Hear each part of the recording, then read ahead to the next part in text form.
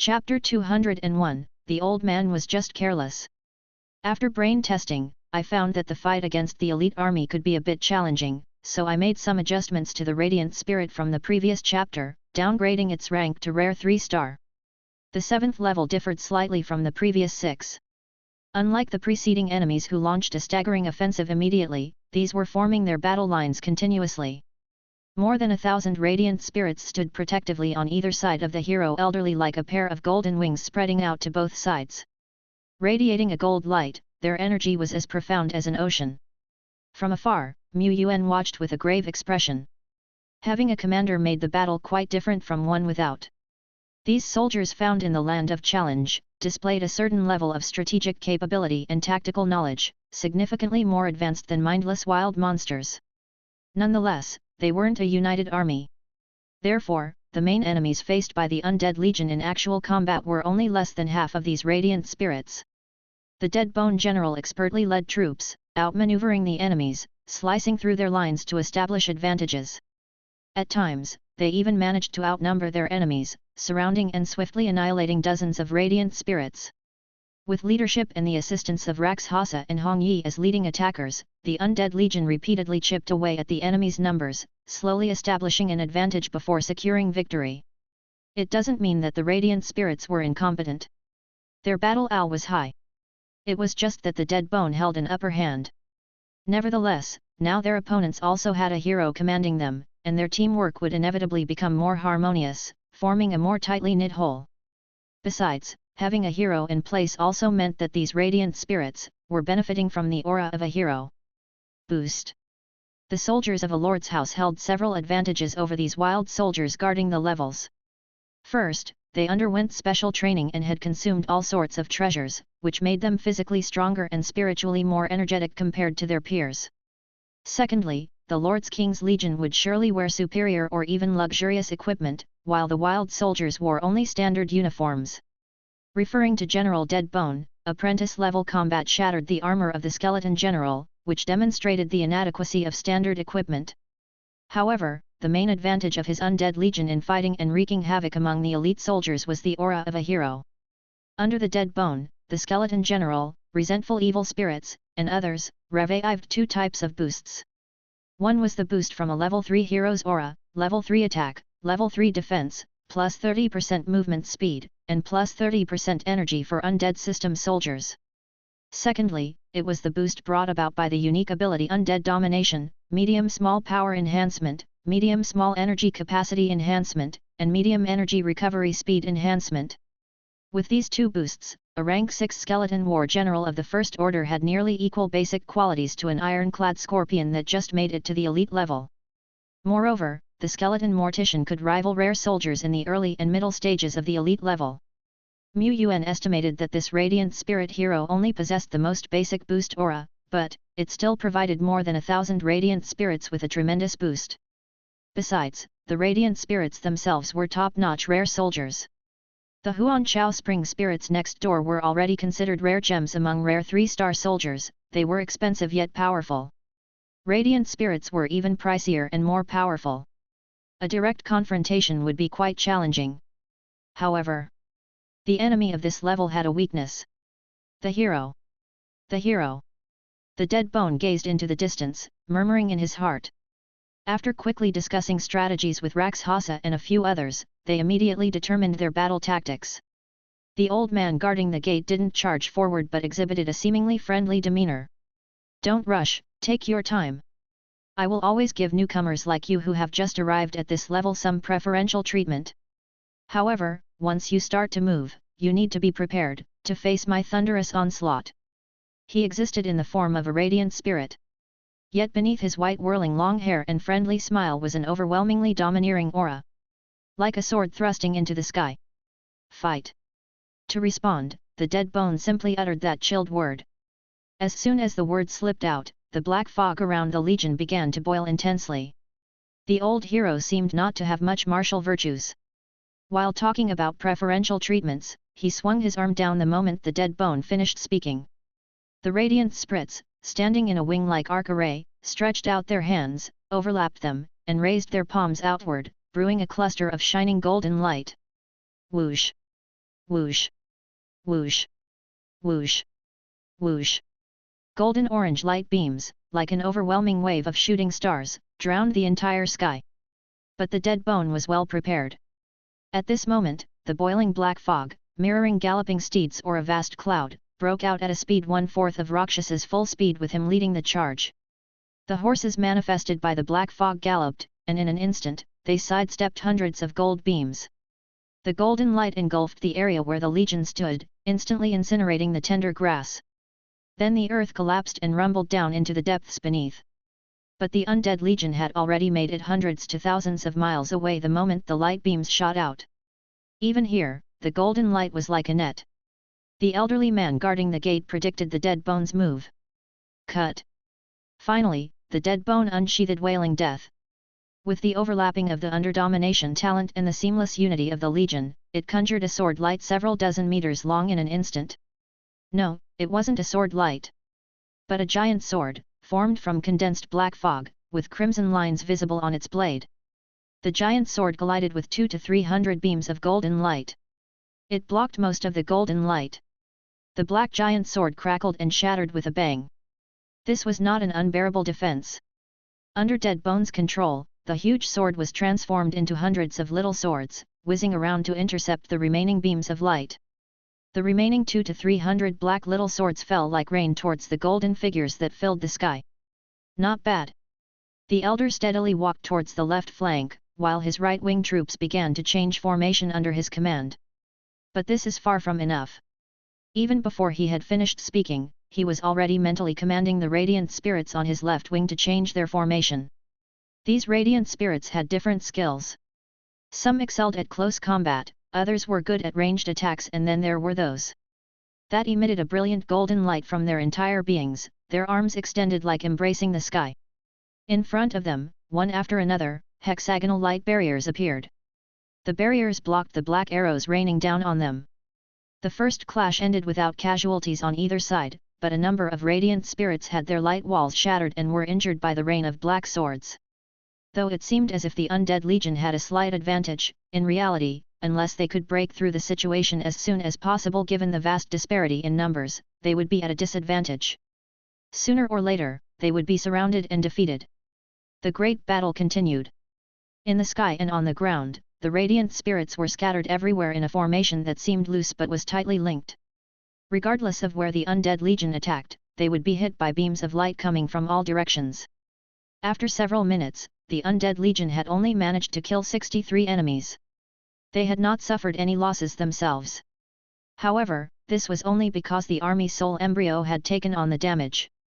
The soldiers had actually suffered not insignificant losses, and they were several times at risk. As long as the Radiant Spirit Legion seized an opportunity, they could severely damage the undead. Yet, Dead Bone was also waiting for an opportunity. He was watching a figure in the sky wearing the sky battle armor. I Brilliant Radiant Spirit, Hero? J. Grade, Excellence 1-star J. I Level, Elite Peak. Skills. This hero was of a higher grade, an elite among the Radiant Spirits. As a hero, he must certainly possess extra skills. It couldn't be that he only had the basic configuration of 2 skills and 1 talent. Information is currently unclear. Dead Bone could only roughly guess based on the characteristics of the Radiant Spirits and the information provided by Lord. But that was enough. The opportunity was here. At this point, the distance between the Undead Legion and the elderly hero was about 4 to 5 kilometers. 100 soldiers roared in unison, the black fog that had thinned considerably once again thickened, coiling like pythons. The Sword Tomb Army soul embryo on the black fog also became more substantial. Army resonance. Shadow waterfall. The black fog was flowing, the sticky undead energy was flowing, like a rain curtain rushing straight forward, creating a black waterfall on the battlefield. Wherever it passed, the radiant spirits were frozen in place, their bodies covered in a black substance like pitch or ink. The next moment, these radiant spirits burst open with a bang, directly shattered by the falling waterfall of solid shadows, as if struck by a punch from a top fighter. They wanted to dodge, but they were completely too late. With one strike, a total of 96 radiant spirits were killed, achieving a major military victory.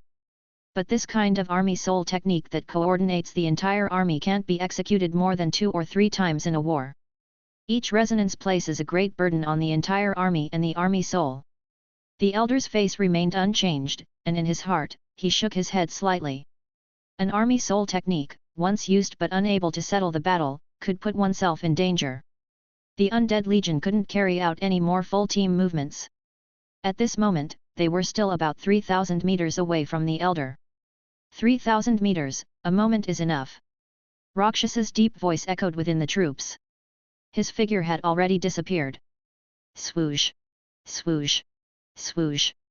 Several plumes of inconspicuous brown smoke emerged out of thin air in mid-air, and at this point, Rakshasa was only a few hundred meters away from the elder. Interwoven strands of golden light formed a large laser net. The elder was also retreating.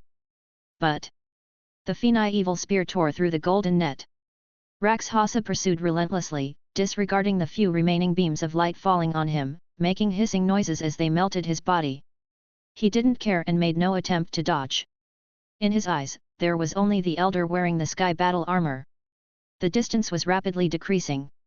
A flash of red light floated out from Rakshasa's wristband, forming into the image of Hong Yi. Her eyes were filled with blood-red light, also reflecting the elder's figure. The next moment, a look of surprise appeared in the older man's eyes before they darkened and he froze in place. Rakshasa rushed forward, spear in hand. But just before the elder had fallen into the illusion, he had already issued an order. Countless radiant spirits converged around him, their bodies crystallizing into walls of light to form a golden barrier like a honeycomb. The barrier shattered under the impact of Rakshasa's spear. At the same time, several radiant spirits were also shattered. Even though they were rare 3-star troops at the elite peak level, they stood as fragile as babies before Rakshasa. Even the remnants of his attacks caused their bodies to crack open. But in that 1 or 2 seconds of respite, the elder had already broken free from the illusion. He had an appreciative look on his face. Your tactics are not bad. A hero of similar strength might have been caught away guard and thoroughly killed by now. But although my power has been restricted, my experience and exposure are not easily matched by ordinary strong opponents. He was appreciative. But he showed no mercy. Since decapitation had failed, this battle should end. He used the light flash ability, a high-level skill that only a few brilliant radiant spirits could awaken. It allowed him to flash through space in an instant, moving thousands of meters away. It was a divine ability for entering or leaving the battlefield. The old man dodged, but not completely. Deadbone wouldn't have possibly failed to predict this skill. From the initial flank attack to the employment of army soul skills, to the control of Hong Yi's illusion technique, everything was aimed at one goal, beheading. The old man made a prediction. And Deadbone also predicted his prediction. In an instant, hidden under the dense grey mist, the underworld ghost market hazily appeared in the sky, like a mirage. The old man, amidst a light flash, couldn't escape the confines of the ghost market. The moment he opened his eyes, a Rakshasa with a green face and sharp teeth was right in front of him. His spear struck like a dragon. But I am no weakling. Same illusion techniques won't affect me twice. Gold light flowed from his hand, and tiny golden luminescence floated around him, as if they were little golden swords. Around him, several dozen radiant spirits were also trapped in the ghost market. This was his dependence. Thud thud thud thud. Several radiant spirits were stabbed until they burst. Several radiant spirits were blown up. And several others fell into silence. From the corner of his eye, the old man noticed 2 more figures appearing around him. One had a calm complexion, as if seeking to purify sins. The other had a ferocious look, his body was unusually sturdy as if a black meat mountain. There are 2 more powerful ones. But with careful observation, he could tell that despite their vastly different physical features, their essential aura were completely the same. This is the same person. In less than 20 seconds, more than half of the radiant spirits around him had been injured or killed. Meanwhile, the old man still hadn't found a way to break out of the ghost market. He was clueless. He had guarded the tower for countless years, witnessed the rise of numerous powerful beings, seen every kind of troop, skill, and talent, but he simply couldn't recognize what skill or talent had transformed into the ghost market and these 3 figures. Is this reasonable? The old man had no more time to think. He had been forced to a dead end, unable to dodge. The green-faced, fanged strongman moved through the golden light, reaching closer to him. The brown patterns on his body came to life, emitting roars that formed an evil heavenly dragon, piercing through all the light walls relentlessly. Without reducing his momentum, he surged through the old man's body. Tens of meters away, the figure of the Rakshasa appeared again from the mist. Behind him, the sound of crackling explosions spread. The old man, frozen in his place, saw his pristine white battle robe crumble, and then he himself shattered into nothingness. I have been beheaded. That had not happened in a long time. The old man was one of the guardians of the Red Tower. Even if he was beheaded, he could still watch the battle as a spectator, just no longer able to command. He looked onto the field. The underworld ghost market slowly faded away, the green-faced strongman, the woman in a red dress, these two powerful beings, fending off numerous radiant spirits, swiftly returned to their army. They had been severely injured. The old man stroked his beard. Though I have died in battle, I have also exhausted this army's significant strength. He had to admit, this army was excellent, both in tactics and individual strength. But, this army was lacking in foundation. Their level seemed not high. Apparently, quite a few warriors had not even reached the elite level. With this strength, they were unable to deal with the remaining more than 1,000 radiant spirits. No matter how strong the green-faced strongman and red-dressed woman were, their strength had a limit. They could not prevent the impending doom. In the end, the victor will still be me. Before he could finish his sentence, his eyes widened in shock. From around the undead legion, a magnificent mountain suddenly emerged, with white bones piled on top, forming the highest throne. An invisible mighty power spread out. As if from this moment, this place became the territory of the King of Skeletons. Each radiant spirit slowed down their actions, by more than a beat. Not only this. Hum hum hum. The ripples in the space were rippling, and some radiant spirits followed the battle owl and rushed into the mountain of death remains, while more radiant spirits were forced to stay outside.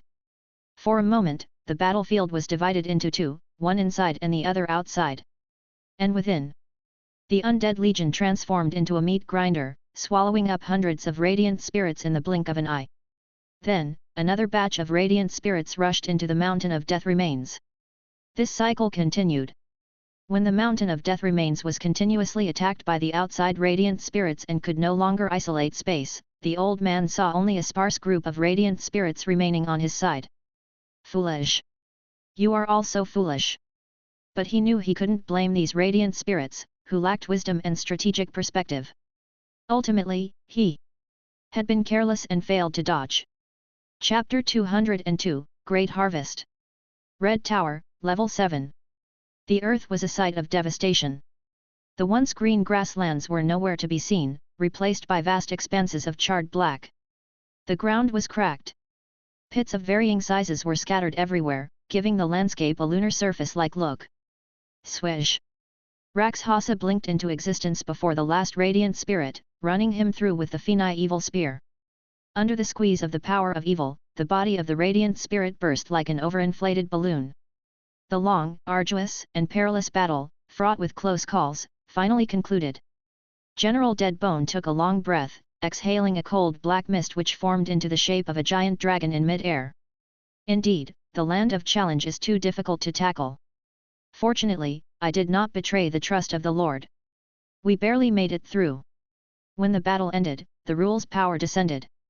The Wraith Sacred Mountain, which was heavily damaged, returned to its former state in an instant. Seeing this, the tension in General Deadbone's heart eased a bit. If it were a real life or death battle, he definitely wouldn't have chosen such a reckless strategy. Dead resilient accumulator wronged bones, he couldn't bear to damage the whole Wraith Sacred Mountain. If completely wrecked, it would take at least half a month or even 1 or 2 months to recover. That's one reason. Second, what if a terrifying enemy attacks before Wraith Sacred Mountain fully recovers? Wouldn't that be too dangerous? Unless faced with a life and death crisis, Deadbone would never risk using the real Wraith Sacred Mountain. What he liked most was to watch the Sacred Mountain expanding bit by bit, and the number of undead on it growing steadily.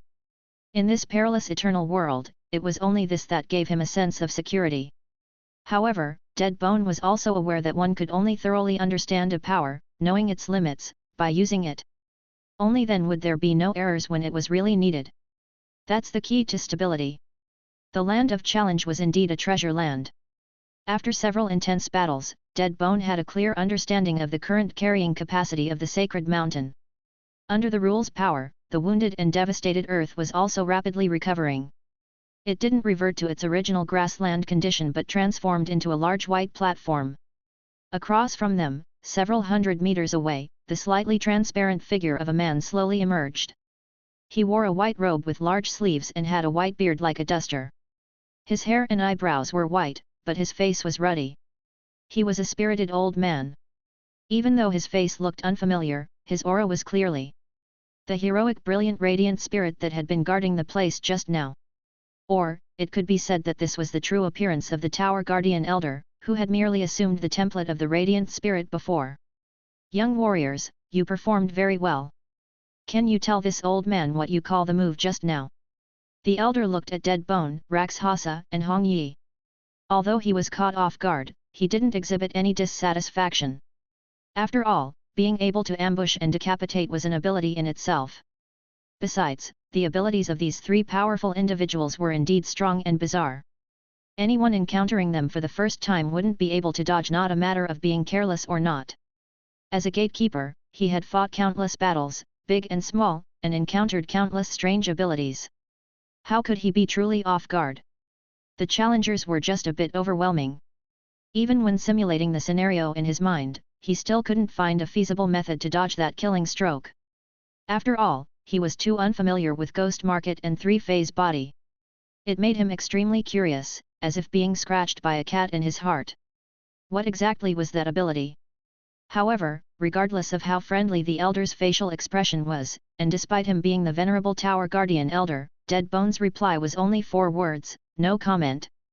Soon, he, Rakshasa, Hong Yi, and a group of undead faded, slowly disappearing in the field. The Tower Guardian Elder looked on. In his mind, scenes from just now kept replaying. As a person with extensive experience and knowledge, he had some guesses but dared not confirm them. But after eliminating one possibility after another, the remaining truth could only be one. Epic. He murmured to himself. A miracle territory might rise. When the future is completely covered by the red mist, would there be even the slightest bit more life force? Ding. Prompt: you have completely cleared the land of challenge Red Tower and can enter the second area. Prompt: you have cleared the Red Tower and achieved level 1 authority in the land of challenge private space. You can arrange this space, and you can also allow your own troops to enter here to observe the battle. Prompt: you have gained IO additional challenge opportunities. Prompt: you have cleared the Red Tower, do you want to receive the rewards? In the pure white private space, Yuan set foot in it. After a moment of studying, the entire space slowly changed. The floor was covered with planks, and in front of him was a 20 × 30 meter floor-to-ceiling window. The entire space seemed to stand atop the clouds, allowing him to overlook the battlefield on the ground. If the battlefield was activated. But the outer appearance is all this space can change. The decor and furniture have to be gradually added by myself, so there's no rush. After a moment, Yuan, basked in the scent of incense, steps back into this place. Silently, he speaks. Claim reward. The pleasant sound of a ding echoes in Yuan's ears. Then, just like when he had cleansed the root of corruption, streams of light representing the gifts of the world, slowly descend before him. The difference being, these streams of light are all at least pale green, with several streaks of bright blue representing treasures of the excellent tier shine through them. What could they be? Yuan involuntarily takes a deep breath, his heart racing. In the short term, this might be the only place he can get excellent tier treasures. Other places, be they sweeping several monstrous tribes or exploring treasure sites, it would still be quite difficult to attain excellent tier items. But there are different types of excellent tier items, too. Yuan isn't greedy for the top tier ones, he just hopes that they're suitable for his own territory. Starting with the green lights, he opens each treasure chest one by one. Notification: you have obtained blank potion blueprint, rare. Notification: you have obtained miracle blueprint, thunder magnetic coil tower, rare. Notification: you have obtained miracle blueprint, academy, rare. Notification: you have obtained miracle blueprint, Guidepost, rare. There are 4 rare level items in total, all of which are rare treasures of their grade. Like the miracle blueprints, the value of which is second only to the same level buildings and complete architectures, is much more precious than rare materials and equipment, by more than tenfold. Having more guideposts is a good thing. If I could gain another SR talented individual like Masterly, that would be even more wonderful. The Thunder Magnetic Coil Tower isn't bad either, it's almost the most powerful defensive structure at the rare rank. Moreover, its lethality can be continuously increased as the level of the territory increases. The level 3 Thunder Magnetic Coil Tower had difficulty hitting Victor, who had intruded last time.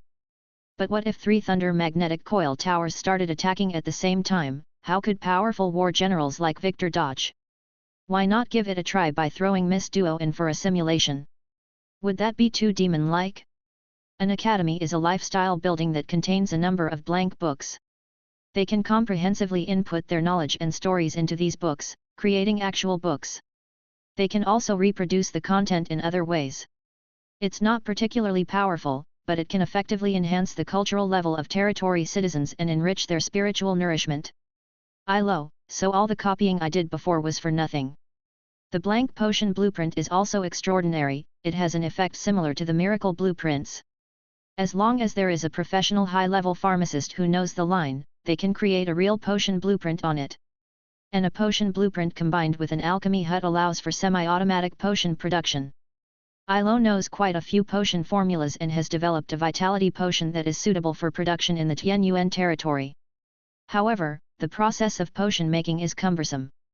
The few people, including Ilo, Sophia, and Irene, who know how, are all busy. Therefore, few potions have actually been produced, proving to be a costly process. Now, this awkward situation could change. Not only has making them become much easier, but the yield has also greatly increased. It's no longer necessary for a professional to oversee the entire process. The only pity is that it can only be used for a certain potion. Yuan puts away these 4 treasures one by one, looking at the 4 streams of blue light left in front of him. He walks up to the first blue light and touches it lightly with his fingertips. The light fades, revealing a rare jewel inside, radiating a faint glow. Notification: you have obtained equipment prototype, excellent. Equipment prototype can be crafted into any type of equipment in accordance with the crafter's will. Equipment crafted from this prototype usually has slightly superior quality to those of the same rank. 1 Yuan puts it away and moves on to the second blue light. Notification: you have obtained a special item, private recruitment scroll, excellent. Description: use this scroll to specify an individual from the real world who hasn't yet found their place. The tier of the individual must not exceed excellent, to summon them to you, and sign a contract. If the person is not specifically referred to, the scroll will randomly summon an excellent tier individual. 1. Note: this recruitment scroll can't forcibly sign a master-servant contract with the target, it needs the target's consent. If the target does not agree, they will be sent back to where they came from. This item can be used to recruit formidable 3-star unrivaled generals of the excellent tier. If so, the private recruitment scroll would be considered a divine object, something many veteran lords and even great lords crave. But in reality, the recruitment scroll has a prerequisite that the target's consent is required, which makes it seem less appealing. Yuan rubs his chin, however several figures flash through his mind. What's chicken feed to others might be just right for him. He'll think about it when he gets back. Without further ado, he continues unveiling his blind boxes. This time, he finally got a treasure of excellent tier, a miracle blueprint. Notification: you have obtained miracle blueprint, intermediate mage tower, excellent, 1. Description: the construction of the intermediate mage tower requires special conditions. It needs the primary mage tower as a prerequisite for construction and upgrade. Its abilities are: of the 4 excellent tier treasures, there's only 1 left now. Yuan takes a deep breath, strides forward and gently touches it. The next moment, his eyes widen in surprise. There's actually this. Ding! Notification: you have obtained a 3rd order troop building. Chapter 203, Winter Snow Maiden. Troop buildings: the 1st order corresponds to ordinary 1-star troops, the 2nd order corresponds to ordinary 3-star troops, and the 3rd order corresponds to rare 1-star troops. The highest seems to be 7th order. However, there is no record of 7th order buildings. Even in Dragon Courtyard, an area where several major countries jointly station troops with intense disputes, there are only 6th order dragon nests. In the 6th order area, basic recruitment can obtain excellent 3-star troops, and there is a chance to trigger an epic life form. And such 6th order troop buildings can recruit batches repeatedly after a period of time, so it's no wonder that all major countries strive to commandeer them. This is already related to the foundation of the country. For Yuan, he values more the environmental transformation and cultivation gain of the troop buildings. Because of the existence of the skeleton cemetery, he doesn't need to invest in soul sand, and batches of little skeletons are gradually promoted to level 6, level 7, and level 8. The amount of soul sand saved is not small. The increase in the cultivation speed is also very significant, almost doubled. In contrast, the basic skeleton recruitment function is mundane. But with 3rd order troop buildings, it's different. The rare soldiers recruited are at least quite valuable, like nuns. 10 remnant souls cost hundreds of soul crystals. Yuan only hopes that no trash troops will be made. The azure brilliance gradually receded, revealing to him a frozen land, with an unfrozen pool in the middle of the land, which was filled with white fog above. Despite being in an unbuilt state, there was a chill emanating from this troop building model, and the surrounding temperature seemed to drop a few degrees in an instant. This is prompt, you have obtained the 3rd order troop building Ice Spirit Cold Pool. Effect 1, after a period of time, a certain number of Ice Spirit, rare, can be recruited, and there is a small chance to recruit Snow Girl, rare, and there is a very small chance to recruit Winter Snow Woman, superior. It's a rare element series troop. Though rare, they are extremely well known and pursued by numerous lords. Elemental series troops are born mage towers, and unlike human mages, they are not frail and have a high affinity for elements. They also have advantages such as immunity to physical attacks, and ease of combining spells. In the market, rare rank elemental troops and dragon troops are equally priced. Within the elemental types, the light spirit and dark spirit stand out the most.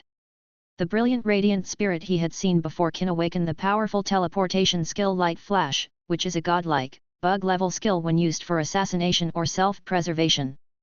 But the ice spirit is not bad either. A few peak-developed winter snow women, as long as the environment is suitable, can trigger a terrifying snowfall like ice tide. Although it's not the rare troop that Yuan is most longing for, it is quite suitable for the current Tianyuan territory. He can form a main artillery regiment from this. Moreover, with a large number of slimes serving as evolution point providers, it will be not difficult to evolve the ice spirits. Effect 2. The Ice Spirit Cold Pool will continue to transform the surrounding environment to form a more suitable home for ice spirit babies. At the same time, low-grade material Cold Pool Ice Crystal will be continuously produced in the pool. The Cold Pool Ice Crystal contains a moderate amount of ice elemental energy and can be used to manufacture equipment, recovery items, or as an energy source. Effect 3. Within the influence range of the Ice Spirit Cold Pool, the level of ice spirit troops can be slowly increased. At the same time, the power of ice magic cast by ice spirits can be amplified. Effect 4. The cultivation speed of elemental species within the influence range of the ice spirit cold pool can be increased, and the chance of breakthrough can be slightly increased, except for fire elemental species. Note, when certain conditions are met, ice spirit cold pool can be upgraded to a 4th order troop building Snow Girl Crystal Palace.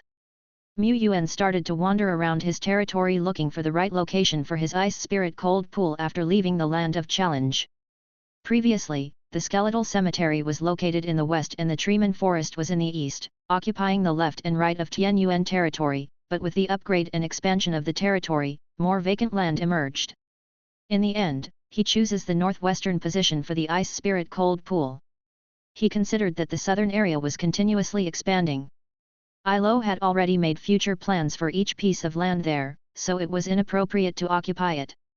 Ice Spirit Cold Pool possesses the ability to amplify ice magic, it can serve as a great barrier to resist monster waves in the future. And the waves are coming from the north. In Yuan's hand, the troop building representing Ice Spirit Cold Pool slowly drifted out and fell into the ground as he made his decision. Like a seed falling, it started to take root and sprout. The next moment, rumble. The earth shook slightly, and the entire landscape in front of Yuan began to change rapidly like clay. The low-lying terrain rose, the pits were filled in, the mountains flowed out like melted ice, and small jittering stones sank into the ground. In the blink of an eye, the entire land became smooth and shiny, reflecting the sunlight. Imperceptibly, the land had completely changed, turning into a thick ice. The entire frozen land spread out hundreds of meters, freezing everything. The coldness hit his face. Standing here, Yuan felt as if he had entered a frozen land, but once he stepped out of the influence range of the ice spirit cold pool, it was just a slightly cool autumn. One line of ice, two different worlds. This is the magic of troop buildings. The farther inside the frozen land, the lower the temperature. At the very center is a small pool with a diameter of only 7 or 8 meters. It is filled with white fog above but is miraculously not frozen. Notice, the current number of recruitable troops is 30. Thereafter, 10 units can be recruited every month, with a maximum storage capacity of 2 units for recruitment. Notice, do you wish to carry out recruitment 30 times? The total recruitment cost will be 1500 G of soul sand. Yes. A half soul crystal stored in the territory's warehouse is quietly consumed in the process. At the same time, one after another apparition in the depths of the icy pool, under the influence of some great power, become solid and slowly emerge. The first to appear is the ice spirit. At first glance, it looks like a massive hovering ice crystal. There is a chilly mist swirling around, intertwining and forming an outline that bears some resemblance to a human figure. Compared to the spring spirit next door with its graceful silhouette, it is quite a bit lacking. The next to appear is the rare 3-star contender, the Snow Girl.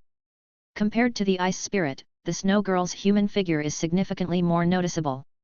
She wears a light blue dress, has light blue long hair, and a light blue palm beneath her wide sleeves. Her eyebrows are light blue, her eyes are light blue, and her entire face is light blue. She looks like a snowman intricately carved out of snow. Or rather, she is a snowman. The last to appear is the star player who was lucky enough to be recruited into the SR ranks during the first recruitment phase, the superior 1-star contender Winter Snow Woman. Her features are a bit more delicate, and her entire body has a more diverse color scheme, a light blue dress, and milk white hair. That's about it. Winter Snow Woman. Level, 0 Order Level 1. Gift, Power of Winter. Skills, Snowstorm, Ice Edge, Ice Blade, Ice Tornado, Ice Armor. She has more skills than expected. Although the extra ones are basic skills that she could learn in the future, it shows how talented this Winter Snow Maiden is. Not bad. The future looks promising. Thinking for a moment, evolving from a superior 1-star to a superior 3-star only requires 625 evolution points and his current inventory of elemental evolution points is quite substantial. He couldn't evolve Duo-Li, and there wasn't much need to evolve anything else, so he pointed it out. This Snow Girl, blessed with a privileged background and a confused consciousness, enjoyed a treatment that many of her predecessors sought yet never obtained. Notice, your true Winter Snow Maiden has bathed in the miracle light and transformed, evolving into Winter Woman, Superior. She has awakened the gift Ice Cold Heart, and has acquired an advanced awakened skill Cold Tide Funeral. Notice, your true Winter Woman has had some insights during the evolution process and has learned the venue-based skill Snowfall. When they say start full load configuration, they are talking about her. As the light of evolution receded, the form of the Winter Woman appeared before Yuan. Compared to her previous snowman-like form, her change was quite drastic. She wore a light blue dress that draped down to the ground, had a curvaceous figure, and hair like a waterfall. The hands that extended from her sleeves and the collarbone visible from the collar of her dress were delicate and fair, looking no different from human skin. However, the Winter Woman is still a creature of ice, not a human. Theoretically, newly born elemental beings do not have genders. But why do their advanced forms tend to show clear differences? The advanced forms of the Spring Spirit and Ice Spirit both have clearly female forms. The advanced form of the Melting Spirit, also known as the Fire Man, as the name suggests, only has a male form. The advanced form of the Earth Spirit also only has a male form. But both the Radiant Spirit and the Dark Spirit have advanced forms of both genders. Moreover, the skills awakened by male Radiant Spirits and female Radiant Spirits often have some differences. An expert in theological studies once put forward a point of view. He claimed that the evolution of elemental beings is influenced by the deity that wields the power of their element. However, this view is too fanciful and cannot be verified. As soon as she left the land of ice, Ilo was already rushing to meet her. "My lord, I heard you've recruited some ice spirits and snow girls," she said. Her eyes brimmed with excitement, akin to, well, one might say she looked eager to get her hands on some new research material. Back in the Eagle Kingdom, Ilo had been known for her willingness to experiment and modify herself, despite being the most accomplished worker in Yuan. Yuan wanted to protect the newborn snow girls so that their young hearts wouldn't be hurt too soon, so he asked, "Have you finished all your work?" 87% has already been completed. My 3 Starlight avatars are currently in charge, and we expect to have all the new district planning arranged by 2:30 tomorrow morning. She reported rapidly yet clearly. What could Boss Mew do? He could only wish the snow girls the best of luck. At most, he would build an intermediate mage tower to provide a relatively safe research environment. However, now that they had the intermediate mage tower and valuable materials, Ilo should be able to produce some impressive results, right?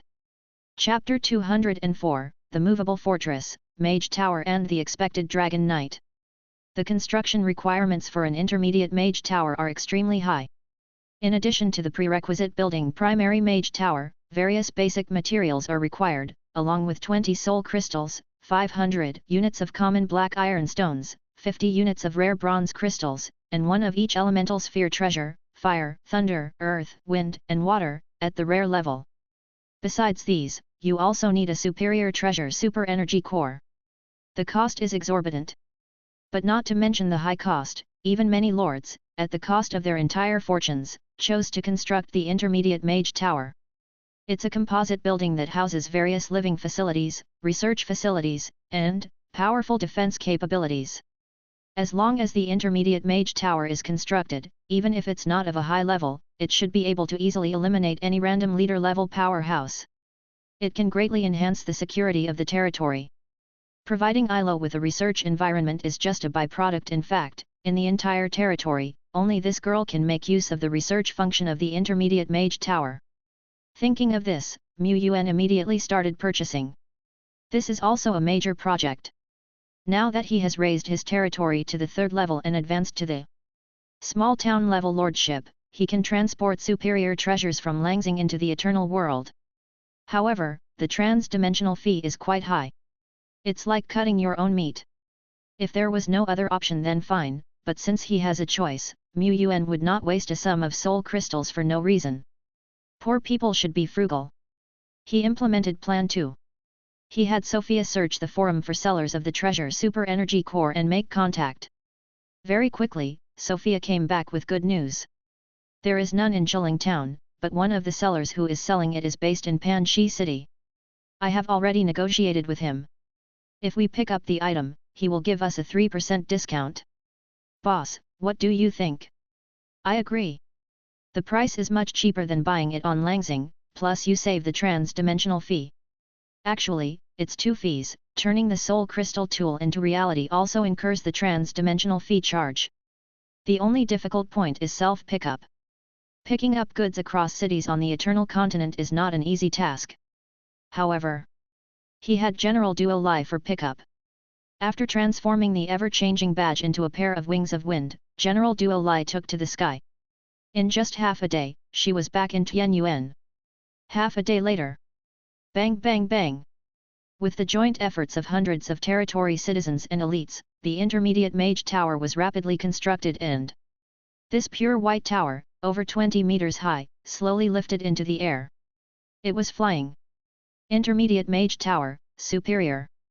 Description: a comprehensive building that combines living, research, and defense facilities. The bottom area is for living, the middle for research, and the top for operation control. Users can discover the specific functions by themselves. Although the mage tower was suspended in mid-air, it had traction ability. Yuan didn't have to fly himself, his whole body gently floated up until he was standing on the platform in front of the door of the white tower. He pushed the door open and entered. The interior of the tower was more spacious, apparently applying some space technology. The tower comes with a salon, a dining room, a ballroom, a small garden, several bedrooms, and more. In contrast, the Mage Tower is at least 10 times superior to the small resting room of Primary Mage Tower. It's even more luxurious than the City Lord's mansion. He looked down at the mansion below and suddenly felt the City Lord's mansion lose its charm. The middle floors were equipped with various research equipments. Yuan took a glance and had a vague impression of a few of them from some information he had read. Ilo, who also came to visit, was bright-eyed. This is the elemental centrifuge. This is the magic imprinting device. This device is called magic camera, it can turn dynamic techniques into static ones. And this is a spiral scanner that can examine the whole body. Each of these sets of equipment is equivalent to a rare item. And these are just the supporting tools of an intermediate mage tower. Upon thinking of this, Yuan's previous complaints about the high cost of the mage tower were almost entirely dissipated. He listened to Ilo's introduction, marveling in amazement.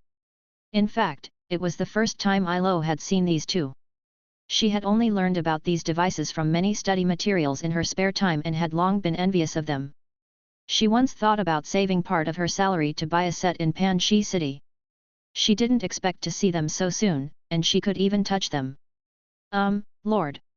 She said in a soft and coquettish manner. Yuan broke into goosebumps all over. Speak clearly if you have something to say. Can I borrow these equipment, Lord? You can set any conditions. For example, how about the private photos of Sophia and Daisy? Yuan glanced at her, but of course, it wouldn't be that easy.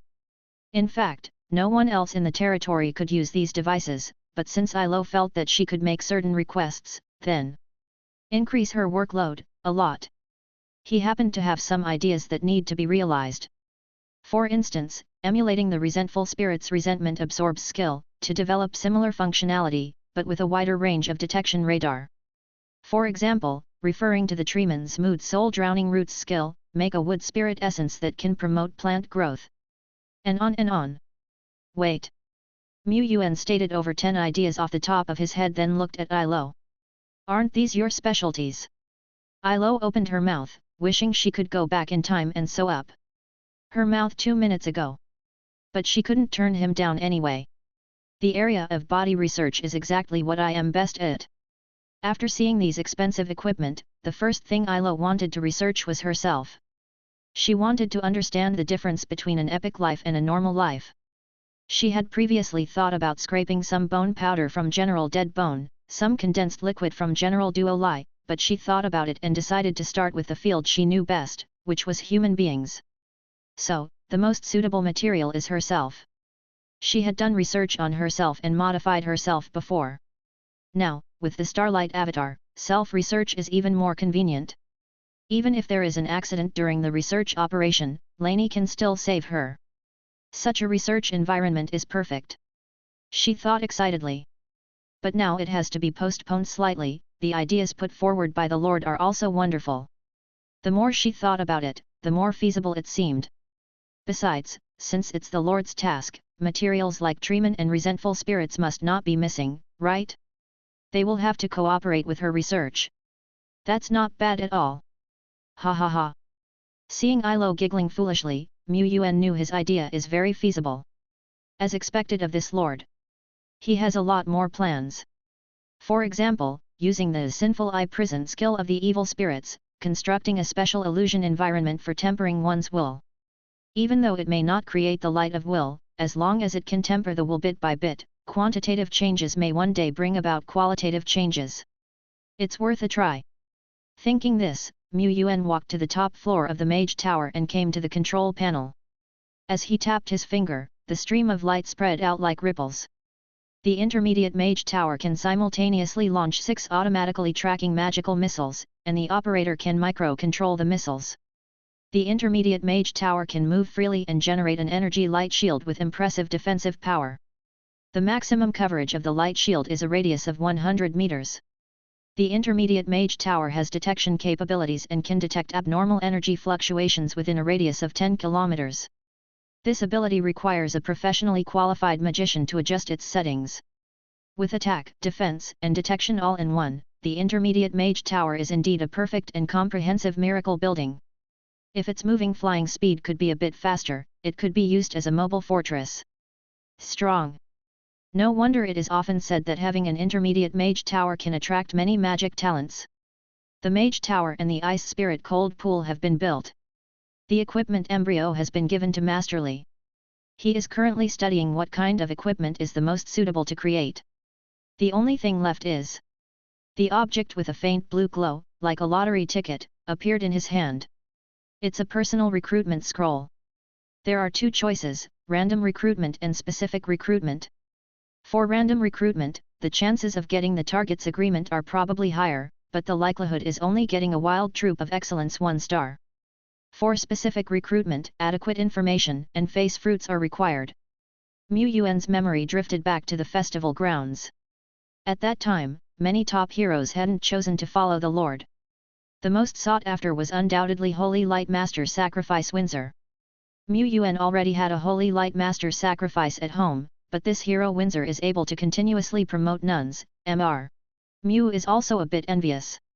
Unfortunately, Holy Light Master Sacrifice Windsor is a heroic spirit and does not exist in the world. He doesn't meet the conditions for using the personal recruitment scroll. The remaining choices are not many. After some thought, Mu Yuan selected a target. Use. J. Notice, do you want to specifically recruit Dragon Blood Martial Maiden Xiulu? Once confirmed, it cannot be changed. Yes. The recruitment scroll burned up fiercely. In front of Mu Yuan, the light suddenly dimmed, and he could no longer see any plants or buildings around him, just a grey area.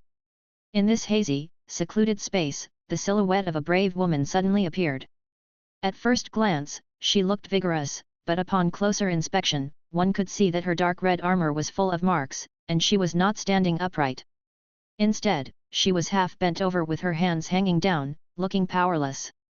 It took her 2 or 3 seconds to realize, "Hey? Where is this? Oh, recruitment. What kind of recruitment? Mu Yuan. Did he choose the wrong target? This Dragon Blood Martial Maiden seems even less reliable than Miss Duo." He could only step forward and said, "Providing food and lodging, excellent benefits, and also..." The eyes of Dragon Blood Martial Maiden Xiulu focus on him, in a daze for a while, from confusion to certainty, to teary-eyed. "Boss, please take me in." He hasn't even finished listing the benefits. "Notice, you have successfully recruited Hero Xiulu. Hero Xiulu. Class, Dragon Blood Martial Maiden, Excellence 3 star. Level, 2nd rank 8th level. Talent, Red Dragon Bloodline, Dragon Roar.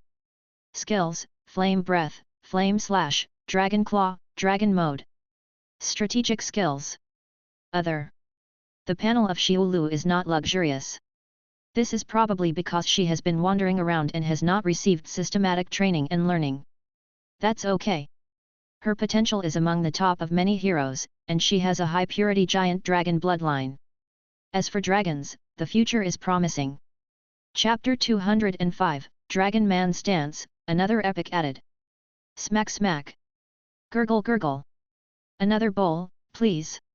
In the N01 dining hall of Tianyuan territory, Dragon Blood Martial Maiden Xilu sits by a large round table near the window on the 2nd floor, placing her bowl, which was licked completely clean down to the last grain of rice and drop of soup, off to the side. There, dozens of large bowls of the same size have been emptied, creating several half-meter tall columns. Yet, Xilu appears still unsatisfied. A few cooks nearby, with their eyes wide open, are thankful that it's not mealtime. Otherwise, this seemingly petite girl alone could have emptied all the food. How terrifying indeed! But since the Lord asked them to ensure she's sated, they must do so. They're the top chefs among the more than 3,000 people in town. Don't underestimate them. Half an hour later, when Duo Lai arrived in a hurry, she found a spectacular sight of Xilu having finished hundreds of bowls. She licked her lips and looked at the chefs nearby. Finally, she restrained her still rising appetite. After all, as General Duo Lai and Elder Duo Lai, she should not cause trouble in her own territory. She hardly ever eats in the dining hall, and when she does, she only eats a bit. Usually, she hunts her own food and roasts it herself. Sometimes, she can eat an entire earth rock dragon in one meal. She patted Xilu and said, "You're just in time. Next time, we'll go hunting together and you can try my hunting skills." After a hearty meal, Duo Lai took Shilu to training field No. 3. Zing zing. As the gates opened, Lord Shepherd, who had received Duo Lai's call, arrived from the nearby city Lord's mansion. At this point, the generally carefree Shilu seemed a bit nervous. The test affected her free food and lodging privileges. How could she not be nervous? Relax, we're just testing your abilities. Initially, Yuan wanted to ask her what she was good at, but decided not to. One look at Shilu and it was clear she was still at the amateur stage. Her potential in some fields needed to be further explored by him, the Lord. It is, after all, the duty of the Lord to uncover potential and train his subordinates. He opened Shilu's panel. Shilu had a total of more than 10 skills. Compared to newly recruited 3-star troops, she naturally had quite a few more. However, compared to other heroes of the same rank, her skill pool seemed a bit sparse. Her advanced skills were few and included Dragon Mode and Flame Breath. She also didn't master any venue skills. However, her artistic conception had reached the small accomplishment level, and her 2 natural talents were quite rare. Red Dragon Bloodline and Dragon Roar. The Red Dragon Bloodline skill is the basis for all her abilities and the origin of her class, Dragon Blood Martial Maiden. This talent simultaneously covers several sub-talents like Dragon Way, Flame Affinity, and more. However, her Dragon Way is a lot weaker than Bone Dragon Sarios. The Dragon Roar talent is even more special. After reading the description, Yuan had a strange expression. Dragon Roar: when Dragon Blood Martial Maiden Shilu kills a giant dragon, or a sub-dragon species with high-purity dragon bloodline, she can extract their souls for special powers. Furthermore, the more Dragon Roars Shilu has, the more damage she causes to dragon species. Current Dragon Roar count, 0. She may look like a Dragon Blood Princess at first glance, but she is actually a giant dragon slayer. This talent has a promising future success. On the field, Duo Lai and Shilu engage in a back-and-forth battle. Of course, mainly Shilu attacks and Duo Lai defends. Miss Duo doesn't really take real action, but just defends against Shilu's moves, giving enough room for Shilu to display her abilities, and even deriving a lot of fun from witnessing display of these abilities. Finally, there's no unexpected accident in this new recruit's assessment, cuckoo. Perfect. At this point, Shilu has one last skill to test. She growled lowly, "Look out, Sister Duo Lai, here I come." Transform. With a low thunderous roar, as if some primordial creature was awakening, a far more strong intangible coercion spread across the whole field, making the space in the training ground feel oppressive. The next moment, the tall yet graceful Shilu's figure suddenly expanded significantly. Her slender arms were bulging with muscles, wheat-colored skin gradually turned dark purple, her thighs became thicker than Yuan's waist, and she grew a couple notches taller. The worn-looking dark red armor she was wearing also adapted to her enlarging body shape with cracking noises. It turned out to be a valuable armor, just lacking in maintenance and repair. Horns grew on her head, her vertical, like snake eyes, glowed with a cold crimson color. Behind her, a pair of large dragon wings, spanning 4 to 5 meters, grew with a ripping fabric sound. Finally, Shilu finished her transformation. What was originally a 1.7 or 1.8 meters tall girl, transformed into a nearly 3 meter tall giant. Her presence emitting a fierce pressure. Come on! Although Shilu now seemed bit terrifying, she was still junior in front of Duo Lai, Elder Duo Lai, who of course, gave Shilu plenty of space to perform. So, Elder Duo Lai did not use any techniques, instead, she used condensing liquid shaping to create a several meter long alloy giant fist. She swung her fist. A dark red shadow tossed over, her dragon claws rippled with dark red flames. Elder Duo Lai was smashed into the wall hundreds of meters away, transformed into a large puddle cuckoo and stuck to the wall. Shilu suddenly stopped and wide-eyed in confusion. On her first day on the job, she punched the elder who she was under protection. What to do, super urgent. Elder Duo Lai, slowly sliding down the wall, was also questioning life. She fell apart at the hands of the newcomer again. What to do, it's super urgent. With Duo Lai as a reference, Shilu's power now has a very intuitive experience. One word, strong. When entering dragon mode, Shilu's combat power has explosively increased. Although Duo Lai suffered from negligence, but Shilu still has untapped potential. The deep exploration of the Red Dragon bloodline makes it not difficult to awaken 1 or 2 high-level skills. As for Xilu, with her 3-star excellence, it is equally unchallenging for her to self-learn some basic skills. Not only can her skill pool be expanded, the previously wandering Xilu is actually still underdeveloped. If she eats more, drinks more and exercises more, her physical qualities could experience a rapid growth. Yuan is satisfied with Xilu. The only regret is, she can't transform into a giant dragon. However, Xilu can transform into a dragon person, which means that as long as her bloodline is further enhanced, there is a possibility for her to become a giant dragon that gallops in the sky. To make this possible, she just needs a small evolution. And as for Xilu, Yuan gazed at her and the invisible force of evolution spread out. A moment later, he confirmed that Xilu could evolve. The evolution points she needs are a bit special, human evolution points, or dragon evolution points, both can meet her evolution needs. Dragon evolution points? Yuan can't afford even 1 point, but he has plenty of human evolution points. Human evolution points, 5586. He could evolve another human epic. Even though Yuan was curious about whether the dragon blood martial maiden Xilu could transform into a real giant dragon after evolution, Xilu is a newcomer after all, and there were old seniors like Lulu, Sophia, and 17 before her. He just couldn't bring himself to use the precious power of evolution directly on Xilu. Even heroes must queue up. The next evolver is Lulu, and then Sophia, and then Yuan was in a dilemma between 17 and Xilu. It's a bit unfair to 17, he'll have to decide later. One of the cultural inheritances of Tianyuan territory is evolution observation. Watching the evolutionary miracle of the predecessors can effectively stimulate the ambition of the newcomers. Ilo embarked on the path of the versatile tool girl because of this, and recently Bone Dragon Serio also transformed into an inward-rolling fanatic. Dragon Blood Martial Maiden Xilu is a newcomer. Despite her lack of the arrogance and unrestraint of high-ranking heroes, she has stated that as long as she is fed and housed, she will perform any task. However, enthusiasm is very important. Yuan asked Duo Lai to take Xilu to observe the evolution. This would also help the various departments to get to know each other better and get along harmoniously. Well, that's today's protagonist, General Lulu. Lulu doesn't have any notable military achievements and rarely takes action, but you can see Lulu's figure anywhere in the territory.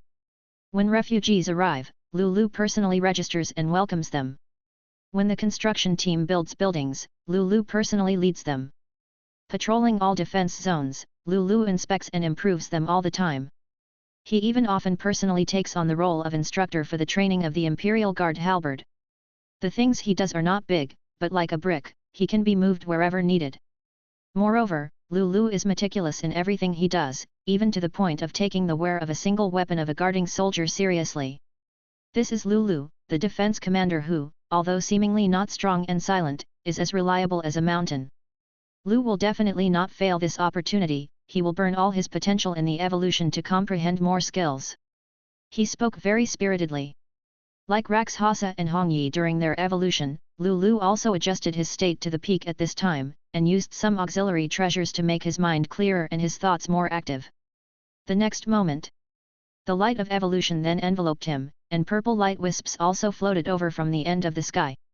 After more than 100 seconds, the miraculous light finally receded. Tip: during Lulu's evolution, he comprehended the Venue skill Unsettling Battlefield. Tip: during Lulu's evolution, he ignited the light of will, and concurrently, the steadfast will talent has been enhanced. Tip: during Lulu's evolution, he awakened the epic skill Fearless Giant Mountain God ranking. With his eyes closed, he was still in a mysterious state. Yet he could not help but draw out the long spear on his back, and began to practice his martial arts. 2 moves, 10 moves, 20 moves. When Lulu's moves reached a certain degree, his momentum changed dramatically. A vague, mountain-like giant shadow emerged from behind Lulu, and with his movements, he swung out an extremely long spear. Bang! The ground shook, smoke and dust exploded, and a huge trench of more than 100 meters gradually appeared in the dust. At this moment, Lulu suddenly woke up. Lord Shepherd stood with his hands behind his back, nodding in satisfaction. Lulu's epic skill is quite something, and the Venue skill Unsettling Battlefield he learned himself is also very special, which can be called a mini strategic skill. This is the point of epic evolution. Niu Si, Jun, Bone Tu, Serio and other generals were envious and determined to exhaust all their efforts and commit themselves to it. Everything is for the sake of evolution. Oh no, everything is for the sake of Lord. Onwards. Dragon girl Shilu clapped and celebrated along with everyone else, then turned to Duo Lai and asked, Sister Duo Lai, after the evolution, can our appetite get bigger and eat more? Mu Yuan. What you observed from such a grand and magnificent evolutionary miracle is just this. Don't you want to strive a bit? Aim a bit higher? Be a bit more proactive? All you know is eat, eat, eat. She must have been led astray by Duo Lai. Chapter 206, Pre-War Preparations, the Treeman troops are ready. 10 days later, inside the secret realm known as the Elf's Courtyard. Lords like Mu Yuan, Lu Miamu, and Zhang Loxing were gathered here to share intelligence and discuss world affairs. What's with this year's Dragon Court competition? Why are novice lords like us thrown into the preliminary rounds? Zhang Loxing scratched his scalp, feigning distress. His sorry display resulted in glares from others around him. Every lord that was given access to the secret key to this realm was a top performer within their respective periods, all recognized as the cream of the crop. Even Yu Siyu, the Lord Yunyu who had ranked 36th on the gold list now, couldn't qualify for the preliminaries of the Dragon Court competition. Given her situation, there was even less hope for the freshly crowned lords ranked lower. This was such a great honor. An acknowledgement from the big bosses. Showing an impressive performance could potentially win over certain big bosses and gain their favor or investment. This was such a rare opportunity. Yet, Zhang Loxing dared to complain? What a show-off! Zhang Loxing chuckled awkwardly. He had indeed been a tad conceited, but his distress was genuine. Did you guys even consider if novice lords like us would have a chance to shine? I'm afraid we'll be beaten up and humiliated there. He could decline the invitation, and he had thought about doing so. But he decided otherwise in the end. A real man must face challenges head-on. This has nothing to do with his father breaking his legs if he refused. Zhang Loxing said, apparently this time, there are more than a dozen novice lords participating. A few potential stars from previous periods have also been selected. Among us, I'm probably the weakest. He understood the reasoning behind such arrangements. On one hand, it was meant to nurture these novices as a testament to the big boss's recognition. On the other hand, it was also meant to provoke a group of stale lords. Regardless of the rationale, a contest between new and old lords was inevitable. The old lords, unwilling to appear lacking in front of the big bosses, would try their best to ruthlessly eliminate the weak novices from the completion. Such a sad fate. He looked at Big Boss Tian Yuan, Lu Miamu, and Yu Shi. Only the four of them here had the qualifications to compete. Big Boss Tian Yuan. Zhang Loxing wanted to ask something but ultimately decided against it. Never mind, I don't need to upset myself. He turned to Lu Miamu. If it weren't for Big Boss Tian Yuan, Lu Miamu, with her background and talents, would be the leading figure of their circle. Usually, she would be on par with Lord Wangba and Lord Shen Lei, each with their supporting factions. Yet here, even though he, Zhang Loxing, was a rookie, he had organized the entire gathering. Big Boss Lu, what's your take? Well, what else can you do? Just fight casually, Lu Miamu said nonchalantly. Unlike Zhang Loxing who felt stressed, Lu Miamu seemed relaxed. It wasn't that she was much stronger, she was maybe twice as strong as Zhang Loxing or Yu Shi. Her laid-back attitude was the real deal. While outsiders often referred to her as the sister of the Lord of Hanyu City, she didn't feel compelled by such a title, and held no resentmentfulness towards it. Thoughts of clearing her name as Lu Miamu and stepping out of her sister's shadow only occasionally crossed her mind. Since she couldn't reach her sister's heights and had such a formidable sibling, why not just go with the flow? She was laid back, not fully settling for less as she didn't want to taint her sister's reputation. But she was certainly complacent. Lu Miamu didn't have any grand aspirations. She was content with managing her territory and cruising towards retirement. The selection for the Dragon Court competition? We just need to perform decently in the early stages and maintain a passable standard. Then we can quietly retreat and watch from the sidelines, which doesn't sound bad. Lu Miamu outlined her plan, believing it to be flawless. Sporting such an unafraid attitude as if she didn't mind the bullying, others couldn't really comment much. You're right. No matter how anxious we get, the ending of us getting beaten up is inevitable. Zhang Luoxing sighed, prepared to accept his fate. Among us novices, probably only Big Boss Tian Yuan could lose with dignity. He looked towards Tian Yuan. Mu Yuan just smiled, we'll give it our best shot. He also seemed quite optimistic. Could it be that becoming a big boss required one to learn to stay positive first? Zhang Luoxing sank into thought. As their conversation carried on, they began discussing national affairs. Unlike the keyboard warriors online, they indeed had a chance to contribute to their country's glory in the future. Heard that Shen Yao Empire has been stirring trouble at our Taixuan borders recently. So disgusting. What's worse is that Shen Yao Empire has numerous lapdogs. They often pin the blame on terrorists whenever the situation gets leaked, as those players were indeed not from the Star Splendor Federation. A lord said, they have so many lackeys because they have built 3 ark cities. They guarantee the absolute safety of the citizens within the cities during the merging of the 2 realms. This is how they have managed to win over many countries. Of course, those players causing trouble at the Taixuan border are merely pawns manipulated by Shen Yao and the higher-ups in those countries. They are gullible fools. Didn't our country build any ark city? Another person asked. He's from a relatively ordinary background. Information about Ark City is only known among the higher echelons of each country, but here, some lords are family members of the higher-ups. We indeed lack construction, because Ark City can only shelter so many, and what we in Xian country want to shelter is. Zhang Luoxing began, his voice solemn. The entire country. Langxing is on the brink of collapse, and its future is uncertain. How Taixuan can protect an entire country, or how it can protect as many citizens of Xian country as possible. Mu Yuan doesn't know. This secret is not even known to Lu Miamu. What a green hand like him can do is to try his best to earn more resources for Taixuan. To revitalize Taixuan, to defeat Shen Yao, it is our duty. To the east of Tianyuan territory, is the Treeman Forest. The dense leaves block out the sun, and only a few rays of sunlight can pass through, casting little patches of light shadow on the ground. Here, where your gaze rests, you can see trees that reach 20 or 30 meters in height. The trees grow vigorously, making it the best place for leisure and recuperation in the Tianyuan territory. As soon as Mu Yuan steps into the place, the air becomes fresher, and the chirping of birds and insects can be heard everywhere in the forest.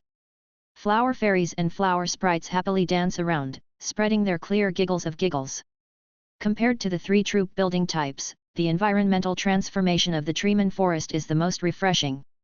Currently, there are 3 main armies in the Tianyuan territory. The Undead Legion, the defensive troops, and the Treeman troops.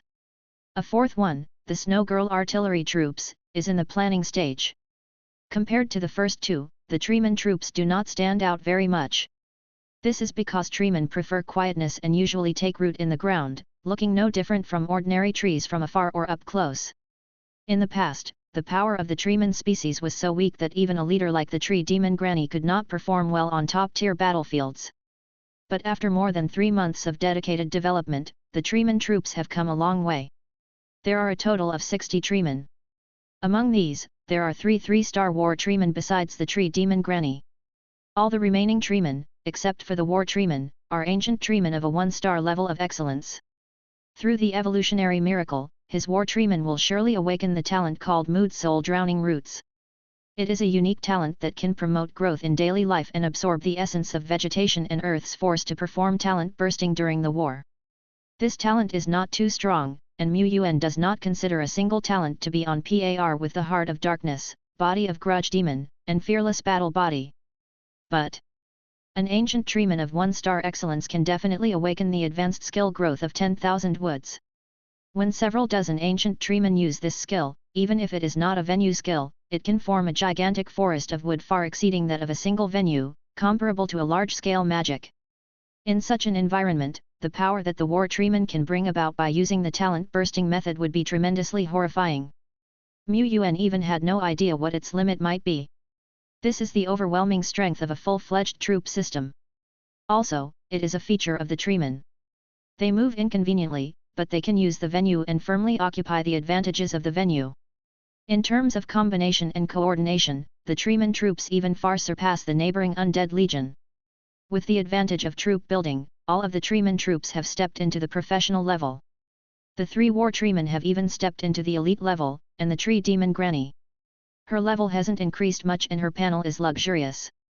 Apart from the initial skills, and the skills awakened and mastered during evolution, she has also learned some basic but practical skills through self-exploration and reading learning materials.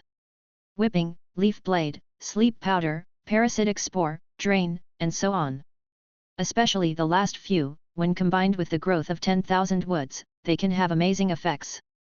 Of course, the Tree Demon Granny is not strong enough yet and needs a little help. Yuan stood more than 100 meters away, pointing from afar. The glow of the miracle fell. Buzzing. The earth began to tremble. The whole forest seemed to come alive with this single tremble. The majestic war treemen, who were already exceptionally tall, started to grow again.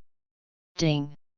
Alert! Your troop Tree Demon Granny has bathed in the miracle's glow and evolved into the epic Life Lord Treeman, awakening the epic skill I am the forest. Alert! Alert! The alerts sounded one after another. Under the encouragement of the surrounding treemen's waving branches, the Tree Demon Granny did a good job of comprehending new advanced skills and stepped into the artistic conception level. Not only that.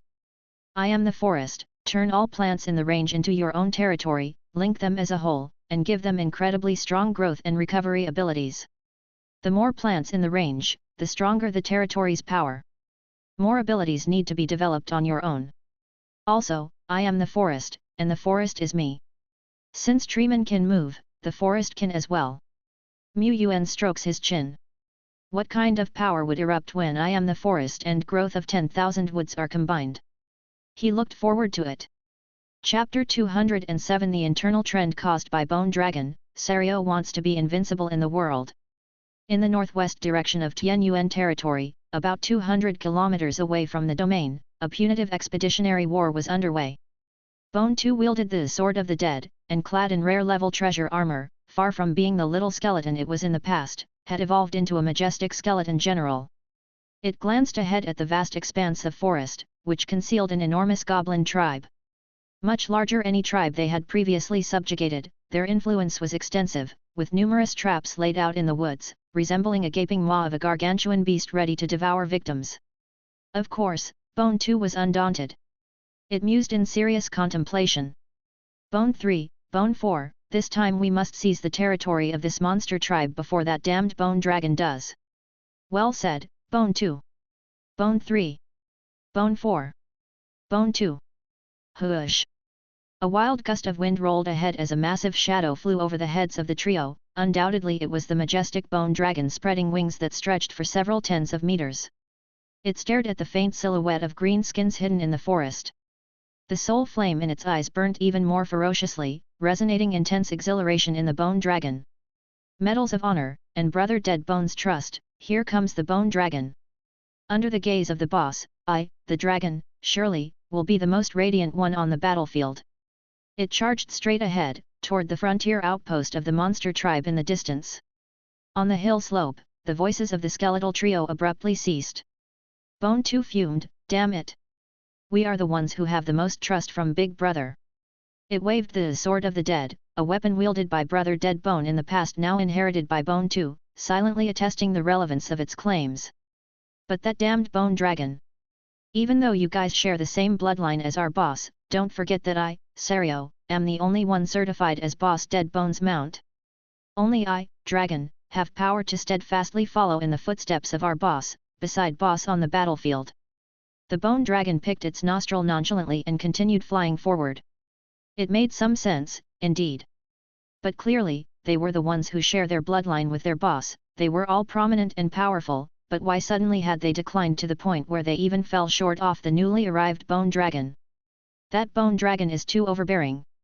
The soul brains of the trio skeletons, Nicolasi, asserted, rubbing his skull. Not only did the Bone Dragon charge and rampage during battles, but it also often took on dual roles of performing recon tasks and transporting supplies. The dragon single-handedly performed duties of combat, recon, and transportation. Not only that, but when it came to identification of various rare objects, this bone dragon outsmarted all 3 skeletons combined. Most importantly, it was hard-working and committed to performing any task. Bone 4 opined, "We should hurry too, or else we won't get a piece of the action." Boom! The tremendous bone dragon blasted through the outposts in its path. Numerous wooden spears, acid, and even fireballs were hurled at it, but all in vain against its death remains armor. Upon the release of its dragonic dominance, the green-skinned silhouettes thudded to the ground. Subsequently, a mere swipe of its dragon claw and a burst of dragon's breath effortlessly shattered the solid defenses. At this moment, in this place, it was the most potent weapon of war, the most radiant sun. Even if Bone 2 and Bone 3 skeletons were of the same class, they could not have performed as impressive as the bone dragon in war. He, let the great bone dragon Serio give you greenskins eternal silence. Bone 2 and Bone 3, who had just arrived at the battlefield, fought even more fiercely. Within the territory, the Great Lord, through a few camera birds, watched the battlefield from afar. Seeing this, he broke into a wry smile. Extraordinary! Admirably industrious! Yuan needs more diligent workers like this. Actually, General Deadbone was the most industrious, but firstly, his status meant he couldn't easily motivate others, and secondly, Deadbone would always give others the chance to shine. If faced with a formidable enemy, Deadbone would step up. If the enemy wasn't strong enough, and the situation was under control, Deadbone would give the opportunity to others. Just like now, while battling this one strong goblin tribe, which wasn't difficult for current Yuan territory, Deadbone didn't step in and simply supervised from a distance, prepared for the arrival of a servant of the fallen god. From the bone dragon to 3 skeletal, to Raxhasa red dress, and then to other awakened skeleton morticians and evil spirits, the enthusiasm of the undead legion had been fully mobilized. Unfortunately, the newcomer dragon girl was not very diligent, and her business skills were not proficient. She was probably hunting somewhere with Duo Lai. However, it seems that Dragon Blood Martial Maiden Shilu has a unique way of tracking down prey, probably something she picked up when she was wandering before. Since her arrival, Duo Lai has often managed to catch rare game, such as the excellent Tear Iron Mane Giant Wolf, Roar Flame Lion, White Jade Dragonfish, Blaze Wyrm, and so on. Duo Lai was over the moon. And the food in his city lord's mansion had seen a significant upgrade. Unfortunately, Shiliu's killing Blaze Wyrm, which was of an excellent 1-star tier, didn't trigger the Dragon Roar talent. This Dragon Roar talent was choosy, probably only a formidable 3-star level dragon beast could meet its absorption needs. However, such dragon beasts were extremely rare. And unless Duo Lai and Shilu met a dragon beast that hasn't developed yet, they definitely wouldn't be able to beat it. Yuan did not want to bump into such a tricky foe in the surrounding area of his territory. If such a large enemy were to invade, if he did not handle it properly, the entire territory would suffer a tremendous loss. The mountain giant, more than 200 kilometers away, had already given him a headache. Fortunately, the mountain giant is in a deep sleep and is quite mellow. Shilu often brings back rare game, and so, her contributions to the territory are not insignificant. But it wasn't just about improving the meals. High-quality ingredients often carry special effects, which could marginally increase physical strength, spiritual power, or affinity to fire, etc. And the improvement of combat power has always been a process of accumulation. Except for evolutions and breakthroughs into higher levels, no one can dramatically increase their strength at once. Furthermore, rare materials can often be collected from high-quality prey. The materials would then be forged by masterly into treasure armor or precious weapons, accompanying them on their journey. Buzz! The light of evolution fell, sprinkling on the undead legion, the remaining 2 to 3 dozen skeleton generals and evil spirits, evolving them one by one. Thus, the undead mainstay legion, which has now expanded to a scale of 200 men, all reached excellence level. Despite the fact that the majority among these high-order soldiers have not yet broken into the elite level, they still represent a terrifying force. Having the embryonic form of an army soul means that an increase in number also signifies an absolute increase in the power limit. Not only that, under the advice of the Great Lord Shepherd and the command of General Deadbone, the Undead Legion had also gradually developed more suitable combined killer moves for the current stage. Yuan was eager to see what gap remained between his own Undead Legion and the fully developed complete troop legion under other powerful lords. There are over 7,000 units left for evolution points of the undead system. Before the army drill selection, I can still evolve an undead epic and a human epic. As for the remaining quota, in the undead system, the quota ultimately fell on Bone Dragon Serio. Yuan was leaning towards evolving the Bone Dragon. After all, at the same level and grade, Bone Dragon's combat power and functionality were far superior to those of Bone 2, Bone 3, and the skeletons. Of course, leaning is just leaning. The Bone Dragon has infinite potential, but Bone 2, Bone 3, and Bone 4 have been the most senior staff, and have always been diligent. Yuan had yet to decide who the quota belonged to until the Bone Dragon kicked off a mad rush. It charged at the front lines, wherever there were tasks, it could be spotted, often capturing bases single-handedly, greatly reducing the time and process required for extermination and conquest. It was only logical that it received such a precious epic evolution quota. As for the Bone Dragon, Bone 2, Bone 3, and Bone 4 were still in admiration. However, but we are the little brothers who are most loyal to the boss. That's right, the boss is ours. The Bone Dragon snorted, shaking its head in disdain. Silly bone kids! Didn't you think about it? You can't keep up with the combat power, you can't keep up with the tactics, and most importantly, you can't make the boss ride you, so why should you follow us? The only one who can follow Boss Dead Bone and stand above the rest, is it the Bone Dragon? The great Bone Dragon Serio will start from today on the path to invincibility, and climb to the peak. Perhaps his heart to be invincible had already sprouted. The figure of the Bone Dragon under the moonlight seemed increasingly majestic. Behind it seemed to be thousands of white bones, laying out a road for its journey. And he was the great Bone Dragon standing at the peak of the white bones. Suddenly, the Bone Dragon started trotting towards a not-so-distant place, its massive head bowed down, almost touching the ground. Greeting to the great and lofty Lord, your arrival makes the sky wider and the earth vaster. Your glory makes the moon in the sky look dim. The Bone Dragon rambled on with his praise. Bone 2, Bone 3, and Bone 4 were utterly stunned, their eye sockets flickering with the soul flame of contemplation. The corner of the Lord Shepherd's mouth twitched slightly. This trend was not good. Was he this kind of vulgar lord? He was just a lord who hoped that all employees would spontaneously work a lot. Your performance I have observed closely. Today I'm going to give you the miracle of evolution. In the days to come, do not let down the power and mission with which you're entrusted. Yes. Great and lofty Lord. Yuan let the Bone Dragon fly to the central area of the skeleton cemetery. After confirming that its state had been adjusted, he reached out and pointed a finger. The familiar evolutionary light fell. The familiar epic phenomenon erupted. The domain interferer also started to buzz operationally as usual. Everything was very casual. A great lord gaining an epic would often celebrate with grand banquets. If a veteran lord was lucky enough to recruit an epic, he might be too excited to sleep for 3 days and nights. Here in the Tianyuan territory, Yuan was thinking about what late-night snacks he should eat. There were still some leftovers of the white jade dragon fish that Duo Lai and Shilu had hunted before. Perhaps he should have the kitchen prepare some sashimi later. While he was lost in thought, the 8th epic life of the Tianyuan territory, Serio, completed its evolution. The vision of epicness gradually faded away. When the evolutionary radiance also dissipated, a dragon, much larger than before, appeared before everyone. Its entire body was almost black, the edges tinged with a bit of ice blue. Its wings were somewhat similar to those of the Bone Dragon, but much thicker. Its eyes were filled with an ethereal blue flame, as was its belly. However, this flame was not scorching hot at all, instead, it emitted a bone-chilling coldness, causing the entire heaven and earth to become frosty, showing signs of hoarfrost. Ding!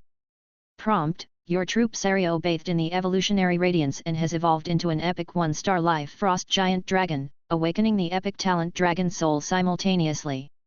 Prompt: influenced by the talent dragon soul, the ability Dragon's Breath of Frost Giant Dragon Serio has been upgraded to Frost Dragon's Breath, the ability Corpse Armor has been upgraded to Dragon Armor, and the ability Fog Field has been upgraded to Frost Fog Field.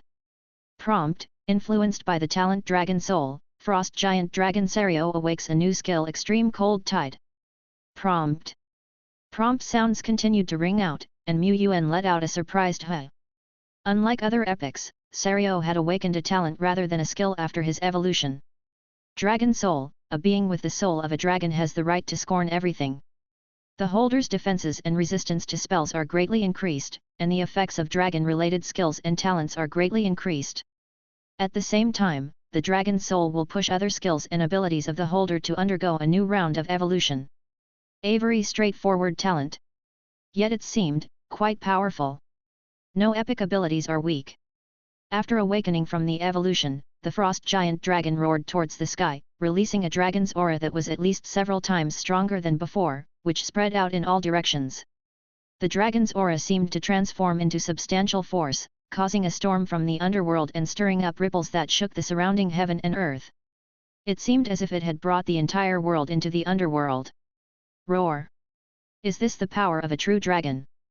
Bone Dragon I am the dragon, I am invincible, he he he. Taking his place beneath heaven, he, Serio, would soon tower over everything else. Of course. Forever, he would be the #1 little brother of Boss Dead Bone. And forever the most loyal tittle dragon to the Great Lord. But besides that, Serio was determined to rule the world, to be second only to the boss and the master, and above everyone else. He he he he. Serio cast his taunt skill. It didn't affect the Rakshasa. However, Rakshasa didn't mind competing a little with the frost giant dragon. The two went back and forth, exchanging dozens of blows in the blink of an eye, causing waves of violent attacks. This time, Serio's dragon aura could slightly affect the Rakshasa. At the same time, only slight scratches could be left on Serio's armor by the sharp evil spear of the Rakshasa. He he he. The mighty frost giant dragon, Serio, is still invincible in this world despite its recent evolution. Rakshasa had no expression on his face, simply summoning the Fenai evil spear, with the tattoos of the evil heavenly dragon beginning to shift. The good Rakshasa body, the evil Rakshasa body and the original form began to merge into one. The spear tip twisted the space. The dragon armor vibrated and cracked. In the heart of the dragon, a sense of mortal danger skyrocketed. This move from Rakshasa was also not quite polished and it was difficult to hold back. But he was not worried, if any accidents did occur, Boss Dead Bone could always resurrect it. Steady! The savage power made his hands tremble, it was inevitable for it to fall. Serio's eyes widened, and the bones of his whole body cracked, stirring up the extreme cold tide that froze the world. He raised his head, opened his mouth, and roared. Boss, save me! A giant ice pillar rose in the skeleton cemetery, and the terrifying spear light interweaved with black and white, under the influence of an unknown force, changed direction and soared into the sky, piercing the clouds. All the spectators gasped in admiration. Martial Maiden Shiliu's attention, however, was not on how powerful Serio and Rakshasa were. She was just staring at the giant dragon's silhouette. Feeling strange. Why did she suddenly feel an inexplicable craving while looking at it? Chapter 208, Yuan's 9 Epic. The selection for the Dragon Court competition was drawing closer. However, this competition was different from the Heroes' Festival, it was not a celebration for the lords. This was a serious military competition, a military drill. Those new Star Lords who had a better chance of representing Taishan in battle, such as Wuji and Kongming, were making the final sprint. This was both an honor and a stress for them. If they failed in the Dragon Court competition, not only would they be affected, but so would Taishan. Failure was not an option. They were preparing for battle. Here at Mu Yuan's side, they also started to recall the exploration team that had ventured more than 200 kilometers into the wilderness and set up camps outside. He had to ensure that on the day of the military drill, all his elite warriors would be within the territory. Only then could the Lord bring his troops into the simulated battlefield one by one, in the form of consciousness. This time, it's not just the Undead Legion and the Treeman troops that need to participate in the battle, the defensive troops also need to take the stage. Especially the defensive troops. Compared to the previous two, the defensive troops are of much lower level and class. The 200 combat troops that currently have the main force equipment can barely achieve the rare 3-star level. Among them, those who have crossed into the excellent 1-star level are very few, only a few commanders in the troop can enjoy this treatment. Aside from the low level and class, the battle experience of the defensive troops is also lacking.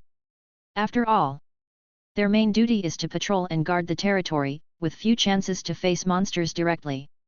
Occasionally, some of the elites of the defensive troops will form hunting teams, but they mostly face weak enemies.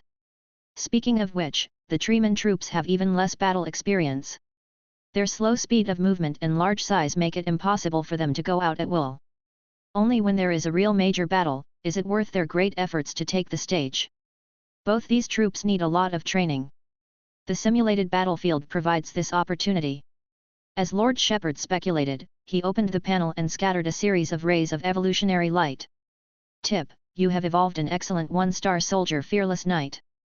Tip: you have evolved an excellent 1-star soldier brave war rider. Tip: you have evolved 2 excellent 1-star soldiers power of the holy light priest. Tip. With this, the 10-member Nun Sky group had achieved the status of all excellent. The Captain Laney is an excellent 3-star stage sacred light chief priest, and she is now in elite class with very abundant holy light power. Yuan glanced at the human evolution points. By nightfall, he would evolve another epic. He or she would be the 9th epic general of the Tianyuan territory. This spot. According to the evolution sequence of the human race, the person next in line after Lulu is Sophia. Firstly, Sophia is exceptionally beautiful and has great potential. Secondly, her level is quite high, second only to Ilo, Shilu, Duo Lai, and Dead Bone. Thirdly, Sophia is very capable, managing all the affairs of Langxing alone, relieving Boss Mu from any worries. Fourthly, Sophia deserves more power as she is solely responsible for managing the Langxing affairs.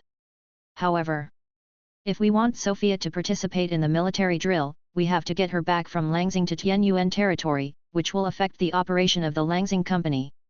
This is unnecessary. The work she is responsible for at Langxing is more important. The territory does not lack a minor general like Sophia. In this case, Sophia's evolution will be slightly postponed, and this spot will be reserved for. Yuan considered carefully and gradually decided upon the candidate. Tianyuan territory, the hilly area to the east. The terrain is rough and rugged, with towering rocks. In a low-lying area, a humanoid target stood, gleaming in the sunlight. Around it, there were no bowmen to be seen. After 200 meters, 400 meters, 1000 meters. There was no shooter in sight. Surrounding the low-lying area, the terrain rose to form a hillside, with large rocks and crosswood scattered haphazardly, along with sparse trees growing in between. 2,000 meters to the west of this area, trees began to grow denser, forming a lush forest. Within the forest, a sharp sound suddenly emerged, like the whistling of a sharp weapon cutting through the air. In the next instant, whoosh whoosh whoosh whoosh. One arrow after another, like a long snake, shot out from the forest. As they approached the incline, the arrows strangely defied inertia, rising upward, skimming the ground as they continued to fly forward. The sharp wind carved a clear, conspicuous path across the ground. The arrows were still flying. Time seemed to slow down. They skimmed the ground, flicking their tails, leaping, falling, moving sideways. They circled around one boulder and crosswood after another, finally descending from above to hit the humanoid target in the low valley. The first arrow shattered the head of the humanoid target. Before the fragments could fly off, the second arrow pierced through and shattered the fragments. Then came the third, fourth, fifth arrows. 8 arrows in a row shattered the fragments flying about from the destroyed head of the humanoid target without harming the torso below at all. The last arrow seemed to have missed, flying past the humanoid target and disappearing into the waist-high grass in the distance. Boom! The grass erupted, scattering countless grass clippings, and a headless green-skinned goblin fell down on the ground. In the sky, a storm falcon soared, taking in everything beneath it, while sharing these scenes with someone 2,000 meters away.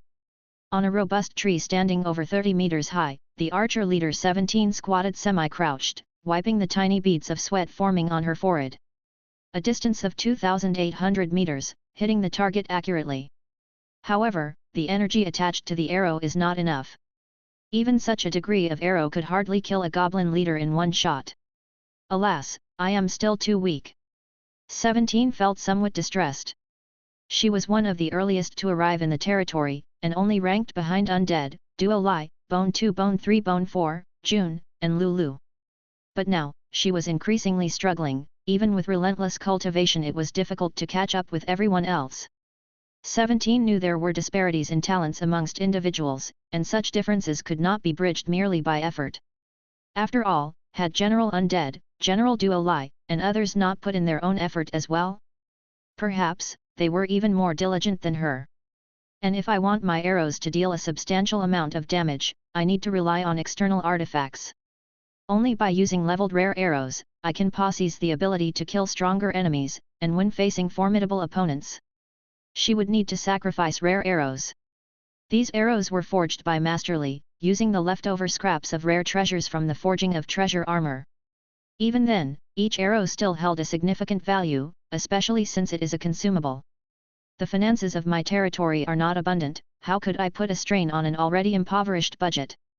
17 had only 3 such arrows, and up till now she didn't use any of them. She would rather use the falling star skill, burning her own energy, mental strength, and willpower, rather than use these precious arrows. Can I develop a skill that could increase the range and accuracy, as well as significantly improve the destructive power? Where should I start? She was troubled. She considered asking the Lord or General Undead for advice, but they were all busy. She believed that they should not be bothered with her trifles.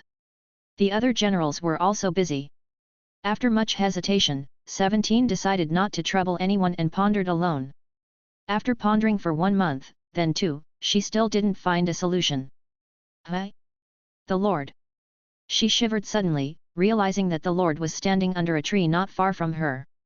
When did the Lord arrive? She hastily stood up, wiped the sweat from her palms and prepared to bow. However, before she could, she heard it.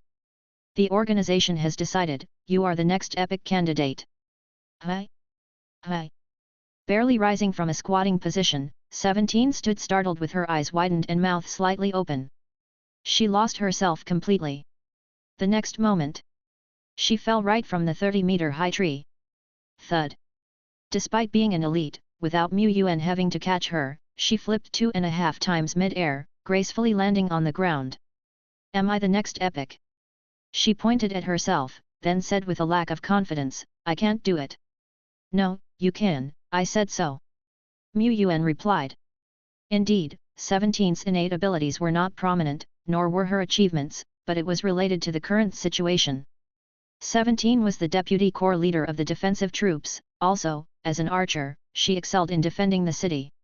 She utilized her geographical advantages to launch attacks on the enemy from high ground. The destructive capability of a strong archer in a city defense battle is terrifying. In the initial stage of the newcomer's trial, Lord Dari had momentarily topped the golden billboard with the help of a powerful professional strong shooter. During those times at the Tianyuan territory, 17 was not yet a professional and was unable to influence the battle. Later, as the Tianyuan territory gradually strengthened, rarely did the monster tide manage to attack close to the territory, so 17 was unable to play a major role. However, it was just temporary. Every once in a while, the eternal world would have a red fog tide or a monster tide. That would be 17's moment to shine. As long as she was provided with a suitable environment, she was a terrifying fragile skin harvester. Though, she herself was also fragile-skinned. Among all the generals in the territory, she possessed the weakest survival ability. Compared to Bone 2, Bone 3, and Sophia, she was lacking by far. However, when used at the right place, she could be a trump card. She was diligent enough, although she hadn't developed powerful new skills, she had already maximized the use of her natural mind arrow skill. She deserved an evolution spot. That night, inside the city lord's mansion, the glow of miracles descended, as if pulsating stars in the night sky were shining on her. In the glow, 17's ponytail fluttered, her eyes blazing with light. Ding! Prompt, your soldier 17 bathed in the evolution glow, has evolved into epic 1-star life arrow of the pole star and awakened epic skill 10,000 arrows treasure. The white glow gradually faded. Behind 17, space rippled and spread to both sides. Chapter 209, Gathering of Celebrities. Inside the city lord's mansion, the wind hissed violently. 17, clad in armor but without a helmet, her hair flitted and danced in the wind. Behind her, the space rippled like a curtain of water, spreading over 10 meters wide. Within this region, ripples radiated like raindrops, as if creating numerous tiny creative disturbances. From these ripples, one by one, arrowheads glowing softly with a star-like blue light slowly emerged. This was the 10,000 arrows treasure.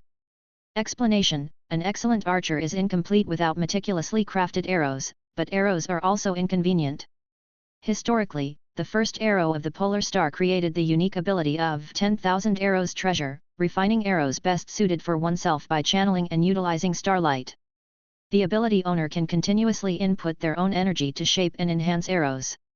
At the same time, external arrow-type objects can be integrated into the 10,000 arrows treasure to strengthen or duplicate them using the consumed energy. The 10,000 arrows treasure can accommodate up to 10,000 arrows.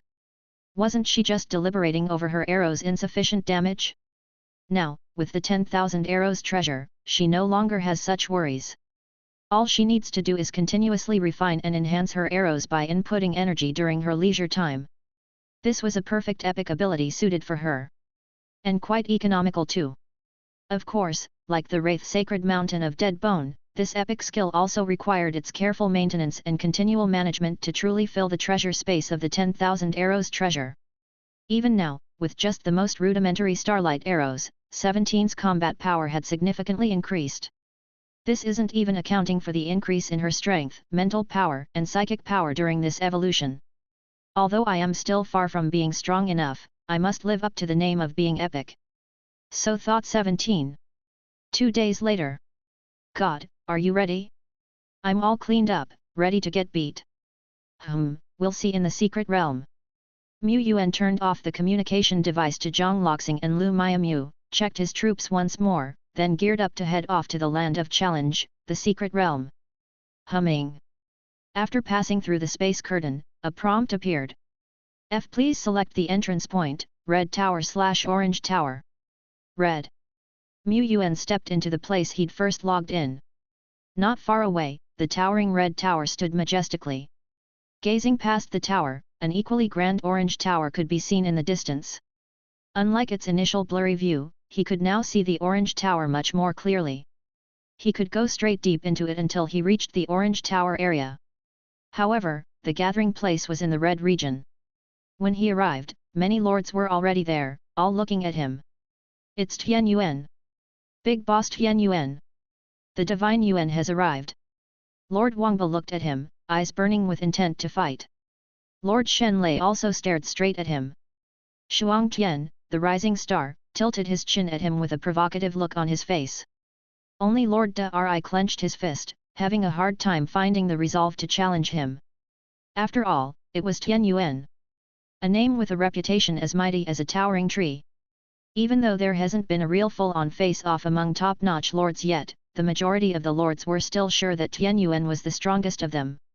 After all, Tian Yuan demonstrated a ruling-level influence at the festival grounds. Even though power was not the determining factor there, one could still glimpse his potential. However, today is not like the festival grounds, the main character is no longer Tian Yuan. Yes, I really want to see the power of Tian Yuan, but unfortunately, the simulation training is not open to the public. That's understandable, after all, they need to prevent information leaks. Oh, the main character of today is here.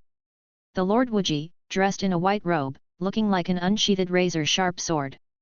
There were also heavyweights like the Lord of Kongming City, Shen Mao, Ba Long, and others, who arrived one after another. Zhang Loxing, Wangba, and others were all under tremendous pressure. Tian Yuan was indeed a big name, but the records of these heavyweights were more awe-inspiring. Zhang Loxing whispered, Ba Long once helped the pioneer group and breached a monster tribe city.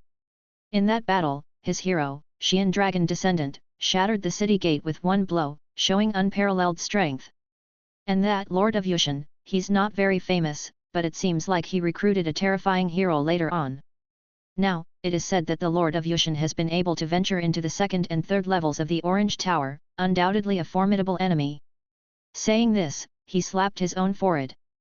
But it doesn't have much to do with me, I'm only here to make up the numbers. Like Mu Yuan, there were dozens of beginner lords present. For the ones with a longer service history, there were more than 20 lords on the field. These were all the lords participating in the military maneuvers and fulfilling the quota for selection. Soon, an old official arrived and opened a gate to space. Follow me, I'll lead you all to the simulation site.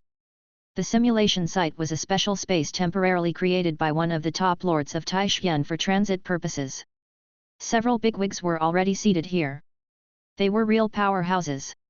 Even if Mu Yuan were not a second-generation lord with limited experience, he could affirm this point. Because there were many familiar faces that often appeared in the news on the Taishan Forum. President of Baiyun State Association, Wu Qingyuan. Vice Chairman of Chaoyang Association, Huang Longjun. Deputy Chairman of Taishan Astronomical Association, Wuxingzi. One of the four beasts of the Taishan Lianji Department, Twilight Elephant City Lord. Taishan Pioneer Group, Exploration Generals, Lord of Hanyu City. Taishan Pioneer Group, Exploration Generals, Lord QJNGXIN. Vice Chairman of the Players Association of Taishan, Dragon Spine Great Wall Defender, one of Taishan Lianji, Lord of Luofu Mountain. All of these are heavyweight figures. Many top-tier second-generation lords could not help but hold their breath. They have never seen so many big shots in the same frame before. Even if many of the bigwigs present here were not their actual selves. In a place where bigwigs gathered, even the young leading figure, the most brilliant moon in Taishan, the Lord of Hanyu City, seemed less conspicuous. There are quite a few people here whose status are even higher than hers. The presence of so many big shots also demonstrated Taishan's emphasis on the Dragon Court competition. This Dragon Court competition selection battle will be presided over by me, Lord of Luofu Mountain. The Lord of Luofu Mountain is a spirited old man. His hair and beard were all white, his shoulders wide, his physique was sturdy and burly, and he stood there like a towering mountain. Mu Yuan seemed to see a peak shrouded in clouds and fog, propping up the sky. He knew this was not an illusion. This was because the realm of the Lord of Luofu Mountain had already reached a profound level that influenced the world. Lord Luofu Mountain waved his hand. In front of Mu Yuan, Zhang Loxing, Wuji and other lords, a light screen appeared, with lines of text appearing on it. Lord Luofu Mountain began to speak. The rules of this simulation battle are simple. It is a completely realistic military exercise, and the number of troops that each lord can deploy is not limited in any way. By defeating monster tribes, monster cities, and powerful wandering monsters within the simulation battlefield, you can earn combat points, but at the same time, if you lose the territory you are defending, a large number of combat points will be deducted. If the combat points become 0, or if the lord himself is killed, it is considered as being eliminated. When the simulation battle ends, the top 6 with the highest scores will represent Taishan in the battle. In addition, the way to earn combat points in the battlefield is not only by annihilating monsters. We have placed some lords in the battlefield to act as examiners. This was actually because Taishan's authority was not high enough to freely set all sorts of examination rules, so they had to reserve some lords in the simulation battlefield to carry out manual operations. Lord Luofu Mountain said, in a nutshell, what our simulation battle tests is your troop strength, reconnaissance ability, and command ability, and not everything is about combat power. It's like a chess duel. Being down by 2 chariots, 2 cannons, and 2 horses does not necessarily mean that one will definitely lose. Anything could happen. Young ones, strive hard, fight hard, and seize the highest position. I will be waiting for you in the place of glory. So now. Lord Luofu Mountain waved his hand. Swoosh, all the 40+ competitors on the field disappeared. At the same time, a vast simulation battlefield like a chessboard appeared, with towns twinkling and lighting up splendor all over it. Many big shots leaned forward and began to gaze downward. The reason why so many heavyweight figures came to this selection match was firstly because the higher-ups valued it and needed multiple supervision to ensure absolute fairness. Secondly, and most importantly, all the big shots were representatives of their respective factions. Taishan Lianji, Pioneer Group, Players Association, Astronomical Society, and so on, all wanted to pull potential new stars to their side.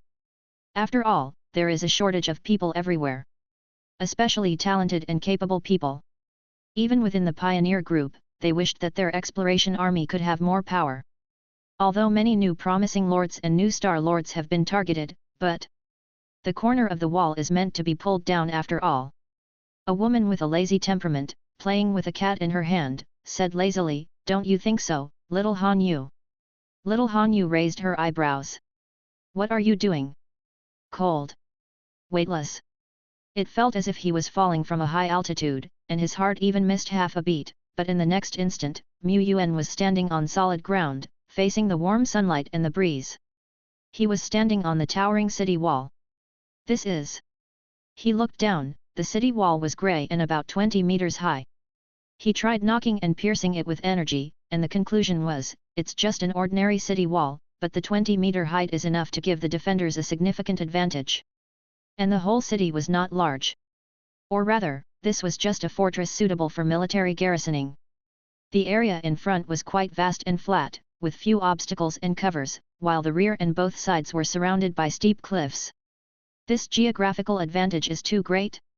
In real environment city defense battles, most of the time it's a situation of being surrounded on all sides. This simulation battle is not realistic. Or could it be that they are giving preferential treatment to us new lords? While pondering, Yuan slowly raised his right hand. He snapped his fingers. His troops then descended upon this place. Chapter 210, The Beginning of Competition. On the city walls, within the fortress, streaks of heavenly light descend, revealing the figures of Yuan's elite warriors. The Imperial Guards swiftly move to the forefront of the city walls and erect their shields. The archers immediately scout for optimal shooting spots and take their positions. In the sky, a large blue bird is soaring, its sharp gaze swiftly sweeping over the land, mountains, and forests. Moreover, the heavenly light falls outside the city walls, in the blink of an eye, illuminating a lush forest. The trees within the forest are so large that it would take several people to encircle each one, standing tall and robust, with lush branches and leaves. This is the treeman troops. Upon Yuan's signal, a full 60 ancient treemen of the professional level uprooted themselves and rumblingly headed towards the distance. In a moment, they melted into the lush forest near the fortress. The sun hung high in the sky, a gentle breeze blowing against faces. The distant forest, the earth, imbued tranquility but also a sense of oppressiveness, as if a storm was coming. Here, we will simulate a real battlefield. The environment we are in is more or less the scenario during the Red Fog Tide, where we will be endlessly besieged by the monster tide in our fortress. But we must not only hold this fortress, we must also take the initiative to strike, exterminate monster tribes to seize any opportunity for victory. Fellow warriors, what do you think? Yuan was mainly addressing General Deadbone, Ilo, Lulu, and a few others like 17. As for the other generals, their reactions were predictable without asking. Ilo said, no matter what, intelligence is crucial in any war. Only ample and accurate intelligence can support us in taking the next step. We have the Battle Falcon army in our territory, which has the ability to share its vision. They can go deep into enemy lines alone and it does not matter if they sacrifice themselves, as long as they can transmit the image back before they die. Even if only one image can be transmitted back, it is a win for us. This is the advantage of vision sharing. June, ka.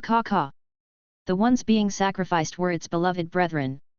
Oh, this is just a simulation battle, so sacrifice is okay. For the glory of Yuan, we Falcons are prepared to perish. But having intelligence support alone is not enough. Intelligence is fundamental, but combat power is the essence. Yuan was well aware that even with his own strength, considered superior to other newcomers, he was not outstanding in this simulated battlefield. On top of that, compared to new stars like Wuji, Kongming, and Yushan, he was at a major disadvantage. This disadvantage was not only reflected in top-tier combat power and army strength, but also in ordinary troops. This simulated battle was not the same as the challenge of the Red Tower where there were no limits. As a lord, whether you wanted to invest 100, 1,000, or 10,000 troops, you could. As long as you could afford it. For the veteran lords, who had military buildings and breakthrough dojos in their territories, they could easily accumulate thousands of professional warriors over several years. General Deadbone pondered for a while, then said, perhaps, we need to take some risks. We need to divide our forces and act first, making full use of the mobility of our top forces. Lulu, 17. My goodness, did General Deadbone just use the word risk? Is that reasonable? The thought process of General Deadbone was simple. If this was reality, he certainly wouldn't take a risk, but since this was a simulation, it was worth using unorthodox tactics. Moreover, only by eliminating as many combat points as possible in the early stages and accumulating advantages, can we stand out in the competition for positions. Otherwise, if the number of combat points was not sufficient and we were wavering on the passing line, wouldn't that be unstable? On the contrary, taking risks was a form of stability. Yuan nodded in agreement. His thoughts were similar to those of General Deadbone. As for the cost of taking risks, they could afford them. The worst outcome would be elimination, and if that happened, it would only be because they were not as skilled as others. But before that, we need to observe the difficulty of defending the city to determine the number of troops to leave for defense. After all, prompt loss of the fortress will result in a deduction of 10,000 combat points. As time goes by, the number of points deducted will gradually decrease. The monster tide is here. 17 announced. In the distance, streaks of red mist began to float in the sky. Underneath the red mist, from within the forest, one monster silhouette after another emerged. It was the goblins, a familiar sight to all lords. However, goblin is a large category, equivalent to the human race, the dragon race, the undead, with numerous species within. The goblins that emerged this time, besides the big goblin, the goblin spearman, the goblin wolf rider, the goblin warrior, and other regular individuals, there were also some rare ones.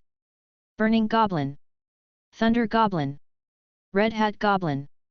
Among them, the red hat goblin is a rare 2-star monster. They have a small and hunched figure like little goblins but move at an incredibly fast speed, making them a type of assassin-like monster. Ordinary archers can't even catch a glimpse of these green figures with a hint of red, let alone shoot at them. Even if they could keep up and accurately target them, there's still who? An arrow was shot from the city wall, spanning a distance of 1 or 2 kilometers in an instant. The arrowhead, flickering with specks of starry blue, rapidly enlarged within the eye of a red hat goblin. Its pupils contracted slightly as the arrow, swift as a shooting star, seemed to gradually slow down. It caught a clear trajectory, raising the 2 dark red curved blades in its hand. Unless unexpected, it could easily deflect the incoming arrow, displaying the combat style of the red hat goblins. And yet, the arrow, nearing its target, was as mischievous and agile as a darting fish, dipping and rising slightly to brush past the dark red curved blade. The sharp arrowhead, coated with an energy armor, directly penetrated the light armor of the red hat goblin, buried itself into its body, and then boom! Immediate explosion. On the city wall, 17 does not even look at her own battle results.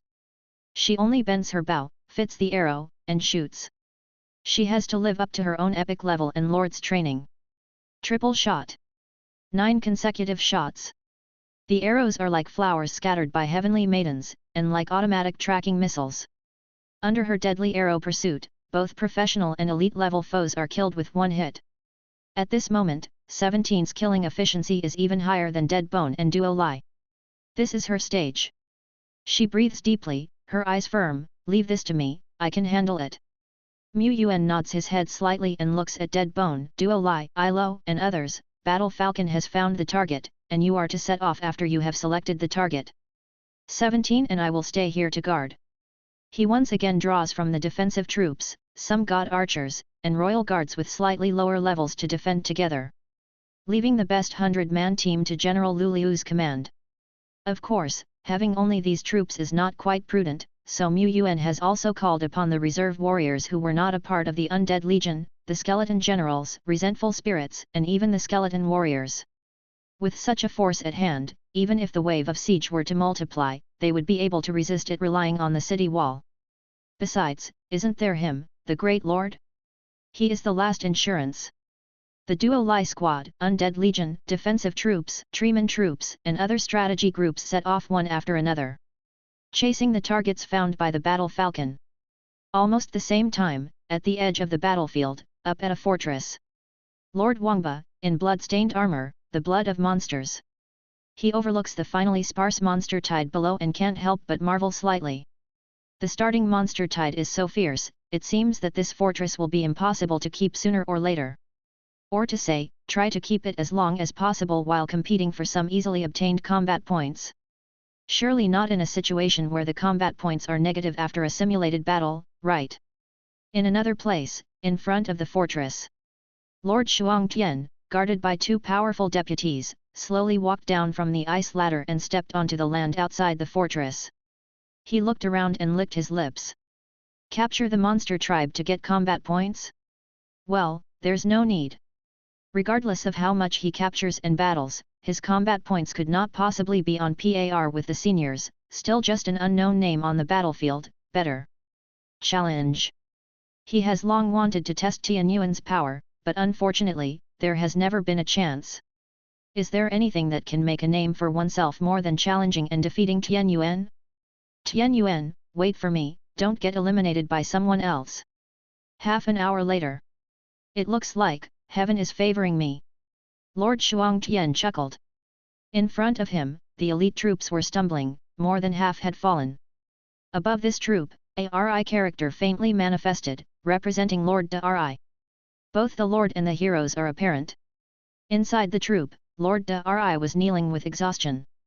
His forces were not inferior to Lord Shuangtian, and his own combat power was far ahead of Shuangtian, but he glared at the two major generals beside Lord Shuangtian with reluctance and envy in his eyes.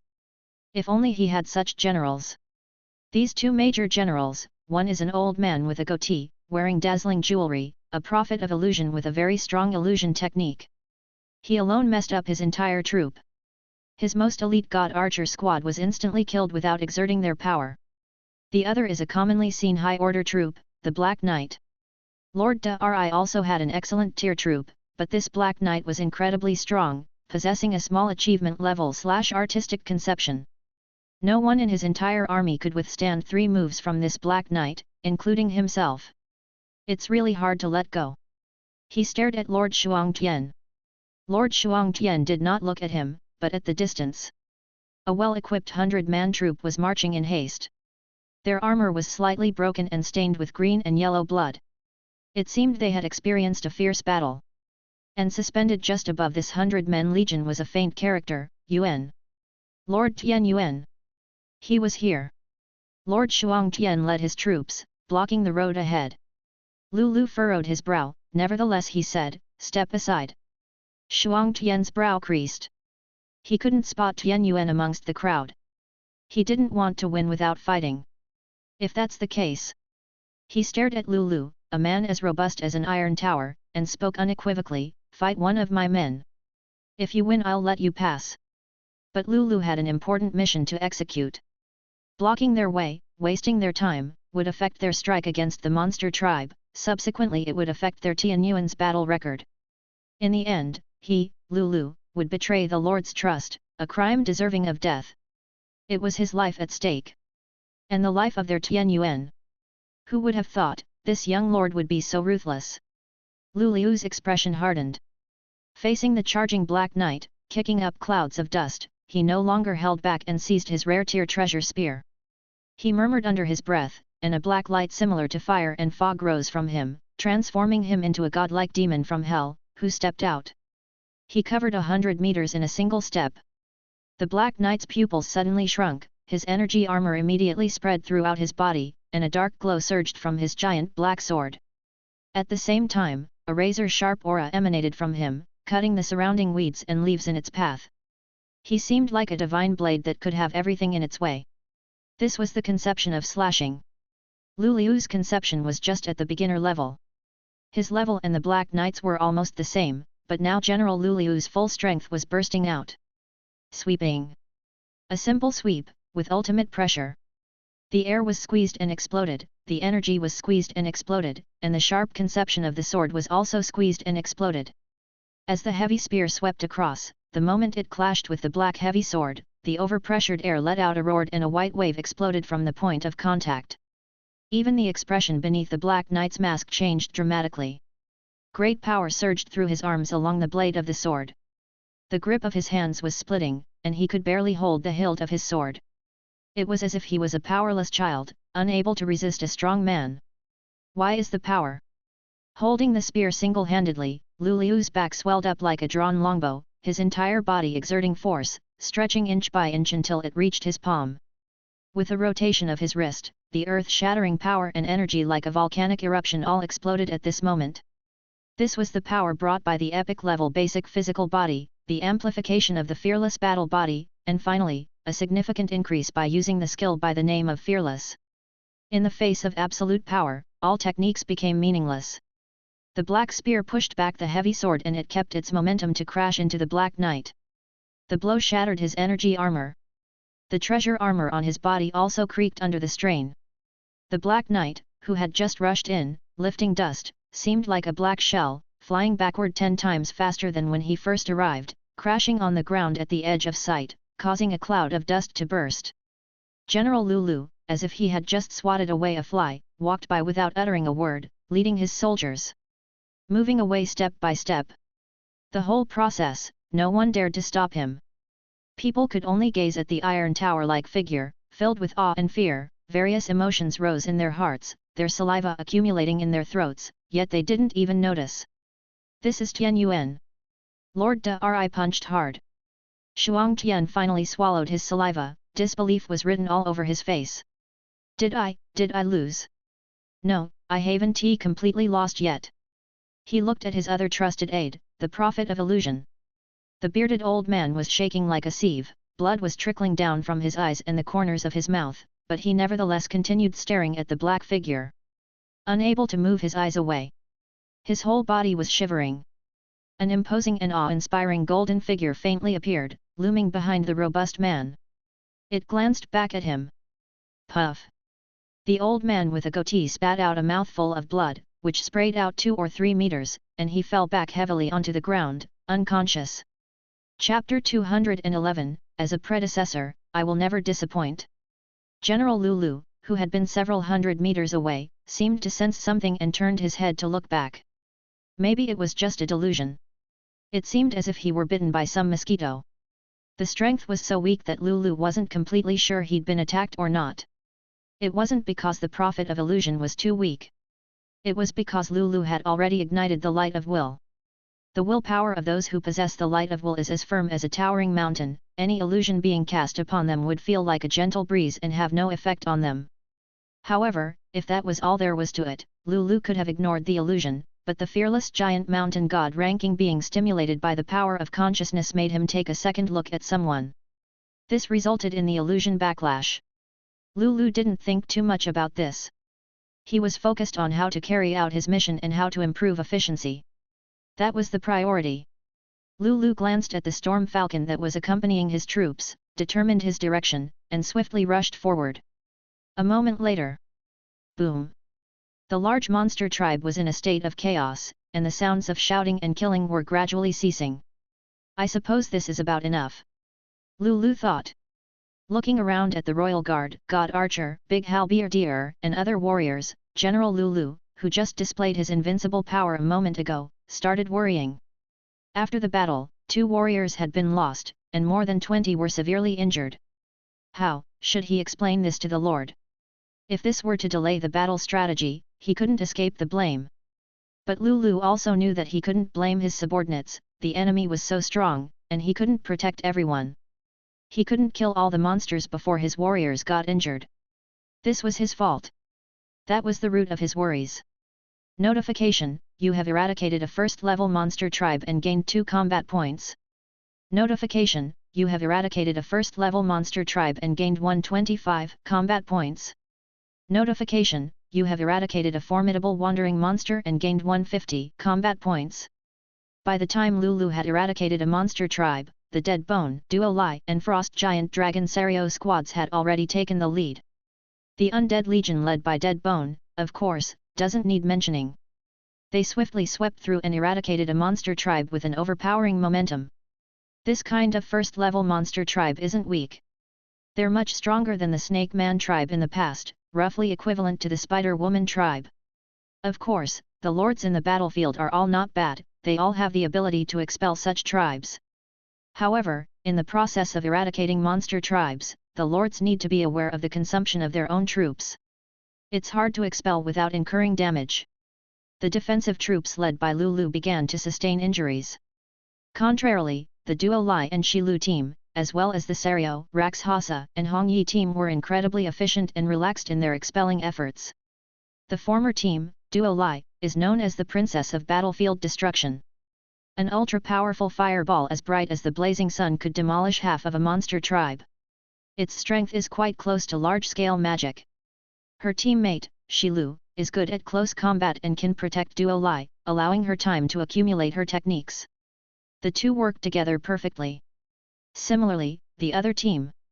Serio, being a frost giant dragon, finds it very easy to attack cities and territories. A wave of Long Wei and a sweep of dragon breath could annihilate a large number of enemies. Raxhasa specializes in point-to-point combat, accurately and powerfully killing the strong ones in the tribe, quickly beheading them.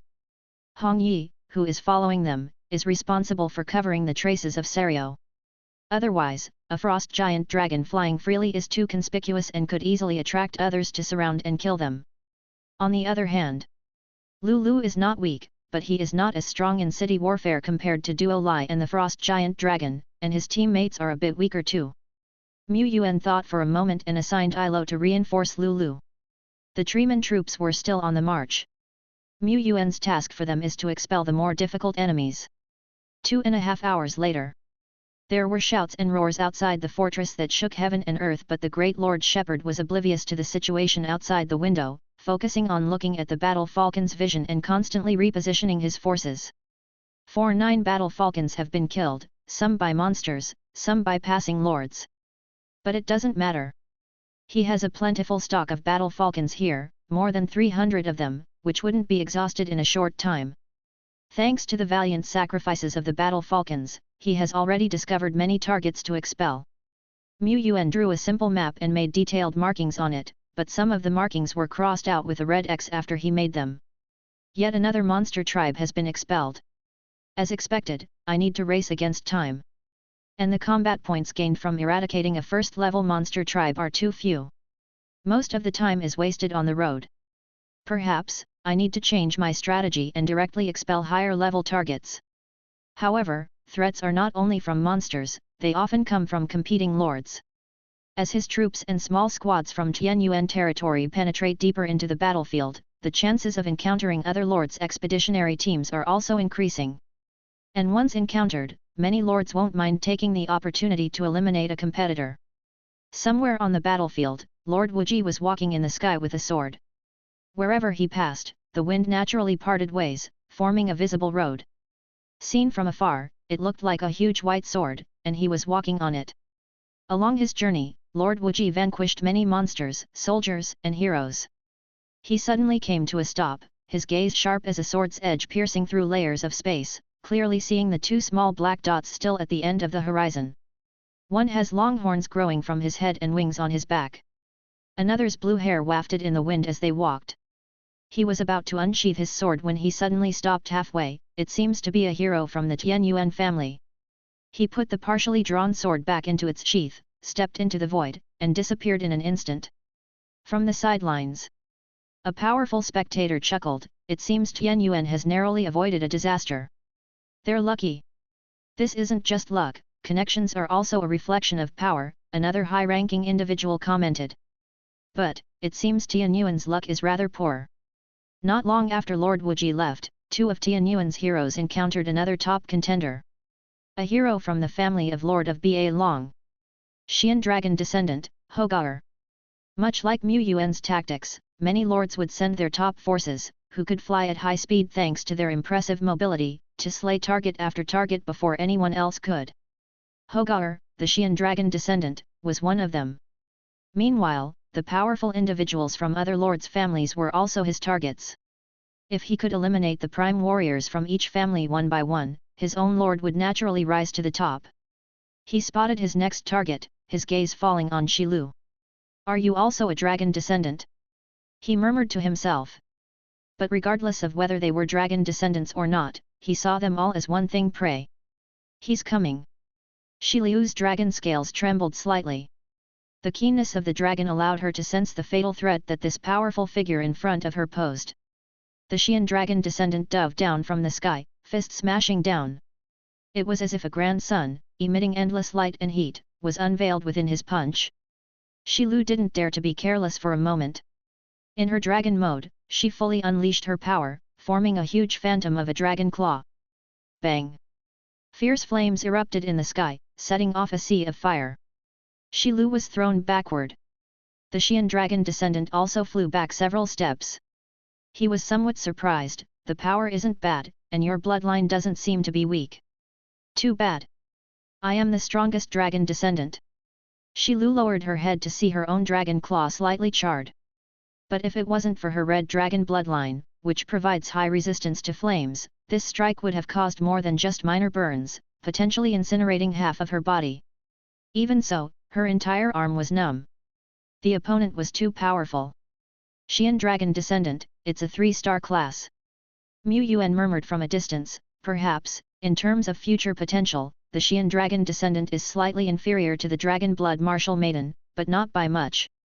Moreover, this Xian Dragon Descendant, Hogar. Without a doubt, he was a third-order war general level expert. When a powerful individual breaks through to the third order, they receive a baptism of heaven and earth. This not only induces an epiphany, allowing them to easily understand the artistic conception, but their bodies also undergo a complete transformation, resulting in a massive increase in power. As for the Hogar, the Xian Dragon Descendant. Roar! When the flames dissipated, Hogar's body swelled, causing the armor on his body to shatter. Horns grew on his head, his wings grew rapidly, and his palms turned into sharp claws. In the blink of an eye, he transformed into a giant dragon over 20 meters long. No, it should be said that he was a flying dragon with dragon blood, or a giant dragon with insufficient blood purity. But even if he wasn't a true giant dragon, after Hogar transformed into a dragon, just like when Shi Lu entered dragon mode, his momentum dramatically increased, emitting a terrifying pressure causing breathlessness. He flapped his wings, and amidst the raging wind, he vanished, then instantly reappeared in front of Shi Lu. Bending his dragon claw, it seemed to contain a blazing sun. Boom! Shi Lu was hurled away. Even flying hundreds of meters away, she still couldn't stabilize her figure, and the giant dragon transformed Hogar was hot on her heels. Boom! Boom! Boom! Boom! Boom!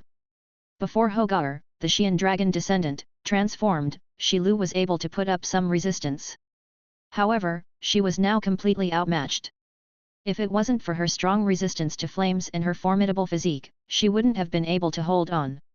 Even so, Shi Lu was covered in blood, her dragon scales shattered, her vitality rapidly fading. Duo Lai was watching, his heart filled with anxiety. Shi Lu is under my protection, and yet you dare. He was furious. One after another, the electromagnetic cannon orbs floating around him were exploding with intense lightning. He continuously aimed, but it was extremely difficult.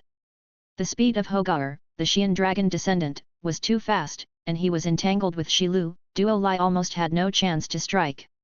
Duo Lai thought of the skills and talents he possessed and quickly crossed them off. Most of his abilities probably wouldn't hit or harm this giant dragon. But time was running out for him to think. What would Brother Deadbone do in a situation like this? He wondered. The ever-changing badge transformed into wings of wind. He commanded the wind, rushing towards the giant dragon at a speed no less than Hogar himself, crashing into him like a shell. This seemed like a desperate, irrational move. A fragile spellcaster charging into the powerful and physically strong dragon transformed Hogar. How was this different from courting death?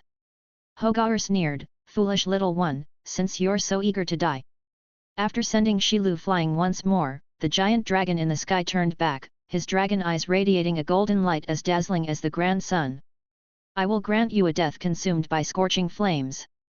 He reached out, the dragon claw tore through the sky. The clouds in the sky were shredded, leaving behind a trail of flame, bright like shooting stars.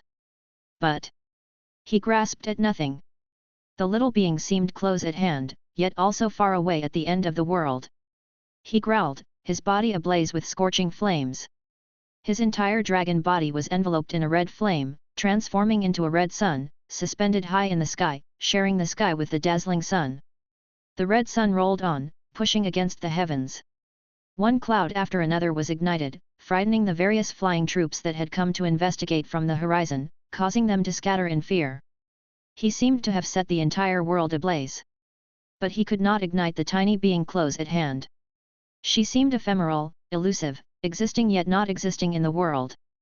Hogar was unable to understand, constantly unleashing his power, painting the sky red. Duo Lai's face was also red, his mind tense, his eyes reflecting the shadow of the red sun, and only it could behold, white and black intermingling. Domain. The red sun could not set the world aflame. But it controlled the world. Within the domain, it was its world. The vast difference in levels was clear.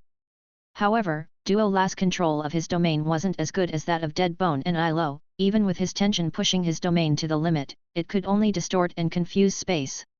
It also continually launched one super electromagnetic cannon after another. However, when the electromagnetic cannon entered the Red Sun, most of it was incinerated, with the remaining power barely able to pierce Hogar's dragon skin. It really is difficult to handle. While it had engaged and wrestled with the Xian dragon descendant, Shilu had already taken the opportunity to retreat, hanging in the air with a worried expression.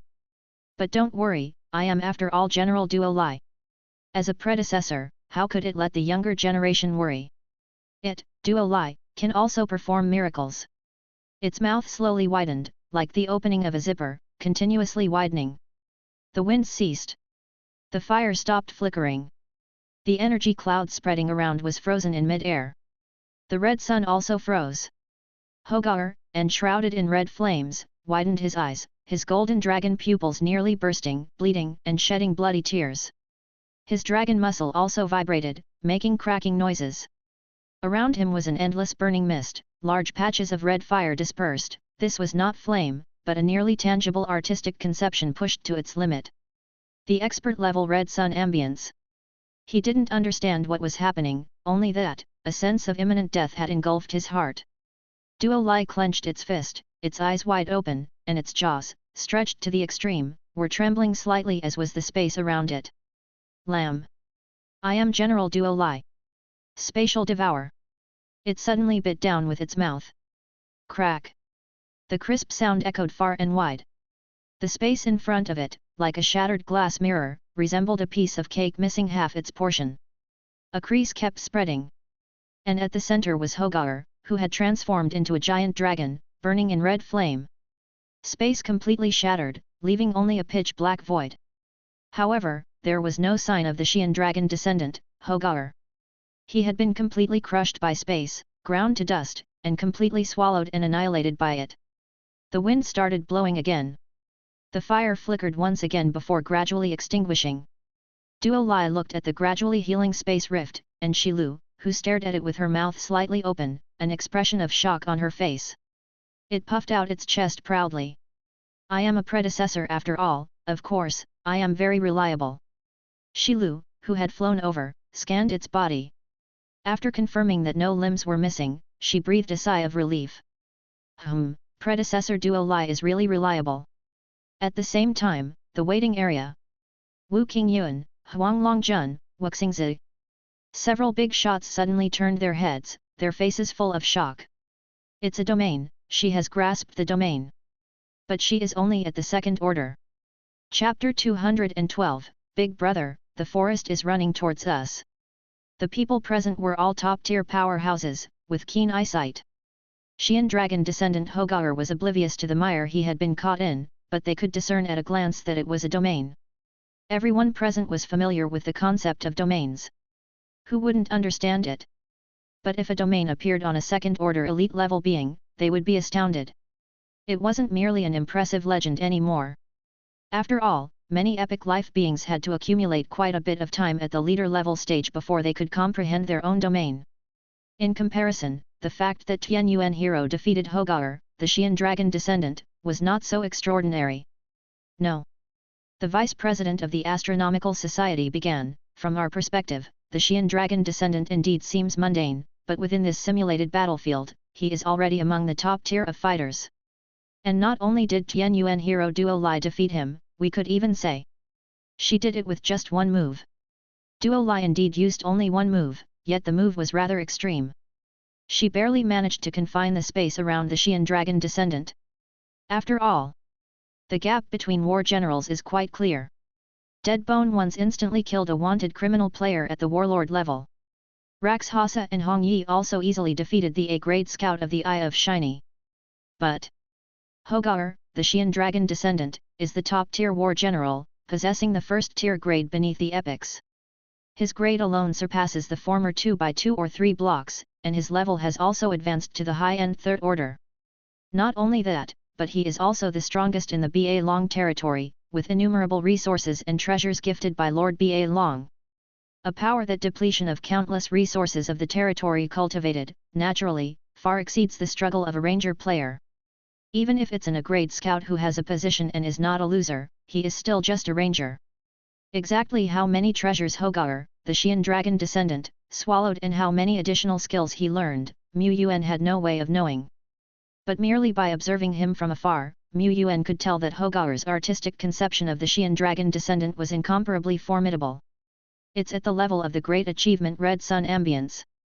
Even if it's just newly breakthrough, it greatly surpasses Duo Lai and Shilu, though not comparable to Lord Wuji who controls the top-tier artistic conception. Duo Lai had been feasting for so long, yet her artistic conception only entered the small achievement level after devouring the remnants of Blood Crow's obsession. That's the disadvantage of accumulation. Through Hogar, the Xian dragon descendant, Mu Yuan also roughly assessed some of Duo Lai's limitations. Duo Lai's spatial devouring skill has about 2 steps, the first tone is spatial imprisonment, and the second step is chewing, crushing, and devouring. And the spatial imprisonment imposed by the former is affected by the power level of the target, and highly powerful targets have the chance to break free.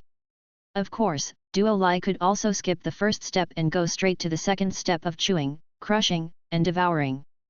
That would reduce it from a targeted skill to a non-directional skill, along with the fact that the spatial devouring skill needs a tiny bit of preparatory time up front, it might not be able to hit fast and intuitive enemies. But conversely, as long as the target cannot break free from the spatial imprisonment and do not possess the extreme long-range attack capability like Blood Crow, then General Duo Lai can take them down one by one. General Duo Lai has always been straightforward, only focusing on stacking value. Since we're already safe, additional reinforcements are not necessary. Given their rich hunting experience, Duo Lai and Shilu quickly withdrew, without needing a reminder from Mu Yuan, lest they draw the attention of other competitors. At the moment, Shilu was covered in blood and had been forced to exit his dragon form, severely damaging his combat power. Duo Lai then transformed the ever-changing badge into a flying carpet carrying both of them. Compared to Shilu, even though Duo Lai had also gone through an extremely difficult battle where she barely won by a small margin, she wasn't injured and had only consumed about 1/3 of her energy. Given Duo Lai's recovery rate, such consumption could be restored in no time. Shilu, on the other hand, was unable to regenerate quickly. Mu Yuan took a look at their surroundings, pondered for a moment, and instructed Duo Lai to fly to where Lulu was. There, Shilu could receive holy light healing from the Nun Sky group. After Duo Lai and Shilu's figures disappeared, under the azure sky where the remaining flames were gradually dissipating, several airborne troops slowly emerged. Royal Griffins, God Monsters, Silver Pegasus, Obsidian Golems, Dragon Hawks, and so on. Each of them was at least of the rare 3-star stage and elite level. They were scouts from various forces and eyes of various lords. Many of these scouting elites even possessed incredibly rare scouting divine skills like field of vision sharing. After all, they had powerful territories standing behind them. With the abilities of Shen Mao, Ba Long, and other geniuses of the same period, they could easily get treasures that ordinary players yearned for, and cultivate a few elite scouts with long-distance communication capabilities. It wasn't too difficult. Some of these flying units also possessed certain intelligence and were equipped with precious rare-grade ornaments. They communicated with their lords through the rare ornaments, relaying information on the situation at all times. Xian dragon descendant Hogar was killed? Was it the work of Lord Wuji? The blue-haired girl, whose troops does she belong to? Pass my military order. When encountering the blue-haired girl, you can directly abandon the mission and prioritize survival. Similar instructions were previously targeted at just a few powerhouses like Wuji and Xian dragon descendant. These powerhouses all have one thing in common: their own combat power was at the top of the food chain in the simulated battlefield, and they also had superb mobility. These 2 points, the blue-haired girl possessed them in full. Wuji and Hogar before, were running around hunting. Mu Yuan was thinking whether he should let Duo Lai join the ranks of the hunters. Given Duo Lai's ability, she was quite fast in hunting. But on second thought, perhaps not. There are no combat points for hunting. For an elite like the Xian dragon descendant, if they aren't too overconfident, if they just focus on escaping, Duo Lai may not be able to crush them. Moreover, compared to its hunting ability through spatial devour, Duo Lai's greatest strength is its transformation into the human form of the Destruction Princess. General Duo Lai was already on the move. Perhaps it is because they became famous after a single battle. After recovery, the Duo Lai squad embarked on the journey again. They were no longer targeted by any strong individuals. Instead, some local military officers or scouts, upon encountering Duo Lai, scattered and retreated like mice seeing a cat. Isn't Ben Duo really cute? This just proves that you, Sister Duo Lai, have unmatched martial prowess. Shi Lu said, with her dragon pupils suddenly standing up. Someone's coming, and this time it's a strong one. She had a wealth of hunting experience and could often smell the scent of prey or hunters from a distance. And the scent she sniffed this time made her feel like the prey, just like when she faced the Xian dragon descendant Hogar. The newcomer was a handsome man with a pair of wings on his back, looking like an angel, except that his wings were black. A powerful individual from the Black Feather series. His gaze swept over the two of them, finally stopping on Duo Lai. Without a word, he turned and flew in another direction, disappearing at the horizon in the blink of an eye. Duo Lai. What about the energy it just accumulated? It looked at Shi Lu, questioning with its eyes. Shi Lu, uncertain, said, possibly, he was deterred by your reputation, sister. Duo Lai. Duo Lai pondered. Duo Lai suddenly realized. You're absolutely right, just like Ben Duo. The watching Mr. Mu was confused. However, it wouldn't be entirely wrong to say that he was deterred by Duo Lai's reputation. Such top hunters are constantly weakening the strength of various lords, but they also have to consider their targets. If the target is much weaker than oneself, it can be easily eliminated, and hunters will naturally take action. But if the prey is very powerful and has the ability to wound oneself, hunters would need to weigh their options. Hogar, the Xian dragon descendant, was previously caught off guard by the intelligence and ultimately became prey. Undisturbed, Duo Lai, with Shi Lu, broke through one monster tribe after another, greatly increasing their efficiency. Other lords too, crazily rolled up their sleeves, attacking one high-level target after another. Somewhere in a large-sized monster tribe rated 3, the shouting and killing echoed through the sky.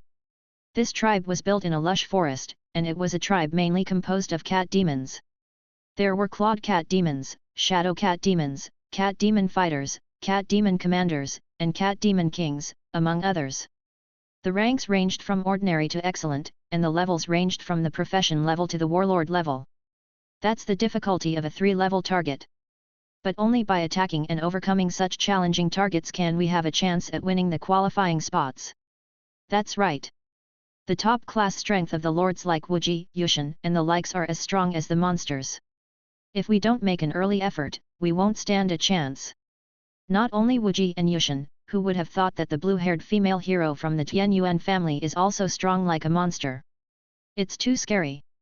At the festival grounds, the blue-haired girl looked so harmless. It's practically a monster in human skin. Perhaps because the Yuan family was fortunate to recruit this girl who is as strong as a monster, he was able to exert a dominant influence within the festival grounds. However, having only top-tier power is not enough to control the battlefield. As long as we are careful not to be decapitated, relying on a large number of troops to topple one high-level target after another, harvesting combat points, we might have a chance of victory. As for Yuan, he has too obvious a weakness, he has no chance of winning a spot. Or rather, Yuan's strength is too strong, so that even a novice lord like him has the strength to stir up trouble in this high-end battlefield. Indeed, it's no wonder he is Yuan, his future is limitless. In a few years, we can also say that we've stood on the same stage as him. In the Third Order tribe, the battle cries were deafening, and occasionally cat demons or soldiers fell, their blood staining the ground red. They were like two waves of different colors, interacting with each other, wrestling, clashing. But the soldiers and armies from human forces were not a monolith, but two clearly divided parties. Faint letters appeared over both armies. Melt and Armor. Representing two different lords. They commanded their most elite armies, even mobilizing over 1,000 formal troops, intending to capture this tribe. The combat points gained from conquering a third-order target far exceeded those of first and second orders. One could be full with just one. Cooperation, for lords whose strength is not outstanding, is indeed a wise choice, and indeed, there is a glimmer of hope they can grasp. The president of the Baiyun State Association, Wu Qingyuan, nodded approvingly. They need to select the strongest 6 people to represent Taishan, but the strongest is not only the strongest in numerical terms. Whoever stands out in this simulation war is the strongest. War only looks at results. So do trials. The Lord's command ability and judgment are also a manifestation of combat power 1. Likewise, the ability to find other lords and cooperate is also an aspect of power. However, President Wu Qingyan continued, no matter how exquisite the tactics, without enough power, they're just castles in the air. Quickly restrain its movements. Like you need to tell us that. But we have to be able to do it. It's too fast. In the area where the fighting was the fiercest, sword lights tens of meters long crashed down, flames and thunderbolts interwoven, causing the ground to burst and large trees to fall, but they never caught up with the fleeting reddish-brown figure. Cat Demon King. In the Cat Demon tribe, several rare 3-star Cat Demon commanders, who had just stepped into the warlord level, were extremely fierce. Once they rushed into the formation, they could easily tear apart the warriors and cause a bloody storm. Only the generals under the 2 lords could stop them. Both of the lords had 3rd-order warlord level generals who were stronger than the Cat Demon commanders. Initially, they held the advantage, but with the appearance of the reddish-brown Cat Demon King, everything changed. Whoosh! As if a reddish-brown hurricane had passed by, the armor of the Black Knight, a high-ranking general, was torn open, with messy flesh and blood inside, and blood gushed out. Their generals were at a complete disadvantage against the Cat Demon King. If their generals were killed, the rest of their generals would have no way to stop the Cat Demon King, and by then, their army would collapse completely, let alone annihilate this large tribe. So strong. Did I misjudge? The Lord, who was wearing inconspicuous black armor and a pair of black surveillance glasses, felt extremely anxious in his heart. Suddenly, a trusted general tugged at his arm. Boss! Spit it out! The forest! A piece of forest is running towards us. The Lord was about to scold him, but he suddenly noticed a large patch of green rapidly approaching. When they crashed into the forest where the Cat Demon tribe resided, there was no scene of trees falling or the earth shaking. Instead, the surrounding trees came alive, they protected the heart of the forest, forming a larger entity, and they charged directly towards the tribe. Chapter 213, Dense Forest, Blood-Colored Buddha. The movement speed of the treeman is quite slow, even for half-sized ones, such as the War Tree Man and Lord Treeman, who cannot escape this flaw.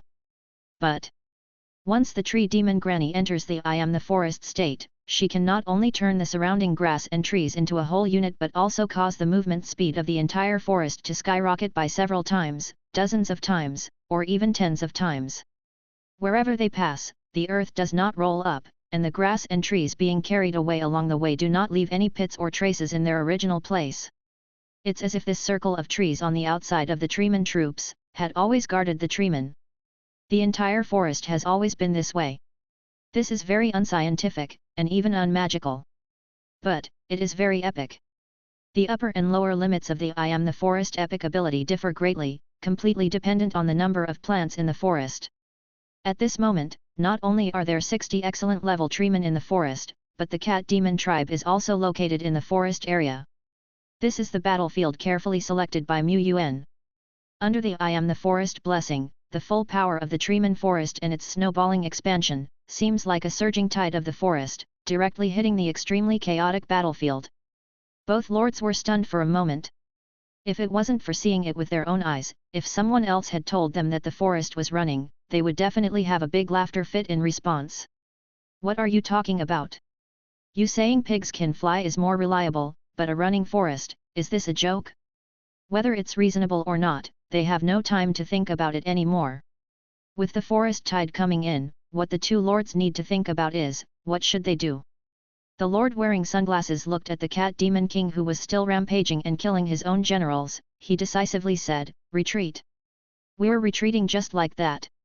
The other lord was somewhat unwilling. "We have clearly broken through the tribe, and we have killed an unknown number of cat demons." The sunglass-wearing lord said, "Without retreating, we might find it hard to take down this Cat Demon tribe. We can even say we have no chance, the Cat Demon King is too strong. But if we retreat for now and let this unknown forest fight the cat demons to their deaths, maybe we still have a chance to pick up the pieces." "That makes sense. They had not yet been able to gnaw off the hardest bones of the cat demon tribe. Let the forest and the cat demons fight. Although this sounded reasonable, as they began to truly withdraw, the hearts of the two lords were still bleeding. They could only withdraw a minority of their elite troops. Not only did they need to leave some people behind to cover their retreat, these ordinary soldiers also had no ability to escape during the war. Once the generals and the elite troops withdrew, it meant that all these soldiers would die here, regardless of whether they could eventually achieve their strategic goals. At the same time, the treeman troops had already reached the battlefield. The vast forest was directly spread across the entrance of the cat demon tribe, encompassing many actively fighting cat demons and human soldiers. The next moment, take root, take root, take root. In the center of the forest, ancient tree men and war tree men tree trunks revealed a blurred old human face. Their roots danced wildly like pythons, and the next moment, they all plunged into the ground and disappeared into the deepest point. Simultaneously. Growth of all wood. 60 treemen simultaneously unleashed this high-level skill, and in an instant, the entire forest and the surrounding area started to tremble violently, as if a magnitude 10 earthquake happened. Amidst the intense tremors, rubble continuously fell and the earth cracked, and one after another, the thick and twisted roots broke through the ground, growing and extending at a rapid speed. At the same time, including the tree demon Granny, 4 treemen simultaneously triggered the talent root absorbs spirit. Their roots dug into the earth were frantically drawing in earth's force and the power of vegetation. Several war tree men, their whole bodies began to rumble and grow, becoming increasingly magnificent and towering, invulnerable to swords. However, outside the scope of I am the treeman, one by one trees with dense branches and lush leaves were visibly withering at a noticeable speed, turning into nutrients and power for the treemen. The forest guardians, the treemen, were fully engaged in the battle. Meow. The cat demons targeted the treemen. A cat monster commander extended its sharp claws, turning into a brown hurricane, and in an instant, like a strong typhoon destroying a small tree grove, pushed and chopped through the thick and robust trees. However, these were merely part of the treeman forest, trees that they had just encompassed. Essentially, they were only destroying their own trees. These destroyed and fallen trees turned into nutrients and quickly nourished new trees. The trees were an endless source. Under the mighty power of I am the forest, the trees, which were already growing at a terrifying speed, had broken through to an unprecedented level. Some vines were torn apart by the cat demons, but in the blink of an eye, they regrew and recovered, wrapping around the cat demons like pythons and binding them tightly. There were thorns on the vines that pierced into the cat demons' fur, drawing out their blood. In no time, the cat demons turned into dried-up carcasses. In the forest, various dust particles were floating around, and any cat demon or human soldier that inhaled them would immediately feel dizzy, making it easy for them to be dragged into the ground by the roots and buried. However, this approach was too slow, and delays could lead to changes. Use the B2 tactic. Observing through the battle falcon hidden in the forest, Yuan gave tree demon Granny another order. In the next moment, rumbled. Another violent tremor erupted. This time it was the tree demon Granny exerting its power. It held authority over the entire forest territory, and with the power of a single tree, gathered the strength of all trees to unleash the Venu skill, Realm of Thousand Woods, at full capacity. This realm, however, did not radiate to all sides, but focused on a single point in front of the treeman forest. Dozens, hundreds of thick and twisted roots rumbled out from the ground, like numerous land dragons roaring. These roots were constantly weaving and combining in mid-air, just like knitting wool clothes, and in the blink of an eye, they built one enormous object. What is that? The two lords, who had just escaped the entanglement of the cat demons and withdrew from the main battlefield, were wide-eyed. They saw a towering silhouette gradually rising from the lush and majestic forest. The surrounding trees either collapsed or merged into this massive entity. In a blink of an eye, a Buddha-like figure, possibly hundreds of meters high, and seemingly made of trees, appeared. It sat on a lotus platform, hands holding a lotus flower, with a pair after pair of hardened wooden arms growing from its back. It cast a fearsome and chilling shadow over the forest, the land, and the cat demon tribe. What on earth is that? It was the first time Yuan had seen the full form of the tree spirit giant, a move that he had never had the opportunity to try before. At its core, it was still based on the ability, I am the forest, which integrated the unearthed vines and wood into an orderly whole. However, why did you decide to expend more energy shaping the tree spirit giant into the likeness of a Buddha? Perhaps it was when Tree Demon Granny had too much free time, she got into reading many comics. The previously built academy building, somehow, had many books transformed into the form of comics. Tree Demon Granny probably learned from those. This kind of energy-wasting behavior shouldn't be promoted. However, this tree spirit Buddha was carved quite delicately and majestically, perhaps it also possessed some coercion power? Quite a few cat demons were shocked to the point of screaming in panic. But under the command of the Cat Demon King, they quickly overcame their fear and one by one pounced forward, with their claws tearing or teeth biting. The Cat Demon King even transformed into a brown-red tornado and plummeted down. It tore at, and shattered the body of Tree Spirit Buddha, piece by piece. But Black Knight, a common troop type, might be scared of the Cat Demon King. A slight carelessness could mean death with just a single strike from the Cat Demon King. However, the massiveness of the Tree Spirit Buddha was here. Even if the Cat Demon King tore it open and made a large gap, it was still not a significant damage comparing to its entire body. The Cat Demon King kept tearing. Tree Spirit Buddha kept recovering. Other than the Cat Demon King, other monsters, even the cat monster commanders of warlord level, couldn't make a 1 meter long scratch on the Buddha's body in one attempt. It's rounded to no damage at all. There were also cat monster commanders rushing into the forest, continuously tearing open the roots and vines, but were quickly surrounded. They could only fight trapped. As expected, the treeman troops are the natural predators of these cat demons. Yuan muttered. The cat demons' main skills were tearing, biting and phantom, while a small number of them have slightly more advanced skills like shadow tearing, bloodthirst, frenzy and so on. Their characteristics were, their attack range wasn't large. On the other hand, treeman and tree realm were massive and had fast recovery. And their surrounding area was also a forest region. Advantages in both combat methods and environment. This was the fundamental reason why Yuan directed the treeman troops straight to this target.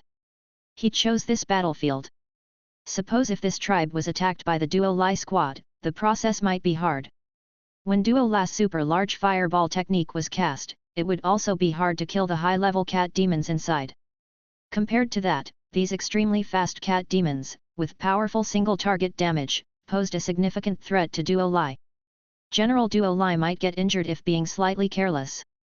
Suppose if it was attacked by the Frost Giant Dragon Squad, it would be even worse. The dense woods would obstruct the dragon breath, making it ineffective. But the treemen that prey on cat demons would also be preyed by content with fire capability and the ability to fly, Xian Dragon Descendant. In a one-on-one fight, Tree Demon Granny would certainly lose against Xian Dragon Descendant. Even if she brought the entire treeman troops, it would still be hard. Rapid flight could evade tree vines, holding the initiative of the battle, turning into red sun, and could destroy large patches of trees. The scope of its destructive power was much more ferocious than the Cat Demon King. In cases where the level difference isn't that significant, environment, combat methods, and numbers could greatly affect the outcome of the battle. However, even with all these advantages, it's indisputable that the capacity of the treeman troops isn't strong enough. In the blink of an eye, the Buddha had already raged for a few minutes. The Buddha had crushed countless cat demons, and even some treemen were injured. Blood continued to flow on the ground, which was absorbed by the root absorbs spirit ability and turned into nutrients to continually compensate for Buddha's consumption. Gradually, the brown Buddha turned blood red, reflecting an even more terrifying light under the sun. The treeman forest used war to sustain the war, its endurance was unparalleled. However, even if Tree Spirit Buddha broke the entire monster tribe into pieces, it's hard to kill the most potent few cat demons, especially the Cat Demon King. Countless blood-colored roots were chasing that red-brown figure. Above, the giant hand of the Buddha was magnifying inch by inch. Ding! Notice, your troop type Tree Demon Granny has a sudden realization amidst the intense life or death battle. It has comprehended the forest domain and simultaneously improved its artistic conception. In the dense forest, some sort of changes, seemingly invisible, took place. This change hid among the woods and wasn't noticeable. Yet, it caused the body of the Cat Demon King to tremble abruptly. The Cat Demon King that had been constantly dodging and shifting seemed to have made a mistake for the first time at this moment, and got tangled up by vines rapidly. The next moment, tear!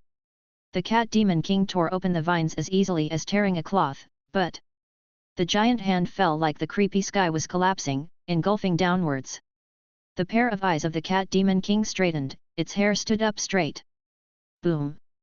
The bloody giant hand fell down, the whole palm cracked with an impact sound, and it was firmly imprinted on the ground, leaving a huge palm print. Inside, the roots were wriggling and making rumbling noises. After another 10 or so seconds. Ding! Notice, you have killed the cat demon king and 10 major cat monster commanders, you can destroy the totem pillar of this tribe now. So. The bloody Buddha once again grew a hand from its back, heading towards the only totem pillar standing in the distant desolate wasteland, and plummeted downwards. Notice, you have successfully attacked a level 3 monster tribe and earned combat points. The great battle gradually ceased. The wind brushed the leaves. The leaves fell into the lord who was in a daze. The lord who was originally preparing to pick up the pieces didn't dare to approach at all now, fearing that he would also be smashed hard by that bloody Buddha and instantly die. But whose subordinate is this? The forest was no longer dense. They were watching. They could faintly see a blurred Yuan. Chapter 214, Challenge Target, 3 heads and 6 arms. Notification, you have exterminated a second-tier monster tribe, gaining 500 combat points. Notification, you have exterminated a level 3 monster tribe, gaining 3000 combat points. Notification. Notification sounds periodically rang in his ears. Outside the city wall, the wave of monsters assaulting the fortress grew fiercer by the day. However, the periphery where he was located was relatively peaceful. At the center of the simulated battlefield, deafening roars were incessant, with flames illuminating the sky and thunder pillars piercing the heavens. If the battle between Duo Lai and the Xian dragon descendant a few hours ago was quite eye-catching, now, similarly intense energy reactions were constantly erupting all over the battlefield. Either it was powerhouses clashing, or armies against armies, or lords leading their troops to exterminate high-level targets. The performance of the Treeman troops is indeed good, but they're just okay in this battlefield. The good news is that this battle not only reaped a lot of combat points, but the Treemen have also made significant progress. Tree Demon Granny broke through on the spot and realized her domain. This is related to its high understanding and rich accumulation, but what's probably more important is, it has already become an epic life. Epic life has extremely high potential ability, and under equal understanding, the progress speed of an epic life is definitely much faster than that of a rare soldier. This is the difference in life level. Among the Treemen, there are 2 outstanding 3-star war Treemen who have touched the threshold of the artistic conception. But the Treemen troops also suffered considerable losses. After all, they have not yet formed a military spirit to share damage. Even in the territory of I Am the Forest, several Treemen were found by the cat monster commander who broke in, and died on the spot. At first glance, the number of Treemen lost by the Treemen troops is not much. But the consumption is huge. During the battle, with the abilities of I Am the Forest, growth of 10,000 woods, mood soul drowning roots, and so on, the energy of the Treemen seems to be inexhaustible. Once the fighting is over, the aftermath comes. One after another, the trees turned yellow, the leaves fell off, and the branches also became withered and unfit.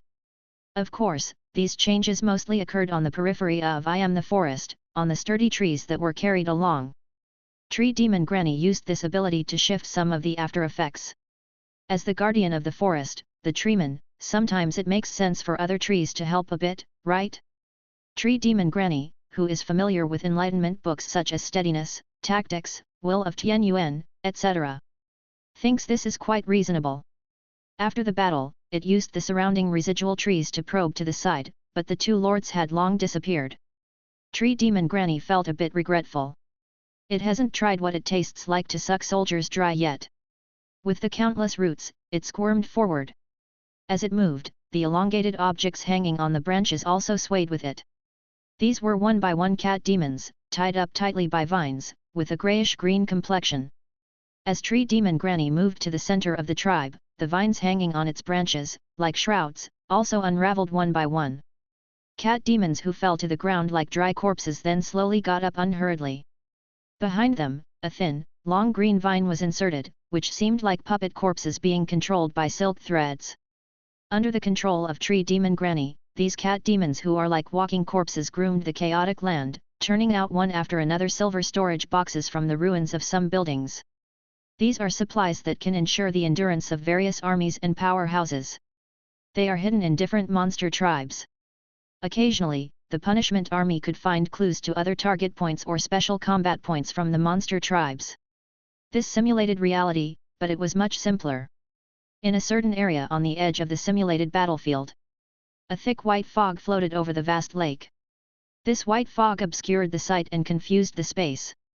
Ordinary people who came here could only go around in a circle and return without success. Only the powerhouses with tokens could really penetrate into the dense fog area and reach the small island in the middle of the lake. Here, the trees were scarce, with only a wide white dueling platform standing at the center of the island. On the left side of the platform stood what seemed to be an old man. He wore a broad straw hat and set up a fishing rod not far away. The fishing line dangled into the lake. Inside the fish bucket next to him, it was empty. On the right side was a luxurious team. There were flying dragons with wings more than 10 meters long soaring in the sky. On the ground, stripped obsidian gargoyles were closing their wings, feigning sleep, looking like stone sculptures. In the center of the obsidian gargoyles stood 3 black knights, either wearing excellence-level treasure armor or holding excellence-level treasure swords. They were guarding the figure in the center. It was a young man. He was majestic, there seemed to be a faint aura of overbearingness between his brows, just like a juvenile king. Only this young man, at this moment, had a solemn expression, as if facing a great enemy. He stared at the combat platform in the center. There, his deployed general stood a war golem that had grown to the elite level. It was over 10 meters tall, its body made of massive boulders, and glowing crystal columns grew from its back. Its mere standing presence commanded boundless might. However, looming. A black figure instantly closed in. It was a powerful being who appeared to be human at first glance, but had 2 pairs of curved horns on its head and demon lines on its arms. His fist lashed out like a phantom, unleashing a surge of dark demonic flames. In just a blink of an eye, the war golem, known for having the strongest defense among all types of soldiers, started to crack, and finally shattered explosively. Don't be discouraged, young man, it is still too early for you to face such a challenge. Train for another 2 or 3 years and you might be able to withstand 3 full minutes under my demonic flame Wang Qi. Back off, kid. I want to continue fishing. The shattered golem reassembled next to the young lord, returning to the state it was before. The Lord Wangba sighed helplessly. He had successfully raided and defeated quite a few first-level monster tribes, even a second-level tribe. He was incredibly lucky, as he found a clue to a special challenge indicating that completing this challenge would earn 5,500 combat points. This special challenge simulates the special opportunities that may be encountered on the battlefield. But to seize such opportunities, one needs matching strength. A challenge task worth 5,500 combat points is indeed beyond my capability. I was too conceited. He sent the Black Knight for the challenge, but it was defeated within seconds. Even sending his strongest war golem, could only withstand it for less than 20 seconds. Even though both sides are balanced and equal in level, his division leaders were still like children in front of such a formidable enemy, completely incapable of fighting back. This was the real top-notch powerhouse. Letting newcomers like them enter the battlefield was truly torturing. He wondered how the others were doing now. Were they still struggling or have their fortresses been conquered, leading to their elimination? How about Tian Yuan? The biggest motivation that kept him grinding was Tian Yuan. He yearned to catch up with and then surpass this strong opponent. Even though his big brother once said that Tian Yuan's talent might not be less than the Lord of Han Yu City, suggesting him to be calm and composed, but Wangbo was convinced that he had given his best in every step. Under the immense pressure from Tian Yuan, his progress had been so fast that he even surprised himself. His veteran soldiers were extraordinarily powerful. His new recruits had unparalleled potential. All the lords of his generation were all the same, with 2 arms and 2 legs, so why couldn't he catch up and surpass Tian Yuan? If I could surpass Tian Yuan in this selection battle, my brother would definitely be so surprised that his jaw would drop. Even father would indeed be surprised and acknowledge his son's excellence. With these thoughts, the melancholy of Lord Wangba vanished. No longer depressed about being brutally killed by the challenge objective. He was not really in this race after all he needed to do was to keep an eye on the real goal, the Lord of Tianyuan. Unlike the reinvigorated Lord Wangba, the old man acting as the NPC was rather helpless. He sincerely hoped that someone would clear this checkpoint he had set up soon. Once that happened, he would have completed his task. Then he could peacefully fish. If he hadn't been waiting for challengers, would he be empty-handed now? Oh, another one is coming. A bulky man with a green face and fangs, bare-chested, walked out of the dense fog and stepped onto the island. No one in the field recognized this green-faced man after all. Rakshasa was not like Duo Lai. Duo Lai was well known at the festival grounds for his eating habits. When he was with martial maiden Shilu, their conspicuousness was on par with the Xian dragon descendant, Lord Wuji, and the like. People could recognize them from a long distance just by their clothing and appearance without looking at their identification. Rakshasa? Who's this? However, as Rakshasa walked closer, the faintly appearing Yuan character above his head clarified his identity to the people around. Tianyuan Division. I guess, Tianyuan. Lord Wangba exclaimed softly. He was just thinking about Tianyuan. He looked around, but only saw this division leader and not Tianyuan himself. He was a bit disappointed. The old man was also a little disappointed. Although Tianyuan might be stronger than Wangba, he certainly wouldn't be able to clear this checkpoint. These checkpoints are not meant for the new lords. Even the old lords would have to deploy an unmatched warrior from their territory in order to possibly clear them. The feeling of disappointment was hard to hide, but the old man reluctantly put down his fishing rod, walked a few steps forward and said, I am the fishing elder, the examiner for this place. The rule of my challenge is simple. As long as you can withstand my lieutenant demonic flame Wang Qi for 3 minutes in a one-on-one battle, the challenge will be deemed a success. Each leader has 3 challenge opportunities. During the challenge, the demonic flame Wang Qi will be balanced to the same level as you challengers under the power of the rules. However, even between those at the same level, there can still be a vast difference. The old man looked at Rakshasa and also at Tianyuan standing behind Rakshasa. His words were meant for Tianyuan. He said, my demonic flame Wang Qi is top of the 4-order leader level, and is a leader among the leaders, listed on the Dragon Gate list. He is of excellent 3-star stage and of heroic status. As he integrates the high-level demon's blood, he masters the devil flame. He has perfected his devil flame fist, ignited the light of will, and achieved physical limit breakthrough, already. As he spilled the beans, it was hoping that the newbie could hold on a bit longer. It was also hoping that they would not be too discouraged after a horrible defeat. These examiners can't go easy, and yet they worry about the mental health of these youngsters. It's hard for them too. Meanwhile, within the spectator area, a representative of an association stroked his chin. Old Diao may run into trouble today. Another person said, yeah, the blue-haired girl in Tianyuan's hand is tough. After the green-faced man fails, he will surely send her to the challenge. In my opinion, it won't be difficult for her to withstand for 3 minutes, she even might. The old man fishing had no idea that an old friend who recognized him was preparing to watch him have some fun. He just let demonic flame Wang Qi do his thing. Of course, he quietly warned him, hold back a little in the beginning, don't kill their generals all at once, that would be too demoralizing. Demonic flame Wang Qi gives a thumbs up to indicate understanding. The blue-faced, tusky Rakshasa marches up the battle platform with large steps.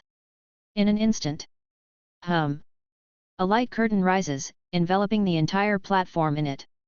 At the same time, both the blue-faced man and the black-armored demon emblazoned warrior have their rank symbols materializing on them.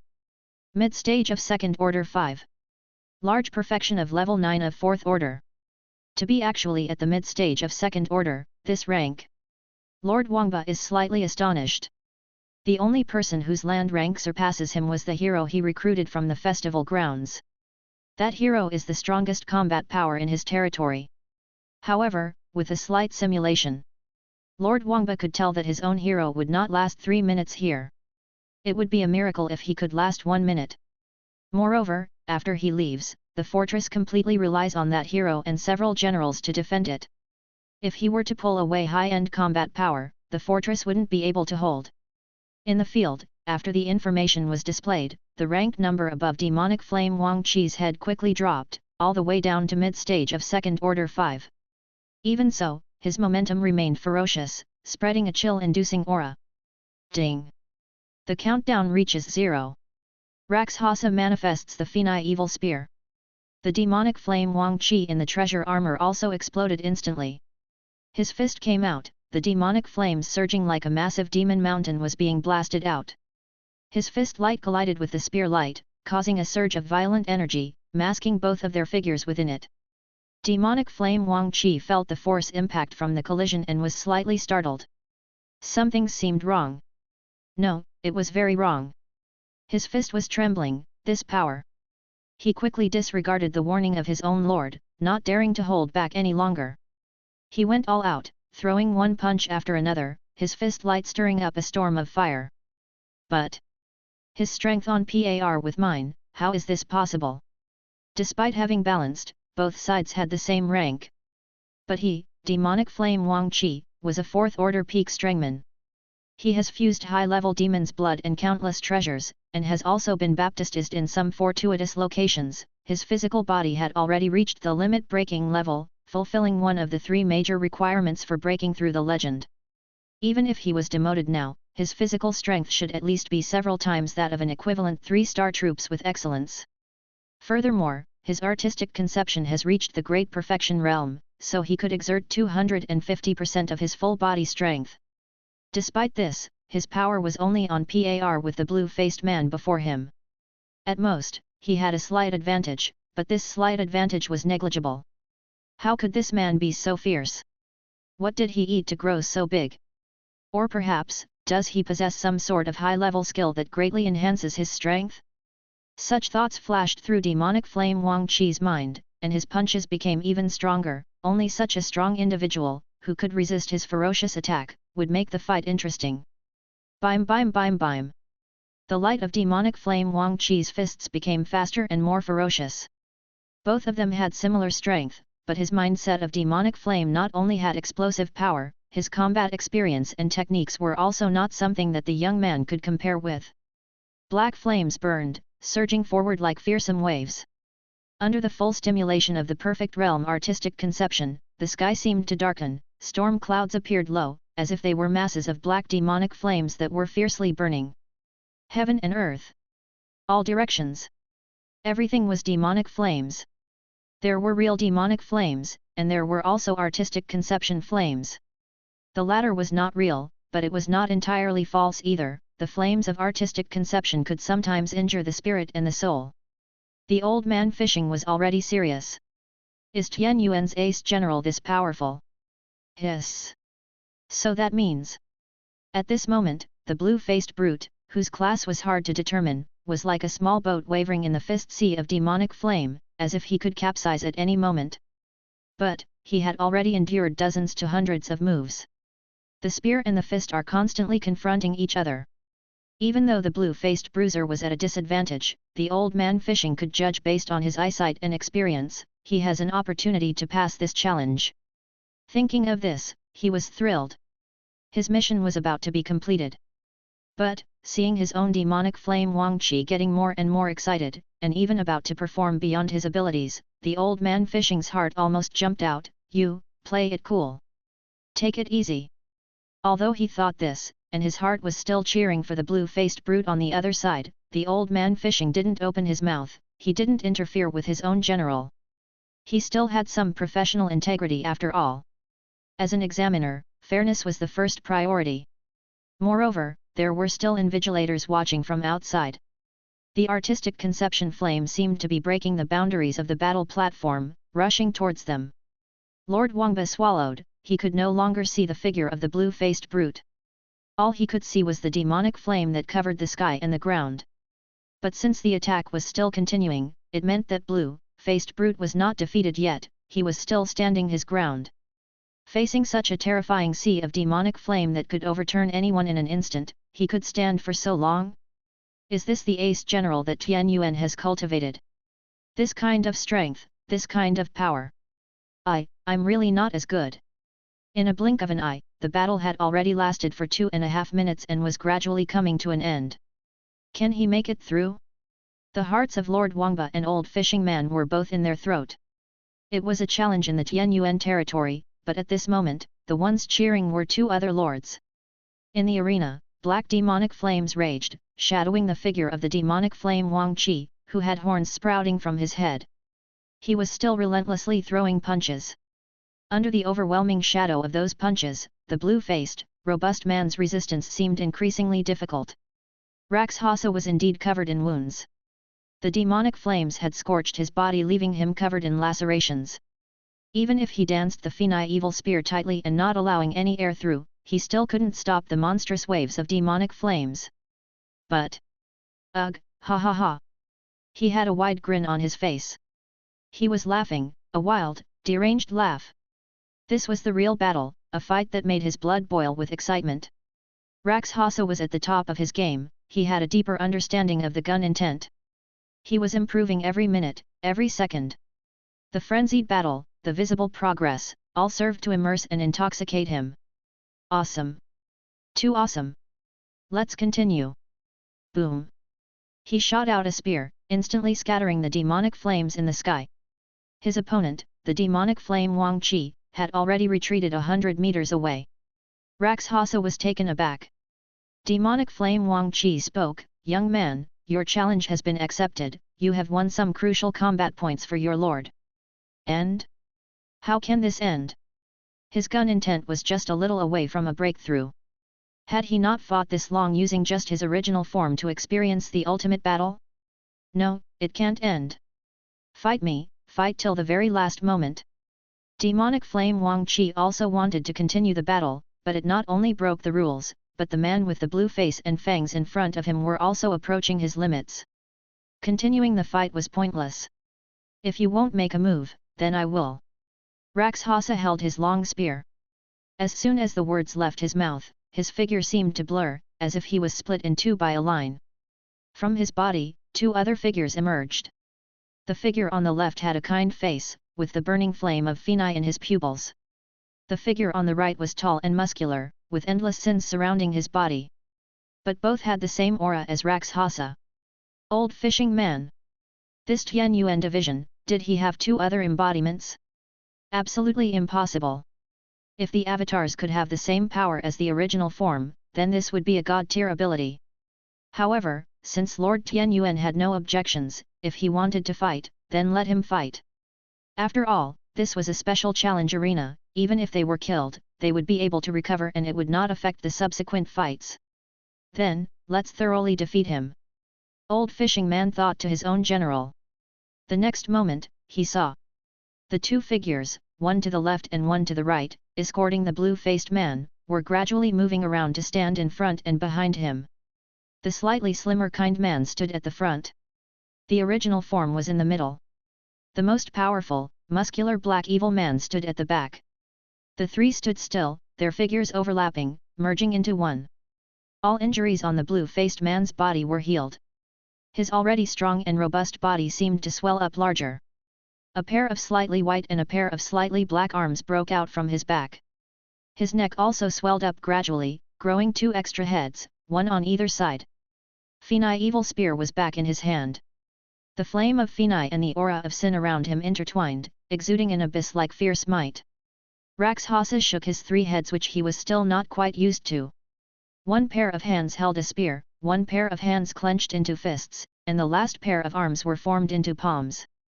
Staring at the distant figure with his fiery eyes, the three heads simultaneously grinned, revealing a grimacing smile. The echoes from three overlapping voices resonated across the sky. Now, let's start the real bloodshed. X3. Chapter 215, I am the top Yuan flatterer. Above the combat arena, the ground lays in ruins. Intimidating power radiates from the hideous figure bearing three heads and six arms, stirring up gales and tumultuous dark clouds, rolling and crashing into the surroundings like a terrifying tempest. What kind of power is this? Not just Lord Wangba, even the old fishing man was taken aback. How did he suddenly sprout three heads and six arms? What exactly is this type of warrior? And this power? On the combat arena, the demonic flame Wang Qi, facing this oppressive force head-on, felt the horror the most intensely. Just a moment ago, the beastly man who had been fighting him for so long wasn't even in his final form. Is that even plausible? Although due to a balance in level, where a single finger would be sufficient to crush this beastly man, this emphasizes the horror of the beastly man more. He is still in a period of rapid growth, he hasn't been born for that long. However, it's interesting to fight such powerful beings. Demonic Flame Wang Qi is a powerful figure in the Dragon Gate rankings, someone eligible to leap through the Dragon Gate and enter the legendary realm. Would he fear? He can only be excited. He is now ablaze. Fight! Fight! Fight! Bring it on! Rakshasa, in his three-headed, six-armed form, appeared before Demonic Flame Wang Qi in a flash, transformed into a brown mist. He didn't use his unrivaled speed, but chose a head-on, tough confrontation. This kind of fight is the most explosive, and continuous clashes can spark the flame of artistic conception progress. Fight! The long spear he brandished, like a giant dragon, roared with earth-shaking fury, vanquishing numerous punches with a single flick. This time, Rakshasa held the advantage in strength, forcing Demonic Flame Wang Qi to retreat step by step, and while doing so, Rakshasa was equipped with more than just a spear. His punches, palm strikes, and spear intent all played in concert. The artistic conception of his fists and palms was not as high as that of the spear, but they were still formidable, having the same evil intent. The palm shadows carried the white flame of Fenai. The fist energy was engulfed in the dense power of evil.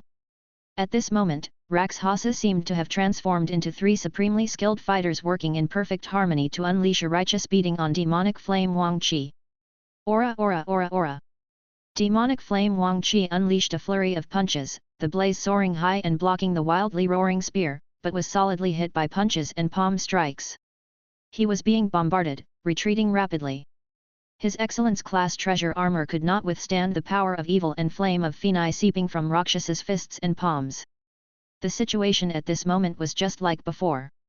Only the roles of offense and defense were completely reversed. No, Demonic Flame Wang Qi was at a complete disadvantage. After just a dozen or so moves, he was heavily injured. It seemed doubtful that he could last for 3 minutes. Wait, Demonic Flame Wang Qi is supposed to be the defender. Why do I find myself wondering how long he can hold out? Lord Wangbo was stunned. He stared blankly at the three-headed six-armed figure, overpowering and pummeling Demonic Flame Wang Qi. This Tian Yuan division, what kind of monster is he? Boom! Demonic Flame Wang Qi was sent flying, crashing heavily into the peripheral light barrier and then rebounding. But Rakshasa did not pursue further. His whole body was shrouded in immense artistic conception power. He appeared like a purifier of sin, a judge who eradicates evil, using his own evil to rid the world of all other evils. It seemed like his path became clear, his spear intent advanced to a new stage. His soul was roaring, his will was burning. He pointed his spear and said, "You are a worthy opponent. As a mark of respect, I, Rakshasa, will end this fight with my true power." Wait a minute, wait a minute, wait a minute. What does he mean by true power? Raising his fists, like a swimming dragon rising into the sky. Joining his palms, like an ancient monk standing proudly. When he adopted this position, the muscular figure with 3 heads and 6 arms began to glow with brown runes, as though countless profound inscriptions were coming alive and moving. The next moment, the dragon-shaped runes came to life, with the dragon eyes adding finishing touches. It roared and flew out, like a flying dragon soaring in the sky. The spear-wielding muscular man began to maneuver his spear, intertwining spear intent, the power of evil, and the roaring dragon-shaped runes into a whole, as though a real evil dragon was plunging ferociously from high above. The furious dragon eyes, locked onto the figure cloaked in black flames. At this moment, Demonic Flame Wang Qi felt the hair on his scalp stand on end, his hairs bristling, a chill rising from the solace of his feet, flowing up his spine, engulfing his entire head. I can't block it. I definitely won't be able to block it. Lord, please assist me. He roared, a glow slightly radiating from the emblem on the back of old fishing man's hand, a power extending from the Lord and channeling into Demonic Flame Wang Qi's body. This was the usage of the high-rank Lord's power. With the power pouring in and the light of will activated, Demonic Flame Wang Qi, despite being covered in wounds, still maintained his peak combat capacity. No, he had transcended his peak. His artistic conception also seemed to be roaring in defiance, the surging demonic flames engulfing the entire world and outlined a vague image of a black devil. The devil swung its fist. The evil heavenly dragon plunged down. Boom!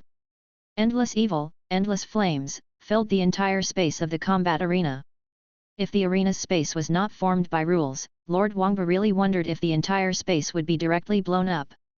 This guy, what on earth is he? And who defeated whom? In the distance, on the opposite side, the old fishing man suddenly revealed a smile.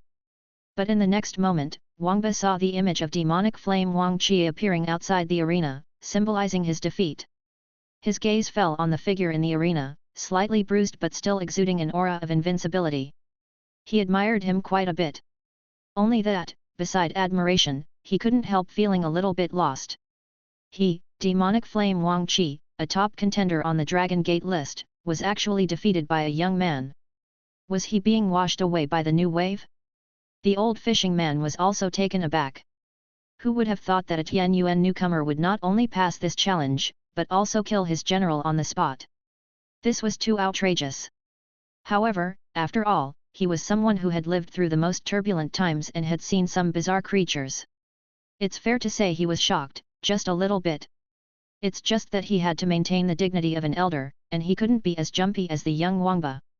It took him a few seconds to calm himself and then he said, "Young generals, young lords, this old man is looking forward to the day you truly step onto the world stage." He then patted his general, who was having an existential crisis, on the shoulder. "Let's go, the mission is over, we can sit down and fish peacefully now, I will cook fish soup for you later."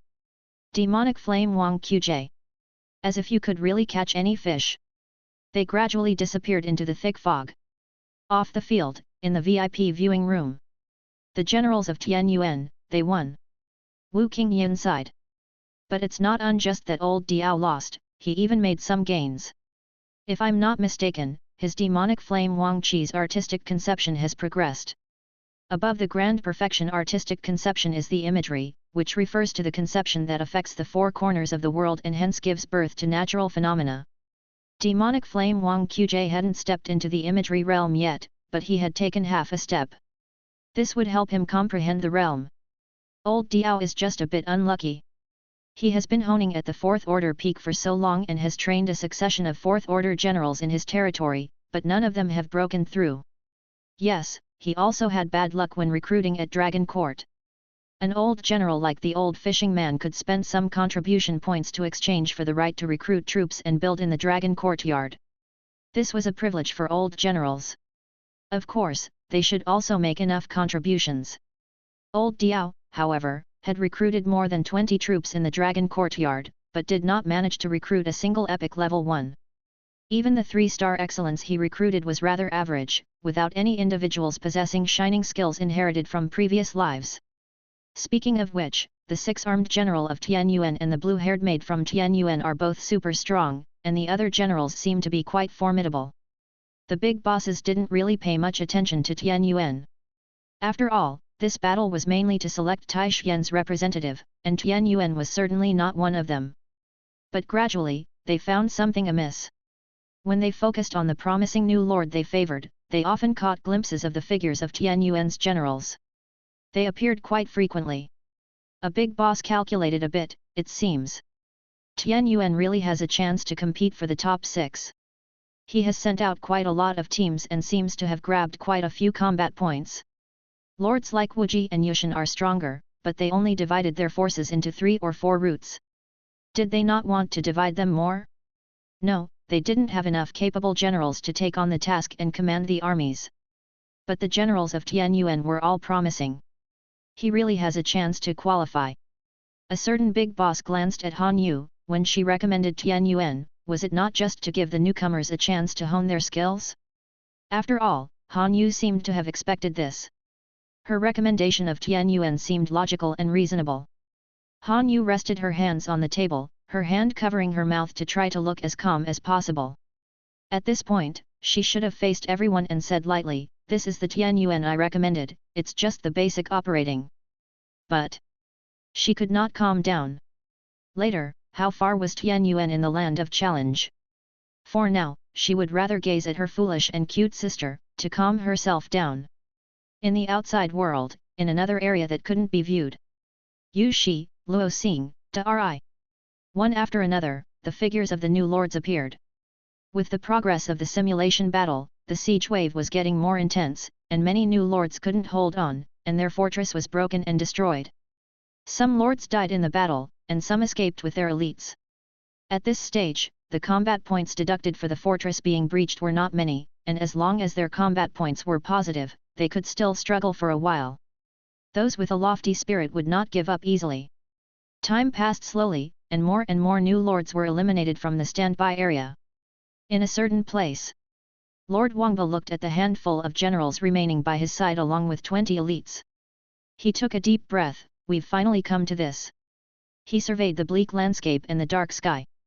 He could have taken his elites and hidden in some remote area, waiting for a chance to strike, and might even have found and annihilated one or two escaped targets. But he was Lord Wangba, the man chasing after Tian Yuan's shadow. He would never choose this meager way to prolong his life. He had to fight, to battle, until the very last moment.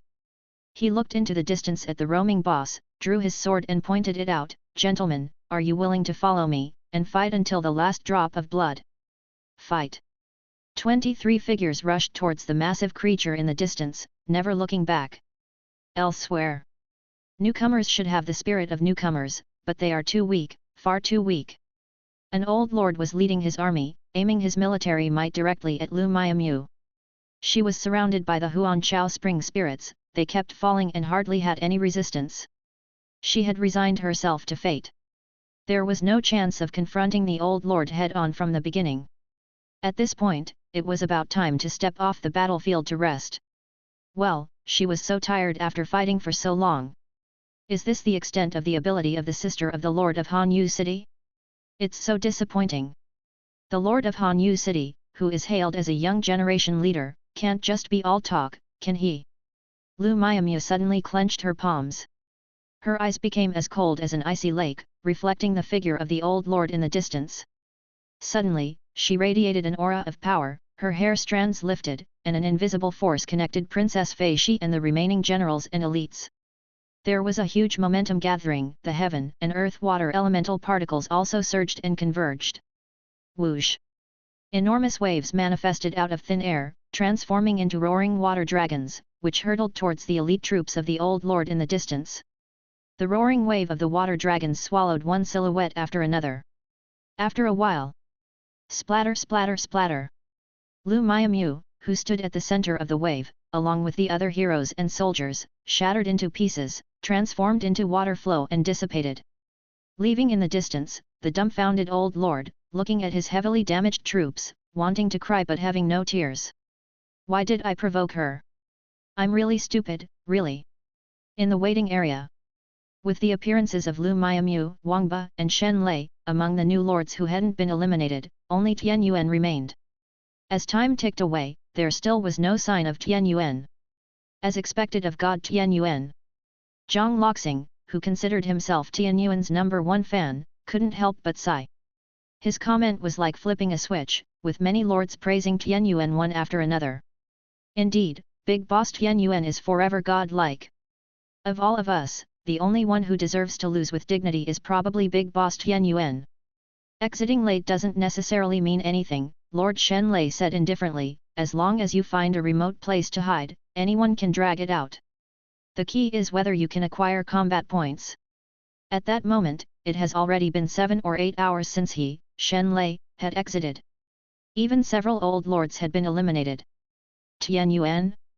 Still nowhere to be seen. Could Tian Yuan be even stronger than the star performers of the older generation? He looked to lords like Wangba and Shuang Tian, Huan Chao is alright, but Lu Miamu was practically a fan of Tian Yuan's, hardly resembling a young, aspiring newcomer. Having lost her undying spirit, her future achievements would be limited.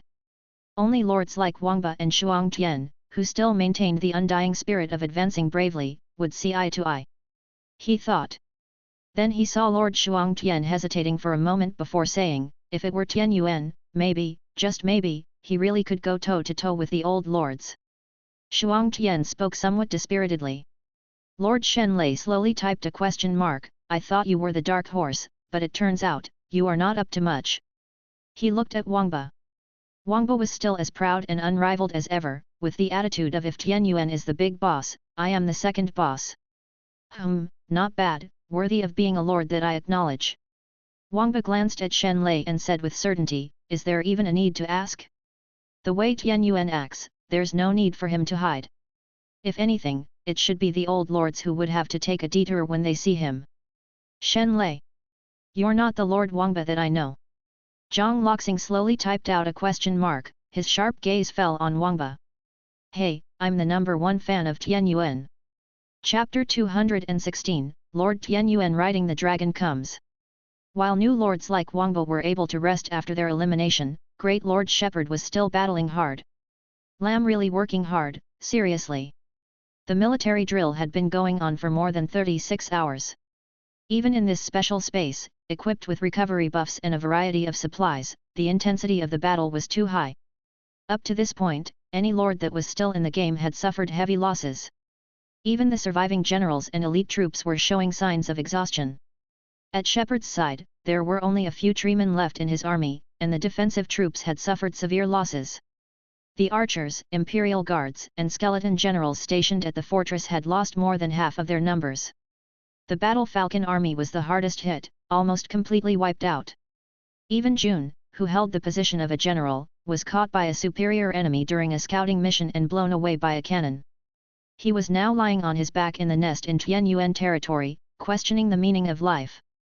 We've fought to this point, and the available monster tribes, wandering bosses, and special challenge points are quite scarce. Is the simulated exercise about to end? Shepherd pondered.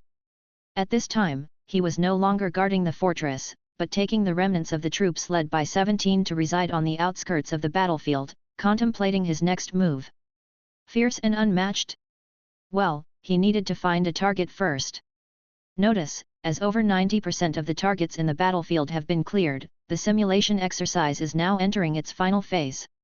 Notice, during the final phase, the battlefield map will gradually shrink from the periphery, and a monster city will appear in the center of the battlefield. Note, this monster city is guarded by countless tribes and bosses. Note, during this phase, the combat points gained from killing monster tribes and bosses will be increased by an extra 20%. This announcement echoed throughout the battlefield, reaching the ears of the remaining lords. At this time, there were fewer than 20 lords left in the field. Furthermore, damn it! What's wrong with these rounds' rules? It's different from the last round. There's even a second phase.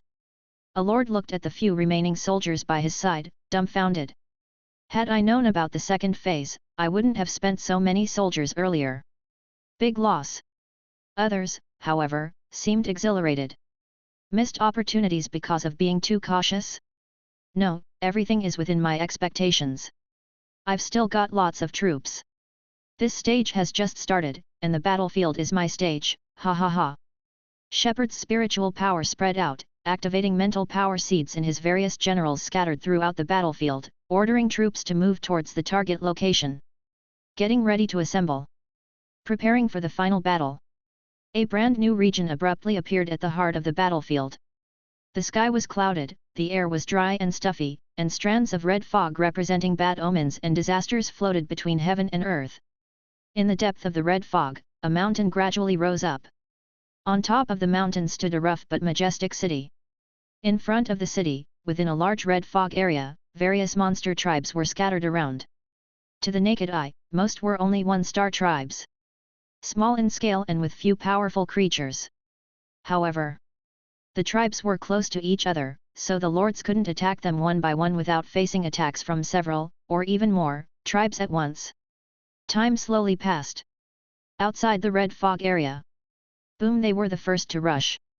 These soldiers consisted mostly of grand mages, explosive flame mages, and elemental mages.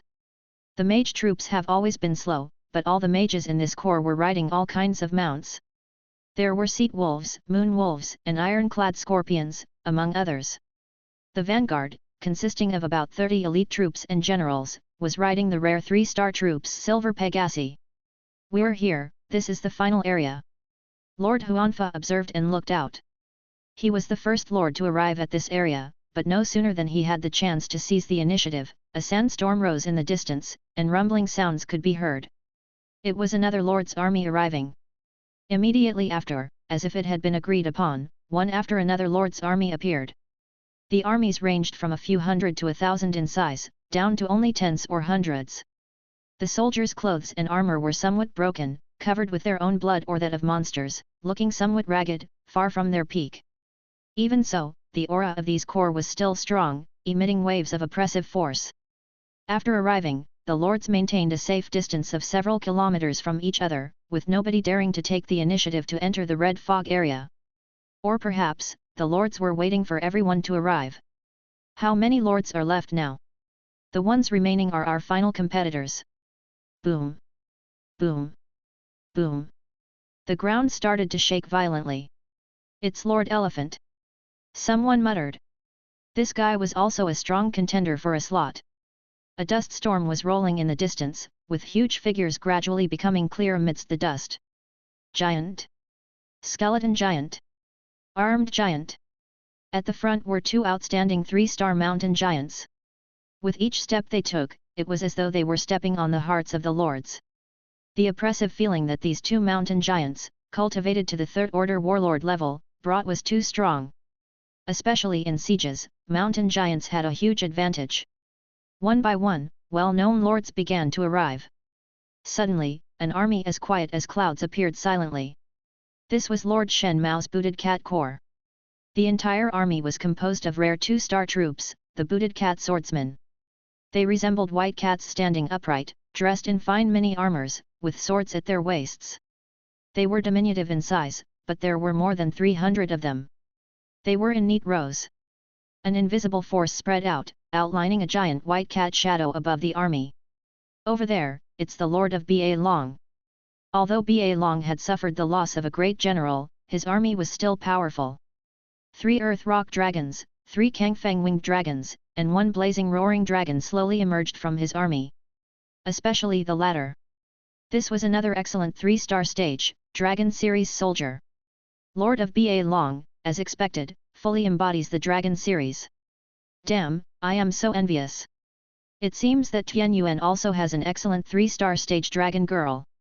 Although she is currently at a low level, she is a dragon girl. Once she grows to reach the 4th order peak, it would be incredible. Damn, why don't we have such luck? At this time, a beam of sword light cut across the sky from the edge of the horizon, instantaneously reaching the front of the red fog area. In the vast sword charm, the Lord Wuji, dressed in white, slowly appeared. Behind him, several of his generals were charging in. Rumble! On the other side of the red fog area, a black army rolled forward. The military flag was waving, and the chariots were dashing. This was the large army of Lord Yushan. It is said that Lord Yushan's comprehensive strength exceeds both Wuji and Kongming. It's not a rumor. Lord Yushan recruited a powerful group of generals in a big opportunity, and the strongest one among them is Epic. A well-deserved epic existence. He is known as the Lord of Raoshan, and when he was recruited by Lord Yushan, he already had a high level. To put it bluntly, the Lord of Raoshan is the strongest person in the field, even surpassing Lord Wuji. The lords each show their mystic arts, each looking towards the army of Yushan. In the army, the soldiers varied greatly. There were Tauran warriors, obsidian golems, shadow knights, and so on. However, no matter what kind of soldier, they all paled in comparison to the existence in the center of the army. There, several undead horses were pulling a gigantic chariot. On the chariot, a throne was built of white bones, and a figure as large as a small mountain sat on top of it. He had a face full of rough flesh, with fiendish features and a corpulent body. Behind him seemed to be a mountain of corpses and a sea of blood. No, it's not just a semblance. People saw a mountain faintly appearing above this person. A mountain, built of flesh and blood. This was where the name Raoshan came from. 17 lords, these are all the competitors, right? Oh no, it seems there is another army, Tian Yuan? Is Tian Yuan still alive? The old lord was somewhat surprised. But those who knew that Duo Lai had swallowed the Xian dragon descendant were not too surprised. After all, Tian Yuan possessed a very strong hero. Under the protection of this hero, it was not difficult for Tian Yuan to endure until now. However, a powerful individual can save his life, but that's far from enough to influence a war. The truly powerful lord has no weak point, like the Lord of Ba Long who, despite suffering the loss of a great general, still has a blazing roaring dragon, a third-rate general, a fourth-rate general, and a whole invincible army which is not much weaker than the Xian dragon descendant. He is still mighty and a strong contender for the quota. But Tian Yuan was the opposite. A top powerhouse couldn't support everything. It's already surprising enough, he has only been in the eternal world for a short time. Yes, to have come this far in just a few months, Tian Yuan can indeed be proud. Below the Yuan emblem were ragged and disheveled soldiers, numbering only about 20 or 30. But there were a few lords who had caught a glimpse of the battle of Tian Yuan's army before. They had a vague feeling that something was not right. Moreover, where was Tian Yuan himself? Stomp! Stomp! Stomp! The uniform footsteps, shaking the earth, a black army came from a distance, stopping in Tian Yuan's position. It's the undead. It seemed to be a skeleton general, or some similar hidden soldier type. Is this Tian Yuan's real trump card? No, it seems not yet, we haven't spotted Lord Tian Yuan. The dense fog suddenly started drifting, and cold winds were blowing across the earth. The sky dimmed. From within the dense white fog, two large, gloomy blue lights suddenly lit up, and a gigantic figure flew out of the fog. It had black scales and deep blue eyes, towering horns on its head, and its gigantic body seemed to be covered in thick ice, emanating bone-chilling coldness. It had wings tens of meters long, and the roar it made shook the heavens and the earth. It was the embodiment of extreme cold, the executor of death. Just by hovering there, it exuded tremendous pressure, like a king looking down on his subjects, or a god sneering at ants. It was the dominance of a higher life form over a lower one. Is that a frost giant dragon? Epic life frost giant dragon. And on the back of this noble, majestic, and great epic life, a person stood with his hands behind his back. It was Lord Tian Yuan. He was riding the frost giant dragon. Chapter 217, The Ice Dragon is unbeatable in the world, flowers bloom on the other side of the Stygian river. Damn! A frost giant dragon. I can't believe I'm seeing a living frost giant dragon. There are many kinds of epic life, and the frost giant dragon is one of the most well-known amongst them. Its fame even outshines that of the five-color dragon. The dragon-obsessed Lord of Ba Long, who strives to fully embody the dragon series, stared at the frost giant dragon as if he had seen paradise, no, even far beyond that. Strong men should be playing with dragons. The Lord of Ba Long has looked up the guide to epic dragons countless times among all the dragons. He didn't like the red dragon or the gold dragon the most, but the frost giant dragon. Simply because the frost giant dragon exudes a powerful and dominant aura. Having seen it with his own eyes today, he reassured himself that this was indeed the type of soldier he had always awaited and wanted the most.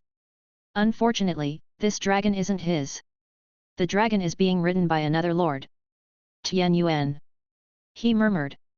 Honestly, he was somewhat unwilling to accept that his general, the Xian dragon descendant Hogaer, was defeated. He thinks it was Hogaer's carelessness, for Hogaer ended up getting slain by the seemingly harmless blue-haired girl. He even specifically sought for her to avenge his general. Unfortunately, Duo Lai flew too fast for him to catch up. But now, gazing at the frost giant dragon crossing over the wilderness, Lord of Ba Long's mentality changed. If this man can command a frost giant dragon, then perhaps it's acceptable for Hogaer to have lost. As long as your trump card is a dragon, as long as you are following the path of the dragon, you can earn his, Lord of Ba Long's approval. And Lord Tian Yuan has a dragon girl and a frost giant dragon. Besides, since he blue-haired girl was able to defeat the Xian dragon descendant, it's because that she has dragon blood, making her a humanoid dragon. Lord Tian Yuan, I, Ba Long, am willing to admit that your dragon power surpasses mine. But I will prove to you that I am the strongest dragon lord. In the troops of Lord of Yushan, the towering and bulky Lord of Raoshan casts his gaze at the frost giant dragon. He sneered. A magnificent epic life, yet stooping down to be someone else's Mount He. This is as far this dragon's potential goes. Next to him, Lord Yushan smiled awkwardly without attempting to rebut. He merely stared at Lord Tian Yuan, envy burning in his eyes. Even though they have epic soldiers, why is the treatment of the epic life so vastly different? Lord Yushan can only attribute it to the fact that his recruit, Lord of Raoshan, has memories from his previous life and was already a high-level cultivator when they met. Forget about it, power is more important. treatments, mounts, and other irrelevant matters. He thought bitterly. But he, as Lord Yuan, does hold an epic soldier, even though his epic soldier seems to be of a higher status than him, is often stubborn, and he even has to put on a smile when speaking with it. But no matter what, he has won. The taste of sourness in the mouths of other lords was almost overflowing. Very sour indeed. No wonder Tian Yuan is so much ahead of his contemporaries. Obviously he encountered great fortune early on and recruited this frost giant dragon. No, there's even more than that. Some lords thought of the blue-haired girl from Tian Yuan's family. She still looks as harmless as ever, but it was this delicate girl who defeated and killed the Xian dragon descendant. To have such a remarkable achievement, she either encountered great fortune or she is an epic. If it is the former, even though great fortune can significantly increase one's strength, it is a fixed increase, the primary benefit appearing in the early stages. The latter, however, meant that this blue-haired girl of unknown rank, just like the frost giant dragon, has boundless potential. What is the most significant difference between an epic and anything below it? Not the basic physical and mental strength, not the lifespan, not the level-up speed, not entirely the inconceivable epic abilities, but potential. For anything below epic, even the 3-star stage excellence soldiers, it is still tough to step into the legendary realm. It depends on talent, chance, and fate. The uncertainty is enormous. The grandparents of Tai Xian had cultivated dozens of 4th-order peak generals, yet none of them managed to step into the legendary realm. But if it is an epic, as long as you receive systematic cultivation and invest in resources like perfect breakthrough stone, stepping into the legendary realm is almost guaranteed. The only difference lies in whether you break through in 1 year, 2.5 years, or 10 years. In a few years, Tian Yuan could have 2 legendaries, far surpassing the rest of us older generations. Damn, so envious. The lords didn't have time to be envious, as the battle was about to begin. Before the 18 lords and their troops could advance into the red fog area, the monster tribes in the distance began to stir. Waves of monsters surged out towards the troops on the edge of the red fog area.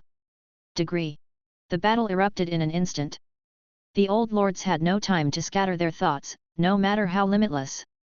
Tian Yuan's potential now is our stage. Gambling on the dignity of the older generation, they will fight to the end. The 18 troops of the lords were like 18 sharp swords, piercing mercilessly towards the red fog area from different directions. Some were sharp. Some were dull. The dull ones were those lords with severely damaged troops. They not only had to ward off the monster waves but also attack the monster tribes, making them seem like small boats swaying in a storm. But they had no way back, the battlefield had shrunk, and they had to fight to the end. The sharp ones were naturally the best amongst these lords, and their troops were more intact. Their real potential is now truly being revealed. In my name, let the meteors fall from the sky. A hero completed the lengthy incantation, exhausting the energy stored within each gem on his body, to unleash a strategic skill. Giant meteors then fell from the sky. With just one hit, it wiped out an entire monster tribe and countless monster tides. Holy blessings! Burning sky and sea of flames. Beast group pass. One after another, strategic skills capable of reversing small to medium-sized wars were successively used. In an instant, several lord armies broke through the monster tide and dove straight in. There were also lord armies, commanded and shaped by their lords, pushing forward like war chariots. Within the Yuan army, at the request of Lord Yuan, the Lord of Raoshan cast a glance at the frost giant dragon and rose from his throne. Behind him, the terrifying Raoshan became increasingly clear. The lords displayed their magical powers, and even the weaker forces wanted to fight to the last, bursting with brilliant colors. A wave of energy surged, one after another. Ear-splitting roars, one after another, continuously sounded. Here in the Tian Yuan Corps, Ilo was also using a support-type strategic skill. In the name of the stars, bestow upon our army the blessing of the stars. Streams of starlight rained down. The speed and energy of the entire Tian Yuan Corps' elite and generals surged. The bone dragon. The frost giant dragon Serio let out a roar that shook heaven and earth, as if proclaiming the arrival of the invincible dragon. Roar. Having completed its passenger-carrying mission, it became even more excited, roaring as it charged to the front line of the armed forces. The invincible long way spread out. The monsters that surged like waves, one by one, fell to the ground and rolled into a ball. With just a single breath, the frost dragon Serio sent the monsters flying into the sky. In the wave, a handful of stronger monsters resisted the face of the Long Way and launched surprise attacks on Serio, but they could not break through his armor. He. Even in the face of raging waves, this dragon is still invincible on the battlefield. Even if there are countless ants, they can't shake the giant dragon. Ha.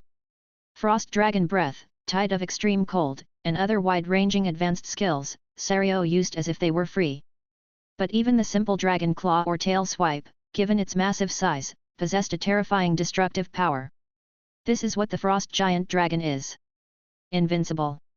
At this moment, the frost giant dragon Serio is the brightest star of this battlefield. Even General Duo Lai, who was not skilled in water wave techniques, played a supportive role for him.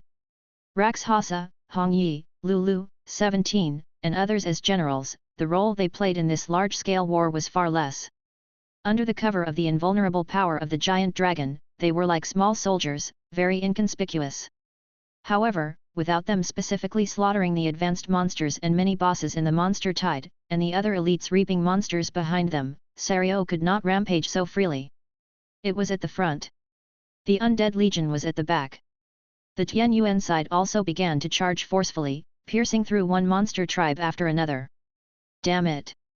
The armies of the surrounding two lords, who were struggling to break through and had fought for a long while, looked around and found that Tian Yuan's advancement speed had already left them far behind. Is this fair? Wasn't it said that individual powerhouses could play a very limited role in large-scale wars? In terms of general theory, that is the case. Even if it was a fourth-order strongman, if they are not heroic and don't master strategic skills, they would also not be able to single-handedly reverse a large-scale war.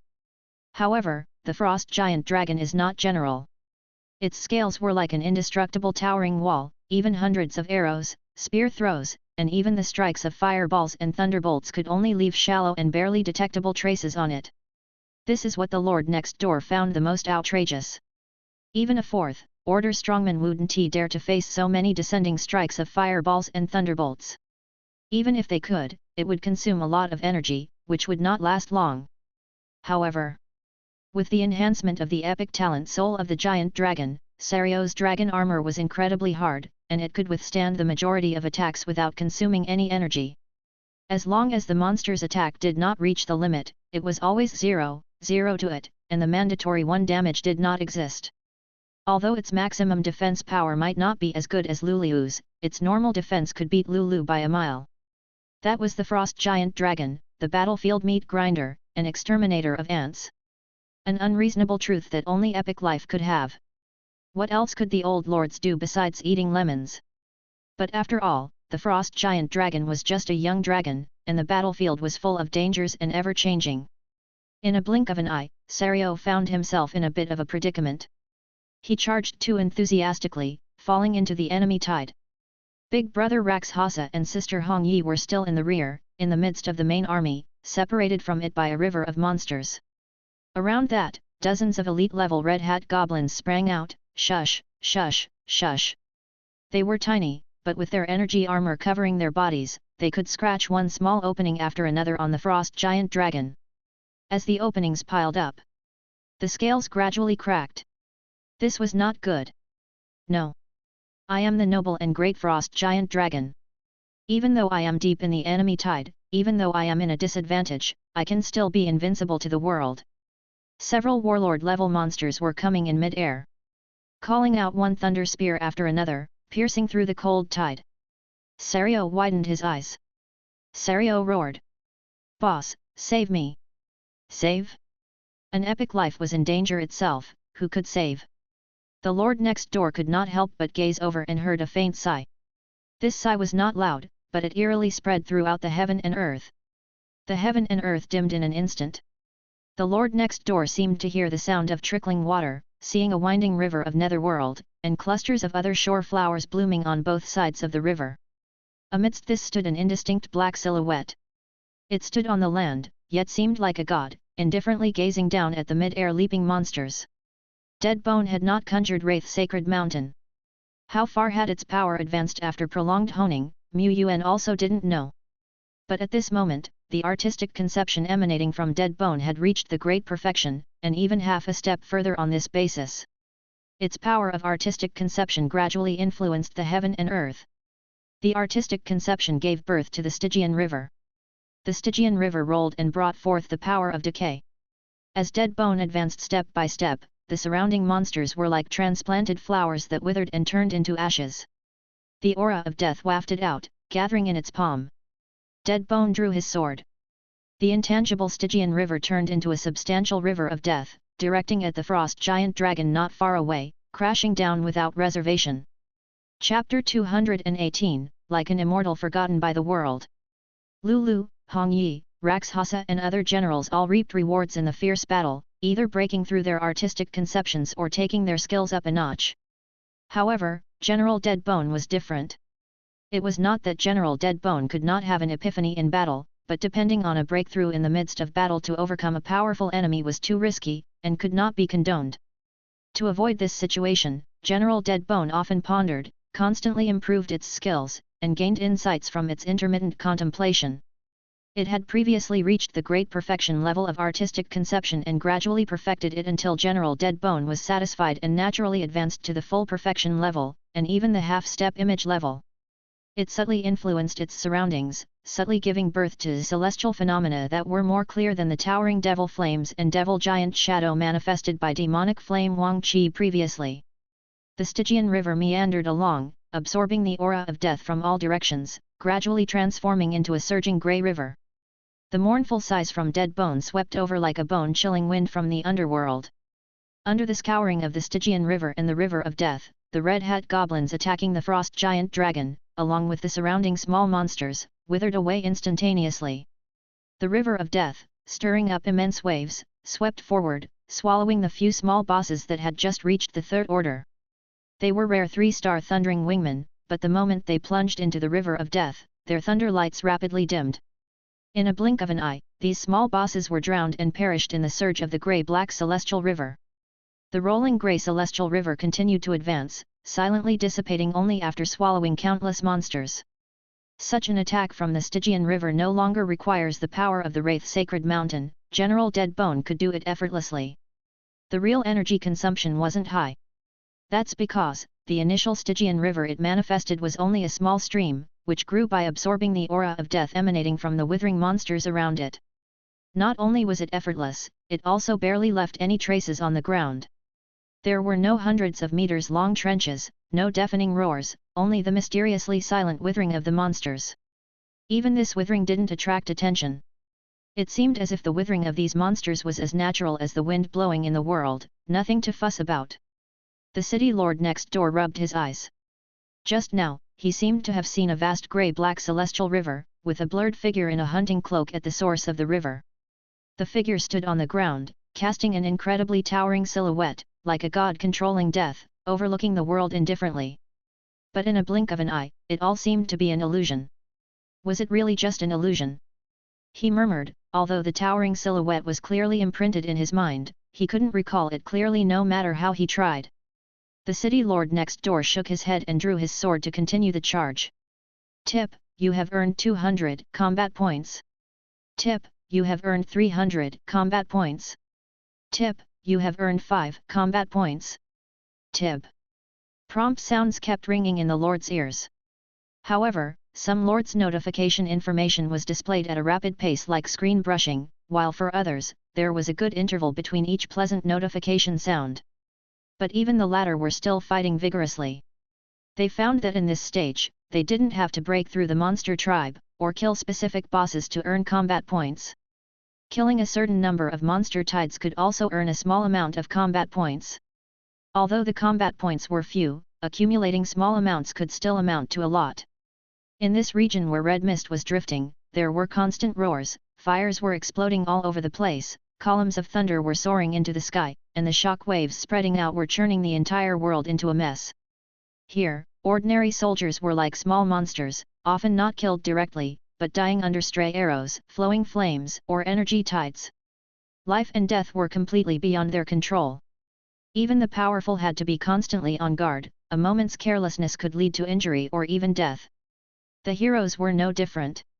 However, the army soul core that had molded their army spirits, were free and easy on such a battlefield. Hundreds of elite soldiers were completely integrated, like a whole entity.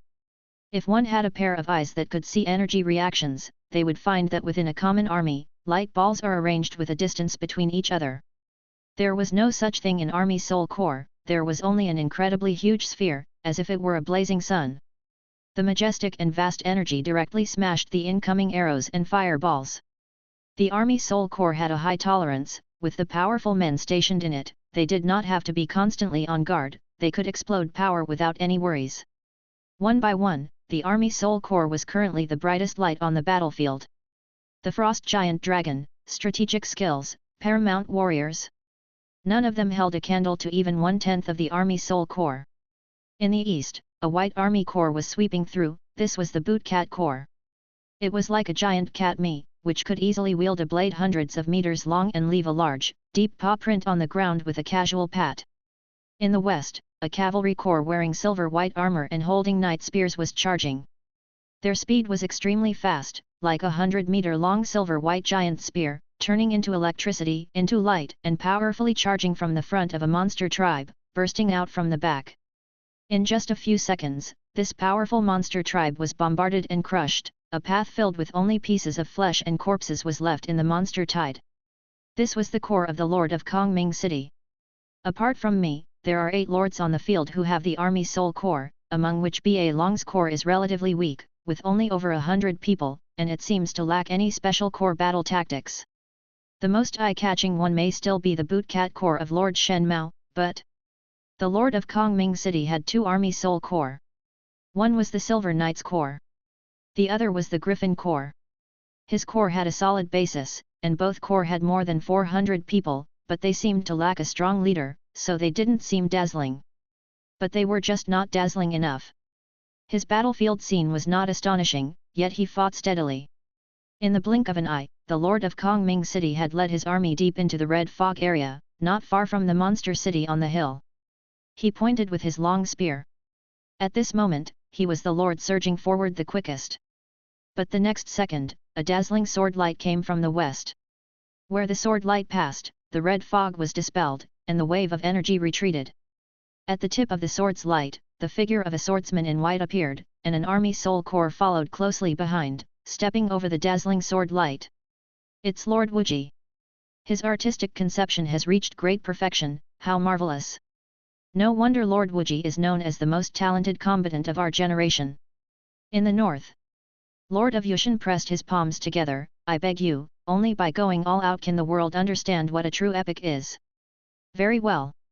Lord of Raoshan slightly nodded. Indeed, he could not tolerate mount epics like the frost giant dragon, that tarnished the name of epics. If so, this king will take action. Not an arbitrary strike as before, he would enlighten the world, and that foolish frost giant dragon, on what a true epic is. The towering flesh mountain emerged behind him. With a wave from Lord of Raoshan, figures like Count Vampire and leader of Tauren entered the flesh mountain, taking their places at various nodes. Lord of Raoshan extended his hand again, laying it on the core of Lord of Yushan, continuously drawing energy from it. The energy is not quite the same. Lord of Raoshan is not a member of the army soul core, but that did not prevent him from forcefully extracting it. With the endless energy influx, the entire flesh mountain quickly inflated, growing hands and feet, stepping out of the ground of flesh. Lord of Raoshan himself, stepping up the flesh stairs, climbed to the top of the flesh mountain, forming the final head. A terrifying war weapon is thus formed. It began to rush, and along the way devoured the blood and flesh of monsters, swelling up like a rolling snowball. In the blink of an eye, with the charge of the flesh mountain behemoth, Lord of Yushan also arrived in front of the monster city. Kongming, Wuji, Yushan. These 3 forces are currently the most likely to breach the monster city. Sure enough, these older generation lords are too strong, their foundations too profound. They are all monsters. Yuan was astonished. At this moment, his Tianyuan core was still about half the distance away from the monster city.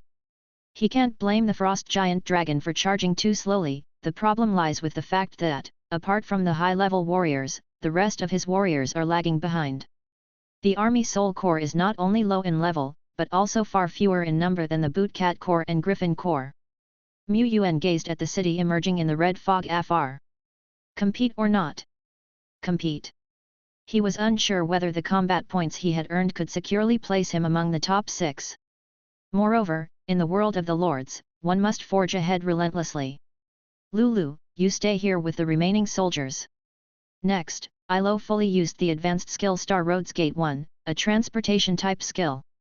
Despite its drawbacks such as its inability to teleport over long distances, having a lengthy chant prelude, etc., this skill can be used on a group. Soon, a huge star bluish light gate opened up in space. General Deadbone crossed the Star Roads Gate in a flash, arriving at the opposite position. The invisible river of death swirled open, medicating all the monsters around that could possibly destroy this portal.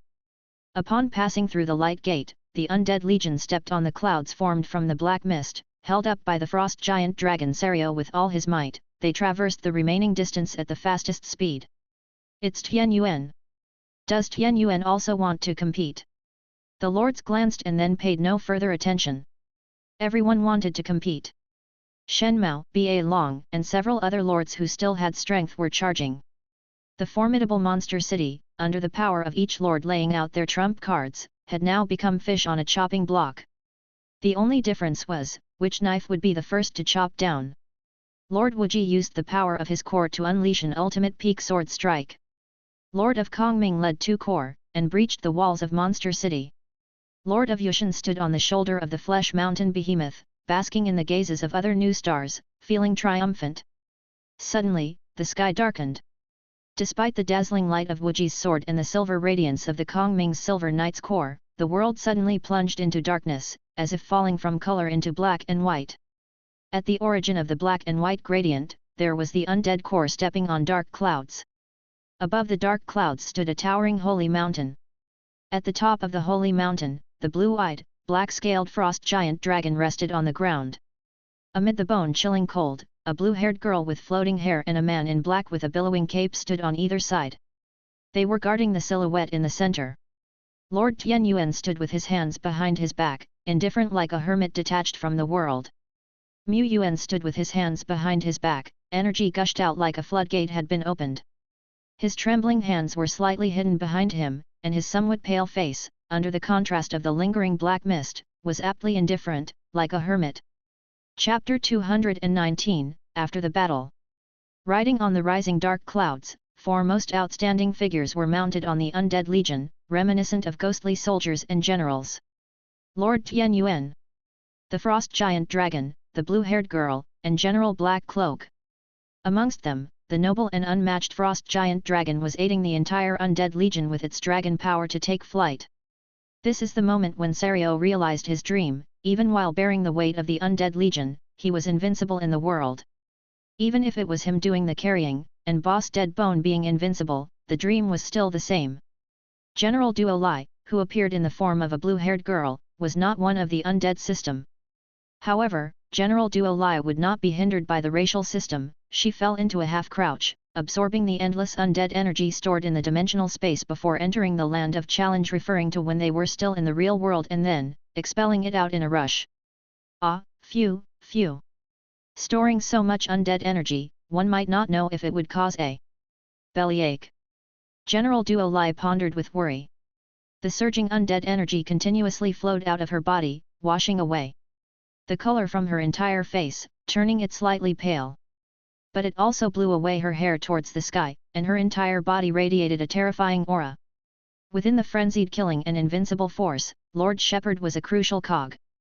He was now fully integrated into the Dead Bone template, building a bridge with the power that originated from the Dead Bone, using all his strength to charge the legitimate Holy Mountain with a pirated version of the Wraith Sacred Mountain. General Dead Bone had several hidden backup power sources, but none of them, whichever one they might be, could compare to the power supplied from the pirated Wraith Sacred Mountain right now. I, the Lord, am the most potent backup power source. At the same time, the aura of death from all directions also swarmed over. The enormous energy was dozens to hundreds of times that of a normal Dead Bone, and hundreds to thousands of times of that of a regular elite-level soldier. When the energy is so vast that it causes ripples in space, Let alone that the user of this energy was General Dead Bone, who was on the half-step image level of the artistic conception and great perfection. Dead Bone didn't dance solo, he was only acting as the commander of the army, leading all the soldiers of the Undead Legion to strike together and create the river of underworld swords. The river of netherworld darkens the world. The Undead Legion was riding on the Stygian river. Lord Wuji, using his body as a sword, transformed into the utmost sharp end of the light. The two big core and the flesh giant beasts also roared as they charged in. From 4 directions, 4 horrifying attacks simultaneously pounded into the city of the monsters. The rough city walls shattered and flew up like scraps of paper. The monster tide surging outwards cracked apart, turning into dust.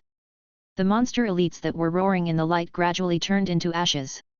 And the monster city lord, who was sitting in the middle of the city and had barely had time to display his style and power, began to twist and crack under the radiating heavenly might from all 4 directions, shattering into pieces. But nobody paid it any attention. After unleashing his most extreme sword light, Lord Wuji turned his gaze towards the distance. Lord of Kongming City was also gazing at the frost giant dragon and the 3 figures standing upon it. The third epic. Lord of Yushan was also observing, with envy, awe, and a complex expression on his face. Lord of Raoshan next to him was also surprised. He wasn't amazed at the power of the river of Netherworld. As Lord of Raoshan, he had seen much, and this simulation battle was just child's play in his eyes. If it hadn't been for the sight of the frost giant dragon, he would not have deemed it worth his full effort. The power of the Netherworld River, which amazed his lord, wasn't particularly formidable in the eyes of Lord Raoshan.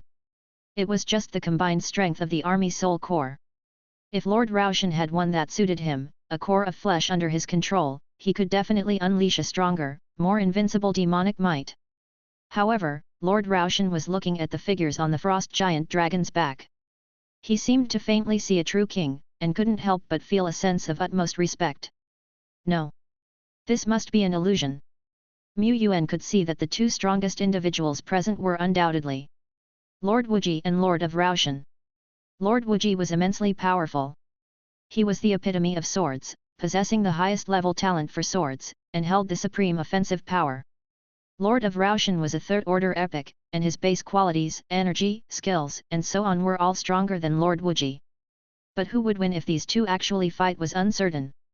Compared to these 2, people like Duo Lai, Rakshasa, and Lulu, didn't qualify to stand shoulder to shoulder. Neither did General Dead Bone. Indeed, Yuan's subordinate had exceeded norms and become a powerful individual. However, in Yuan's eyes, both Lord Wuji and Lord Raoshan were exceptional figures, and they were a step above. The Undead Legion couldn't even be compared to the Silver Knights Corps, Boot Cat Corps, and other formidable army soul corps. His side was able to make it to the front lines in the final battle and break into the monster city, occupying 1/4 of the contribution, was honestly due to some opportunistic tricks and the fruit of their early preparations. Yuan was fully aware of this. He didn't believe that he was stronger than Wuji, Kongming, or Yushan. They were all monstrous veterans, while he was just a green hand whose subordinates were slightly stronger. The big shot examiners outside the field were also aware of this. However, Twilight Elephant City Lord sipped his tea, but ripples gently formed in the cup of tea. After gulping down a few drinks, Wu Qingyan said, "It seems that there are some promising young people in my Taishan. Wonder where Lord Tianyuan is from, do you think he could be from Baiyun State?" "You're dreaming." Huang Longjun from the next table said, "Such a spirited young man is most likely from our Chaoyang State." Other leaders. "Do you mean to say that a young man, controlling the undead, and shrouded in black fog, riding a frost giant dragon against a mountain of white bones, is vibrant?" With a slight lift of his chin, the Lord of Hanyu City said, "I knew that the Lord Tianyuan, whom I recommended, is indeed not inferior to me." The other leaders. "Can we stick to the facts and have some shame? If we compare purely on the basis of development time, Lord Tianyuan has already surpassed you by at least several blocks. Of course, such a comparison is not entirely fair. The Taishan Alliance is stronger than it was several years ago and can offer more support to newcomers. This year's gold list rewards are also several times richer than before. But even if we take all these factors into account, Lord Tianyuan still surpasses Lord Hanyu. However, talent is just that, Talent. Many of those who once showed great talent later amounted to nothing. Lord Qing Xin, cradling a white cat in her arms, her phoenix eyes watching the lords leaving the stage, slowly said, "Let me mentor him. With my guidance, he can grow and progress much faster." "What in the world are you thinking? This is the newcomer I recommended. Besides hacking away, what else do you know how to do? I, on the other hand, can provide warmth and care on a spiritual level to this young gentleman." To be fair, Lord Qing Xin really has trained numerous excellent newcomers. Among her disciples, 3 have even stepped into the legendary realm.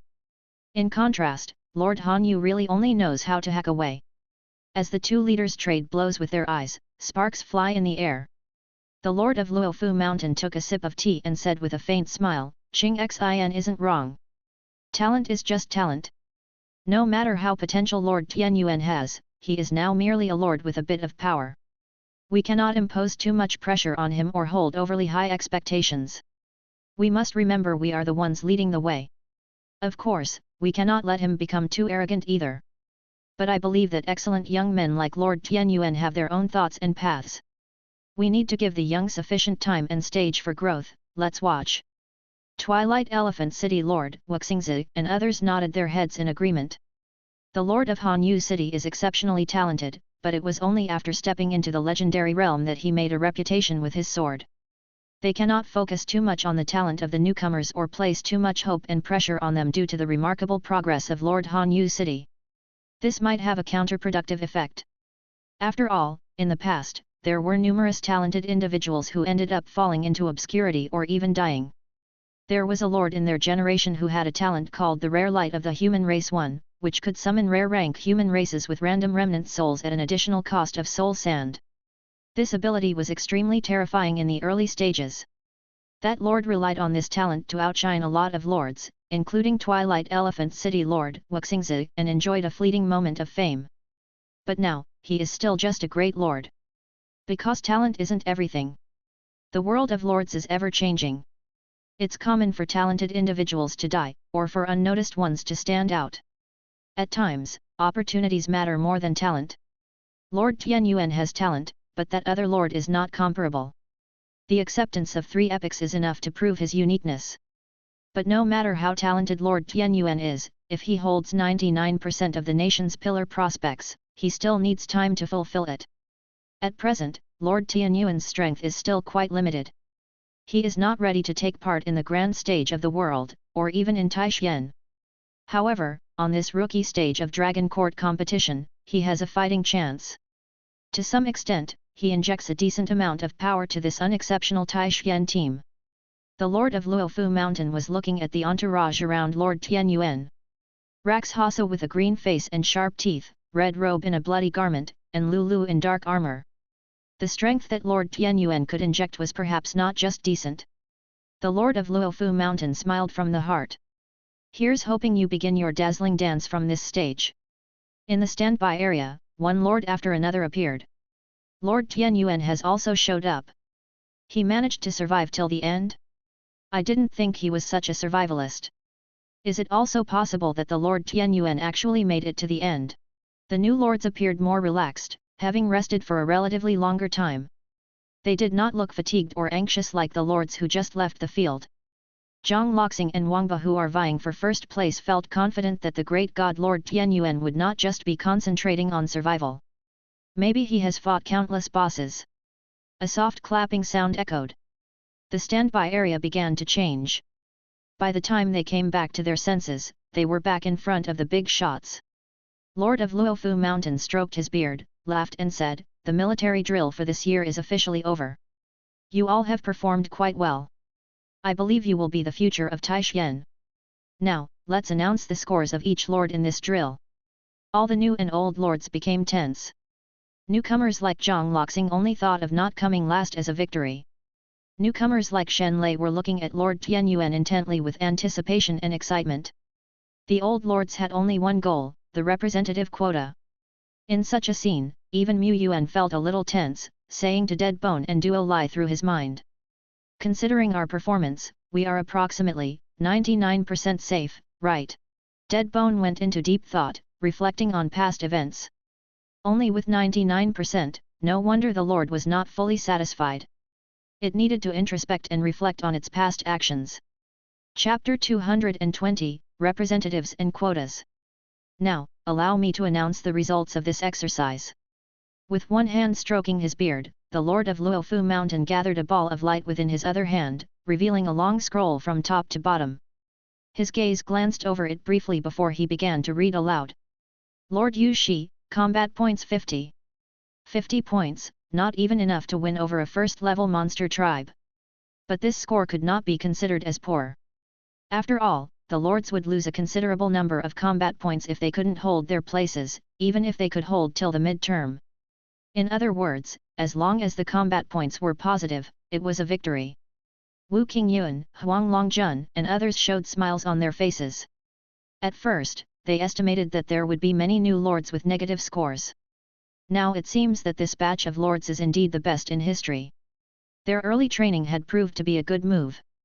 Lord Yu Shi was fairly satisfied with his positive score, but his smile lasted only a mere few seconds. Lord Bai He, combat points 150. Lord Luo Xing, combat points 250. So he was at the bottom? Yet people's emotions often contrast. Zhang Luo Xing, who was originally slightly relieved and pleased, saw his tough opponent Yu Shi's condition and his mood soared. If it weren't for the occasion he might have burst out laughing. One by one, the scores of Lord Dari, Lord Shuangtian, and other lords were announced. However, most people had already figured out their performance and did not show any great change in expression. Only Lord Shen Lei, after hearing his own name and not seeing the name of Tian Yuan for a long time, couldn't help but clenched his fists slightly. There is indeed a gap between Tian Yuan and I, he admitted. Lord Junyu, combat points 14,400. Lord Guanmu, combat points 15,900. Some less famous lords have also achieved high scores. Some have deep accumulation and made a name for themselves on this stage. Some have perfected the use of tactics to bring out 150% or 200% of their forces' abilities. Conversely, those lords who did not use tactics properly showed gloomy faces. These few people disappointed the examiners. After all, if you make tactical and strategic mistakes in military exercises, you will only lose scores, but if you make tactical or strategic mistakes in reality, you will lose a large number of troops, or even your own life. If they can't reflect on themselves in time and blame their mistakes on luck, their future. The Dragon Court competition is not just a simple duel, it requires the lords to use tactics and strategy. Lord Wuji, combat points 33,900. Lord Yushan, combat points 36,600. Lord of Kongming City, combat points 36,800. Lord Tian Yuan. The Lord of Luofu Mountain paused, combat points 36,825. The attention of the old lords was on the strong ones such as Wuji and Kongming, but a few of the new lords started to feel a bit wrong after hearing half of it. Why isn't there a Tian Yuan? One name after another was proclaimed and their faces became more and more shocked, unable to hide it. Until this moment. Tian Yuan, what Tian Yuan? This is not a lord. We were all fellow testers once, we all have similar family conditions and talents, we are all humans, but how can the gap be so incredibly huge? Lord Shen Lei was despondent. He couldn't catch up, no matter how he thought about it, he just couldn't catch up. Lu Miamu, surprised for a while, soon calmed down. She had always heard her elder sister saying Tian Yuan's talents were not inferior to her own, so such performance was reasonable, right? Wang Bullard Wang Ertang, the number one fan of Tian Yuan, was shocked. My cultivation is still not enough, whether in my trust in Tian Yuan or in the pursuit of power. Indeed, he didn't feel that he could catch up with Tian Yuan unless Tian Yuan fell into a trough one day and stopped progressing, but then that wouldn't be the Tian Yuan they knew anymore. But if he can't keep up, should he give up? No. As the Lord Wangba, he would never be satisfied to be an onlooker. He was the man who would step by step onto the path of the Great Lord and even the path of King. He might be weak compared to others in his life, but he would never be weaker than he was yesterday.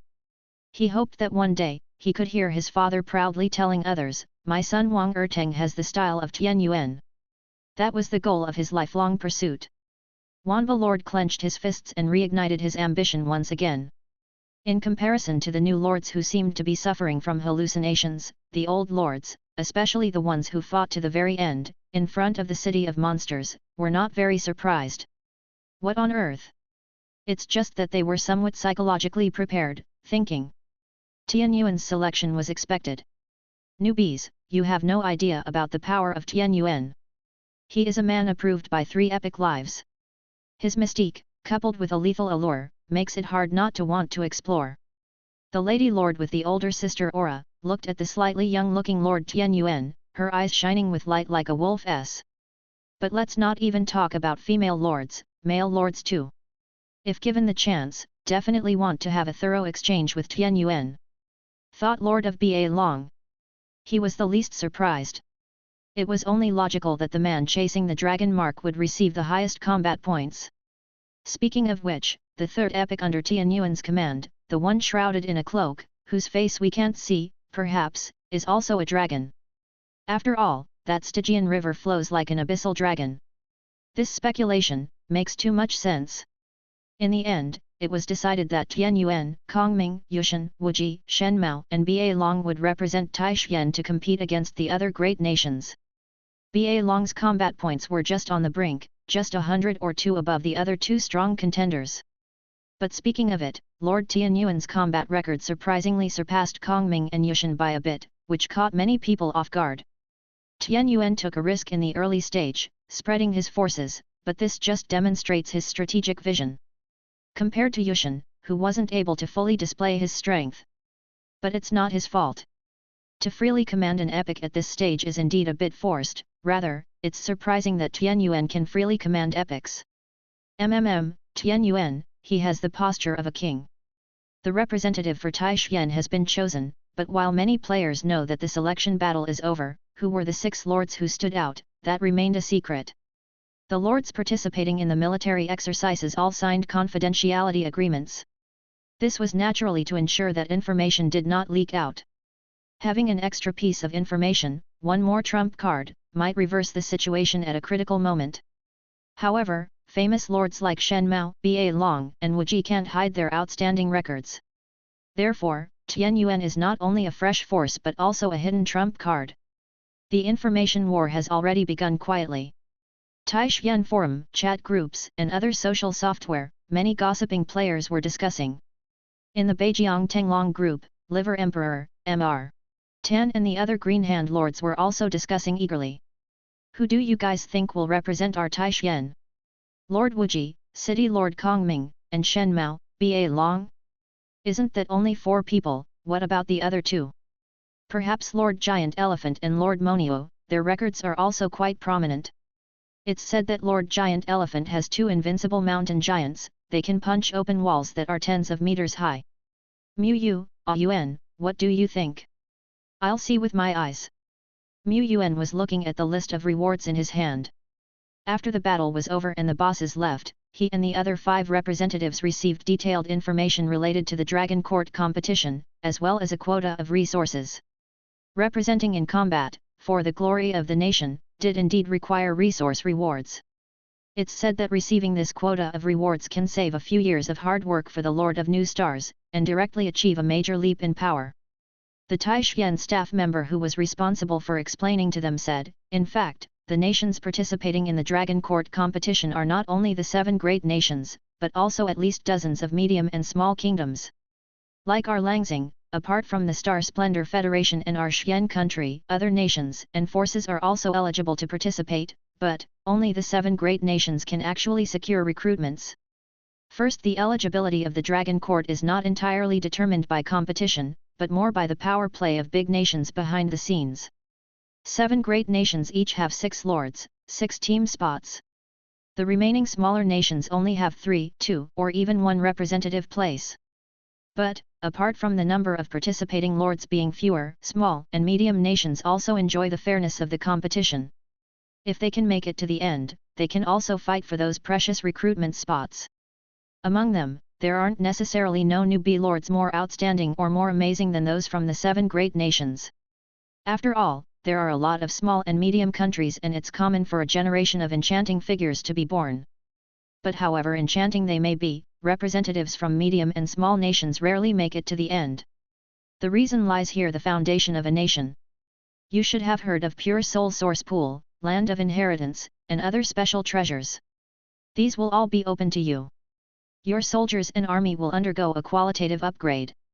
That is to say, the power you have when participating in the Dragon Court competition will far exceed what it is now.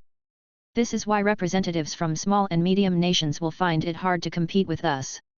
However, the underpinnings of Yongxing and Shenmue among the 7 great nations far exceed those of us in Taishan, which is why we are at a disadvantage most of the time. For Pure Soul Source Pool and other treasures, you need to schedule a time for use, and everyone can prepare in advance and adjust their state. How much benefit you can gain from these treasures completely depends on you. Besides the treasures, there's also a wealth of resources for everyone to choose from, so please choose carefully to maximize your power before the Dragon Court competition arrives. Mu Yuan looked at the list in his hand. It was filled with rare items that had to be exchanged with contribution points and were all items that enhance combat power quickly. Like the excellence level equipment, medals from the hero duel arena, etc. Chapter 221, Selection and Contribution System. How should I make a selection? Mu Yuan pondered. There were a lot of treasures available for selection, but naturally, he couldn't select them all. He could only select within the quota he had, making careful choices. Among them, the medal from the hero duel arena should be a good value for the cost. It doesn't take up many points, but it can make a significant impact. General Deadbone doesn't need it. However, with this, I can exchange for more hero duel arena usage time. Ilo, Shilu, even Duo Lai, their artistic conceptions could progress by leaps and bounds.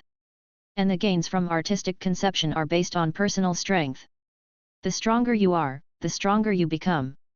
However, it's a pity that subordinates like Raxhasa and Lulu from the hero duel arena cannot enter. Oh! You can also exchange for the use rights of the Land of Challenge training mode. This isn't like when Lord Linglong used his own authority to open a room for him.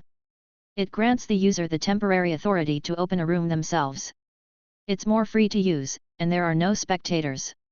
Although its effects can't compare with those of the hero duel arena, the refinement it provides is considerable, and it can be applied to groups as well. I must exchange for some of these.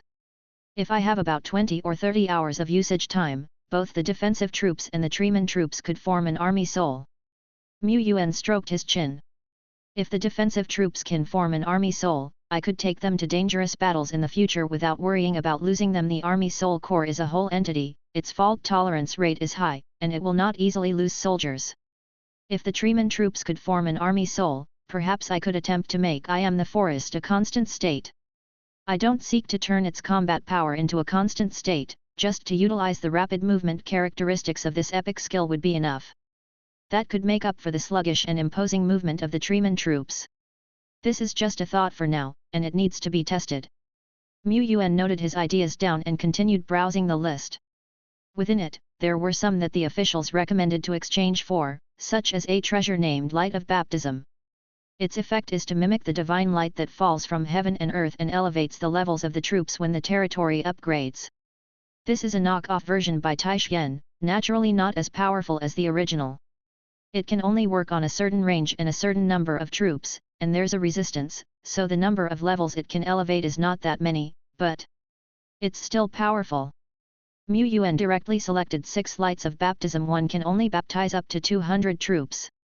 There's also this, another recommended one, a treasure called Essence of the Army Soul, which slightly increases the Army Soul embryo and makes it evolve further towards a complete Army Soul. It can only be used on form-level Army Souls. This is also very important. The more refined and real the Army Soul embryo, the stronger the force that the entire corps can unleash, and the longer it lasts. Like the previous military drills, the Undead Legion fully manifested the form of the Army Soul in the final stage. The other corps have an even more refined Army Soul than the Undead Legion, but this state of fully manifesting the Army Soul, being completely integrated and freely using the joint attack techniques, are not easily entered into by them due to the high consumption. At the same time, the more the Army Soul embryo is formed, the more soldiers it can include. An Army Soul Corps at the complete level can include over 1,000 elites, but the prerequisite is that they must have suitable soldiers. Not every Tom, Dick, and Harry can be incorporated into the Army Soul Corps. Lord Shen Mao's Corps' Army Soul embryo is quite refined, but it seems to lack enough booted cat swordsmen, so there are still vacancies in the core units. It's different for him. His Army Soul embryo has just started. I need to select this, and this one. Oh! There's also this one. Among the recommended items, there's Bloodline Essence Potion. It can purify the user's bloodline, with a small chance of evolving it and upgrading its rank. This is indeed an extremely rare item. Even if the usage prerequisites are strict and it must be an individual with a certain bloodline like Dragon Descendant, Dragon Girl, Flying Dragon, Vampires, etc. Even if the evolution rate after usage is very small, and the highest effect is not likely to evolve into epic, but it's probably the item that lords like Ba Long God Cat would most want to exchange for. Yuan skipped it and landed his eyes on another item. Skill Steel Sprint. Description: Special building, inscribed with the basic skill Sprint. This imprint is left by the legendary powerhouse Gale Sword Sage EXIN. Observing this imprint has a chance of learning this skill. Remark: Troops must possess wisdom to observe the skill Steel. The higher the wisdom of the troops, the greater the chance of acquiring the skill.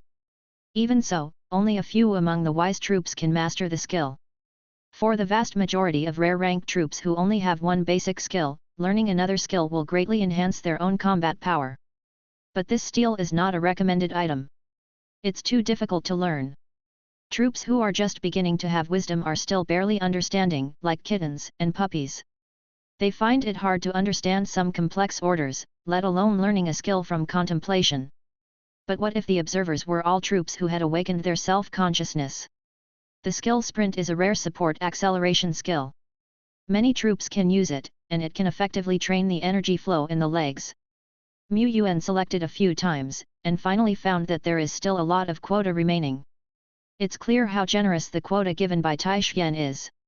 The remaining quota can almost exchange for 3 excellent grade equipment. Excellent equipment is expensive, but it can also greatly improve the capabilities of the powerhouse. If to select these equipment, Yuan didn't want to choose himself.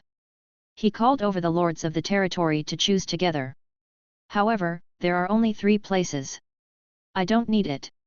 Deadbone was the first to speak. It was not so much a matter of humility as a clear understanding of one's own positioning. If there was an item of equipment or treasure that could effectively enhance its power, Deadbone would not refuse, as it would aid in enhancing the stability of the territory. But a normal piece of excellent equipment could only enhance its combat power under normal conditions, but it could not enhance its power limit during full force attacks. It wasn't that important then. Duo Lai scratched his head. I don't think I need it either, the ever-changing badge is enough. He stared at the list, somewhat disappointed. There's not much to eat on it, this list doesn't seem very good. Ilo. With her knowledge and breadth of experience, she could instantly see how precious the treasures listed were, with many being treasured items that the Eagle Kingdom could not produce back in the day. She felt the temptation. She needed excellent equipment, but after pondering it, she shook her head. In the past, she desired to catch up and surpass Duo Lai, desiring to enter the battle sequence. But strangely, after stepping into the realm of epic life, her thirst for the battle sequence wasn't as strong. Her focus was on her research in the intermediate mage tower. Well, not to be misunderstood by the Lord. More precisely, she was merely pursuing her personal research in her spare time, aside from her role in 997. That was it. Seeing that the 3 generals of the territory declined, the frost giant dragon Serio, who could only crouch on the periphery due to its massive size, had its eyes brightening with a burning blue flame. Excellent treasure has always been able to be obtained by those who are capable. And it, the great and noble frost giant dragon Serio, was a dragon of capability. It deserves to progress further. It leaned its head forward, opened its mouth slightly, and before it could speak, it caught sight of big brother Rax Hasa and sister Hong Yi standing nearby. Serio suddenly remembered a sad fact. It seemed, possibly, probably, that it was just a junior. Dare it speak up? It didn't dare. The frost giant dragon folded its wings and crouched in the outskirts, drawing circles over and over again with its thick and fierce claws. Yuan glanced at it. There were a few generals in the territory who did not need much external support, and the frost giant dragon was one of them. Ultimately, after discussion, the 3 slots for excellent equipment were taken by Hong Yi, Lulu, and 17. Rakshasa, now possessing the Fenai evil spear, he needed a treasure armor, but ordinary equipment was completely incompatible with him, hence it was pointless to ask for one. Among the generals, Lulu and 17, both of human origin, probably relied the most on external forces. Especially 17, who, after awakening her epic skill, 10,000 arrows treasure, was in need of a treasure bow to truly bring out this skill. Heavy Mountain Shield, in addition to the increase in power at the excellent level, it also has the ability to freely change in size and adjust in weight. This heavy shield can grow up to 20 times its normal size. Whispering Bow, in addition to, the arrows shot by this excellent treasure bow have penetrating power to a high degree and can resist energy armor. The last piece of excellent equipment, rather than being given to Hong Yi, could be said to be a shared equipment for the territory. Named Tear of the Grand Mage, it has the effect of lowering the energy consumption of techniques and stores energy daily and can act as a hidden energy reserve during combat. This excellent accessory was the most valuable in Mu Yuan's opinion. It could be used by anyone. According to the description, the maximum amount of energy it can store is 10 times the energy limit of a beginner in the 3rd order, which was also about 5 times that of Ilo. Although it may not be as much as the energy possessed by Duo Lai in his normal state, and is even more insignificant to General Deadbone, if it was given to people like Ilo and Hong Yi, the enhancement would be significant. The first 2 pieces of excellent equipment were personal, while the last one was to be shared by the group. That was the decision. Of course, Lulu and 17, who received the excellent equipment, need to deduct a certain number of territorial contribution points. As more and more elites in the Tian Yuan territory awake their self-consciousness, Mu Yuan needed to gradually improve the contribution points system and the currency system.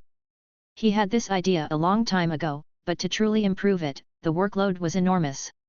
The great Lord Shepherd could only entrust this difficult task to the omnipotent worker, Ilo.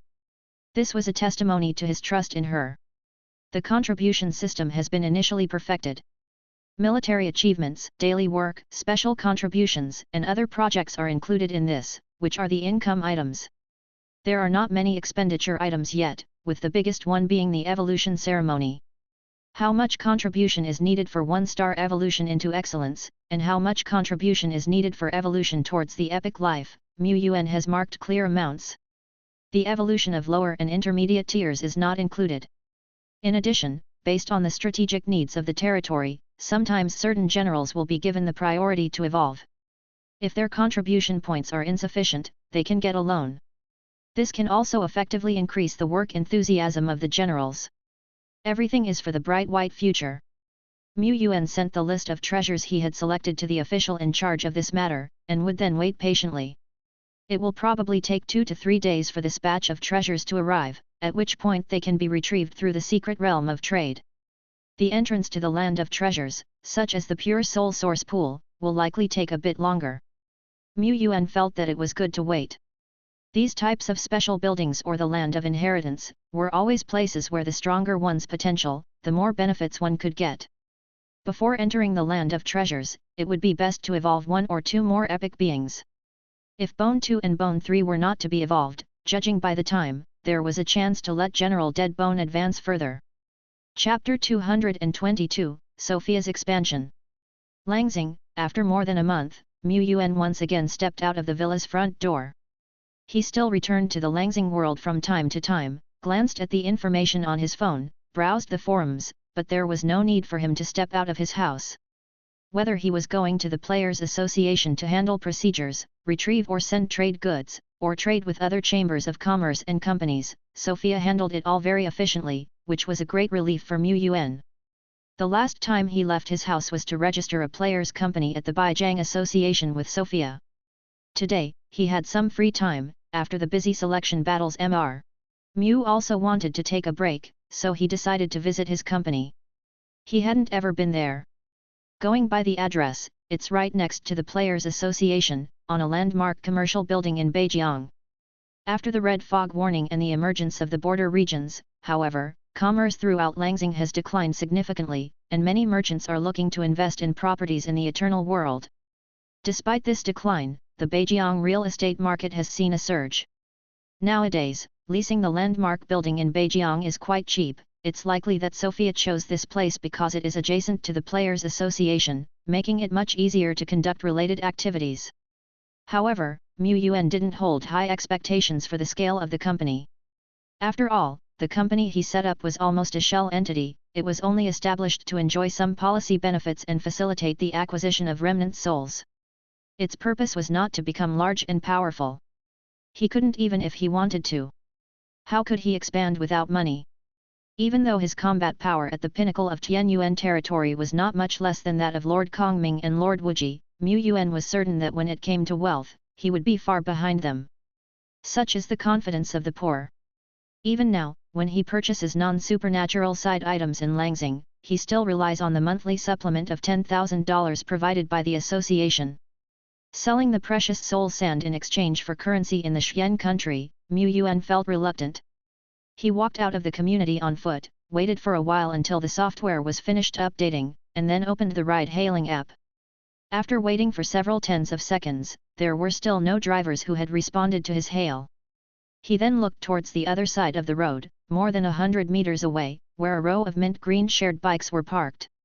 Many of the bikes had thick layers of dust, fallen leaves, and bird droppings smeared onto the seats, indicating that they were seldom used. With a twitch at the corner of his mouth, Yuan gave up. Never mind, I'll just run there instead.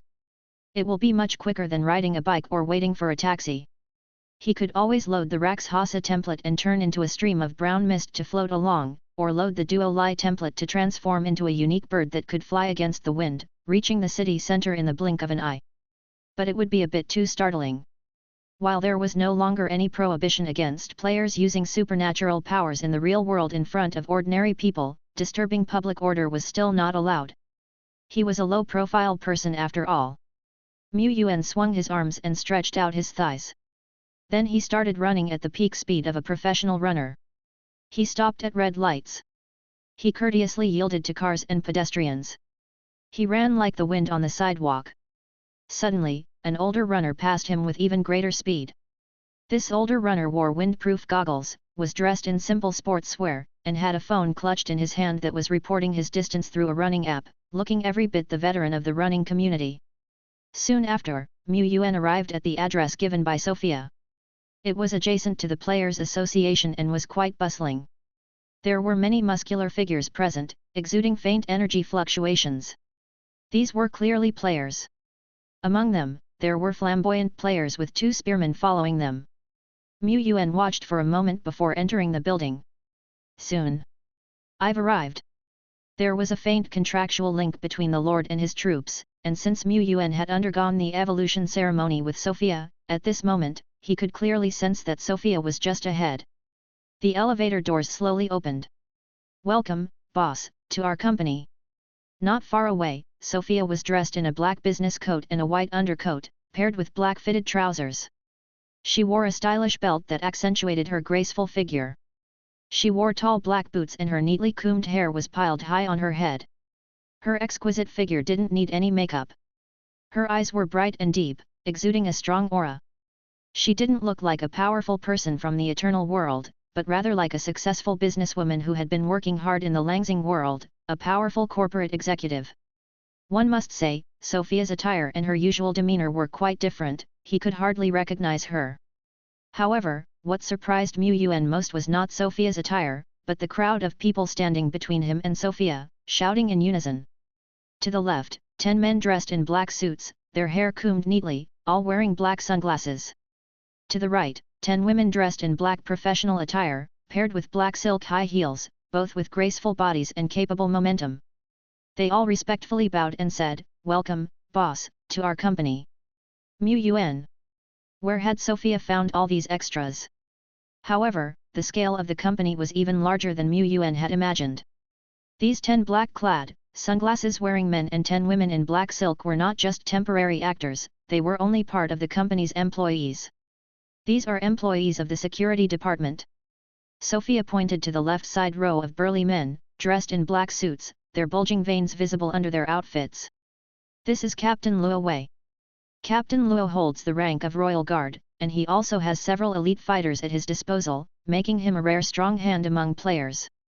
Sophia then introduced the woman standing at the front of the right-hand queue. This is Captain Lin Sushuan. Captain Lin holds the rank of Dark Knight Elf and is also proficient in computer information technology, making her a very rare talent. In fact, without Sophia's introduction, Yuan could roughly gauge these people's strengths and even their professional ranks with their faces, muscles, strides, and breath. For example, Captain Lin Sushuan, who has a rather cold demeanor, ears that were somewhat pointed and long beneath her hair. Yuan had seen and even killed many Dark Knight Elves monsters before, so he could basically identify them at a glance. The problem wasn't that, the problem was, where did you find this level of employee? No, how could you afford to hire them? Well, this is our company's big boss, you two have been wanting to see the face of the boss, haven't you? Luo Wei had been speculating about the big boss of the company. He had guessed many possibilities. For example, the company didn't have a real big boss, it was a cover that Mu Fei, Sophia, had made up. Or, that there was a big group standing behind the company. But it turned out the big boss looked younger than imagined. However, when he thought about it, this was not surprising, as the president is also very young. But after witnessing the tip of the iceberg of the power displayed by the young president during the recruitment fair, he didn't dare to underestimate her anymore. There was a player express haughty insubordination and ended up being terrified. President Mu Fei was undoubtedly a tough character. The big boss who could control this tough character must not be a simple man. The not-so-simple big boss walked into the office that Sophia had prepared for him. The door closed, and the soundproofing was excellent. It was then that Yuan had the chance to ask, what's going on really? The soul crystal coins he gave to Sophia were just slightly more than the cost of acquiring remnant souls. Moreover, since all the drops from his territory were transported to Shilling Town for sale, Langxing Company theoretically had no source of income, it seemed to be a shell company for purchasing remnant souls. Sophia's deliveries of remnant souls were never short, and in fact, were becoming more and more. Where did she get the money? She couldn't have been doing something illegal, could she? It wouldn't be the case. While this girl could have a bit of madness in her bones, she was generally good. It would make more sense if Sophia had won the lottery.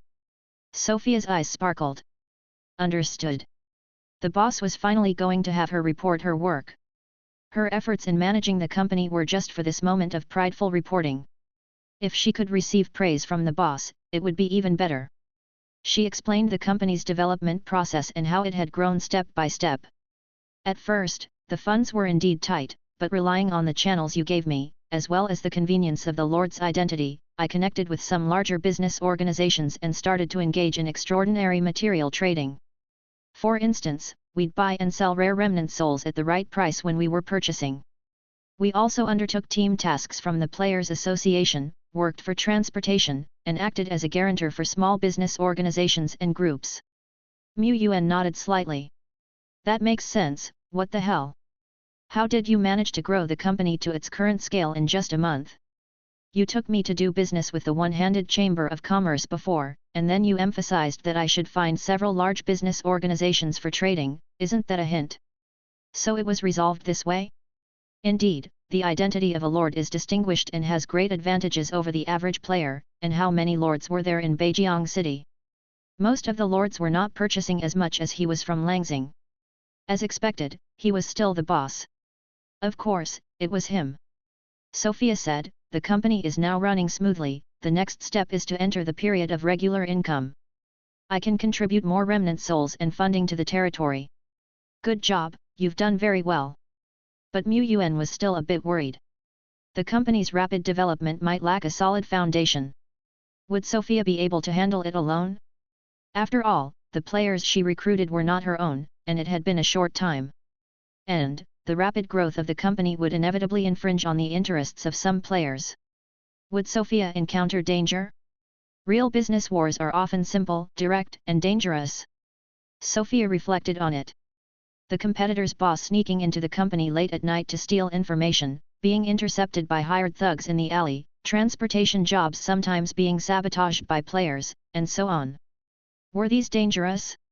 Of course not, they were just a bit of excitement and fun added to a calm and ordinary life. She loved this kind of fun. Chapter 223, Dancing in the Dark Night, Lady of the Raven. Sophia took dangers as a form of amusement, sometimes she even enjoyed fishing for trouble, purposely wandering into alleyways and remote parks.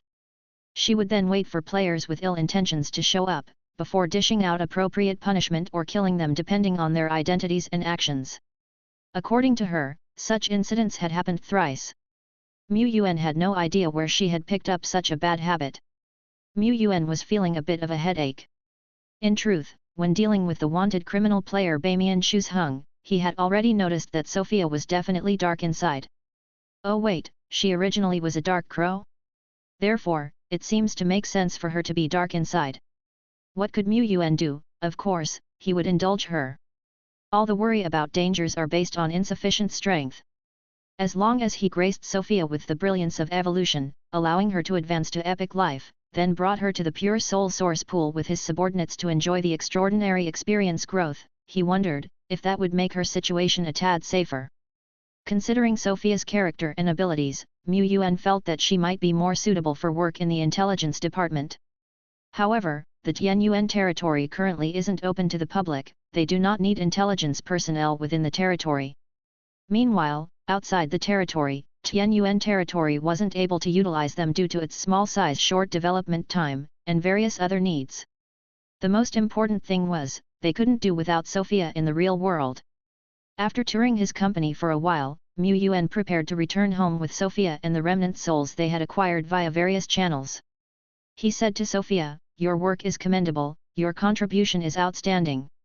Thus, I am planning to conduct a baptism ceremony for you 3 days from now. Remember to adjust yourself to the best condition on that day, and head back to the territory." "All right, boss." Sophia called up a bunch of her team. Under the respectful send-off of 10 beefy men in black suits and sunglasses, and women in black stocking and tight wrap skirts, Boss Mu left the company with a twitch at the corner of his mouth. Watching Yuan leave, Sophia felt exhilarated. Quite unlike her CEO demeanor, she pumped her fists. In striving to run the company and surpassing the tasks assigned by the Lord, she never expected any rewards. She had been saved by the Lord, and the witch illness that had plagued her for over a decade, since her awakening, had also been healed by the Lord. She was completely content, long since having sworn to have allegiance to this man, even if it meant giving up her life. Of course, it would be even better if she didn't have to give up her life, after all, she wished to pledge her devotion to him for even more generations to come. However, she was still elated and thrilled that the Lord was hosting an evolution ceremony for her. This meant that she was doing an excellent job. "Sophia, keep on going." 3 days later, that night. Sophia did not go fishing that day, she didn't take the long way home either. She simply changed into her dark crow form in an unsupervised alleyway to covertly return to her villa. She always hid her tracks when returning home. Because if outsiders were to discover her home and thus disturb the Lord, it would be her fault. Very soon, Sophia returned to Tianyuan territory.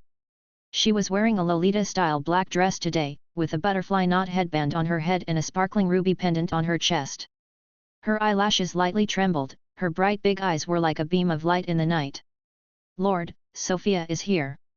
I am fully prepared, Crow. Are you sure you have adjusted your state, and not just put on makeup?" Sophia's spirit seemed quite good, she was not overwhelmed by the affairs at Langxing. Yuan opened her panel. "Sophia. Class, Witch, Dark Crow. Rank, Excellence 3-star. Talent, Dark Crow Bloodline, Messenger of the Night. Skills, Crow's Call, Black Feather, Feathering, Black Claw, Fireball Technique, Wind Blade, Black Crow Forest, Dark Flame. Artistic Conception, Small Achievement." Sophia was a high-level 2nd rank, a powerful being with venue skills and decent artistic conception.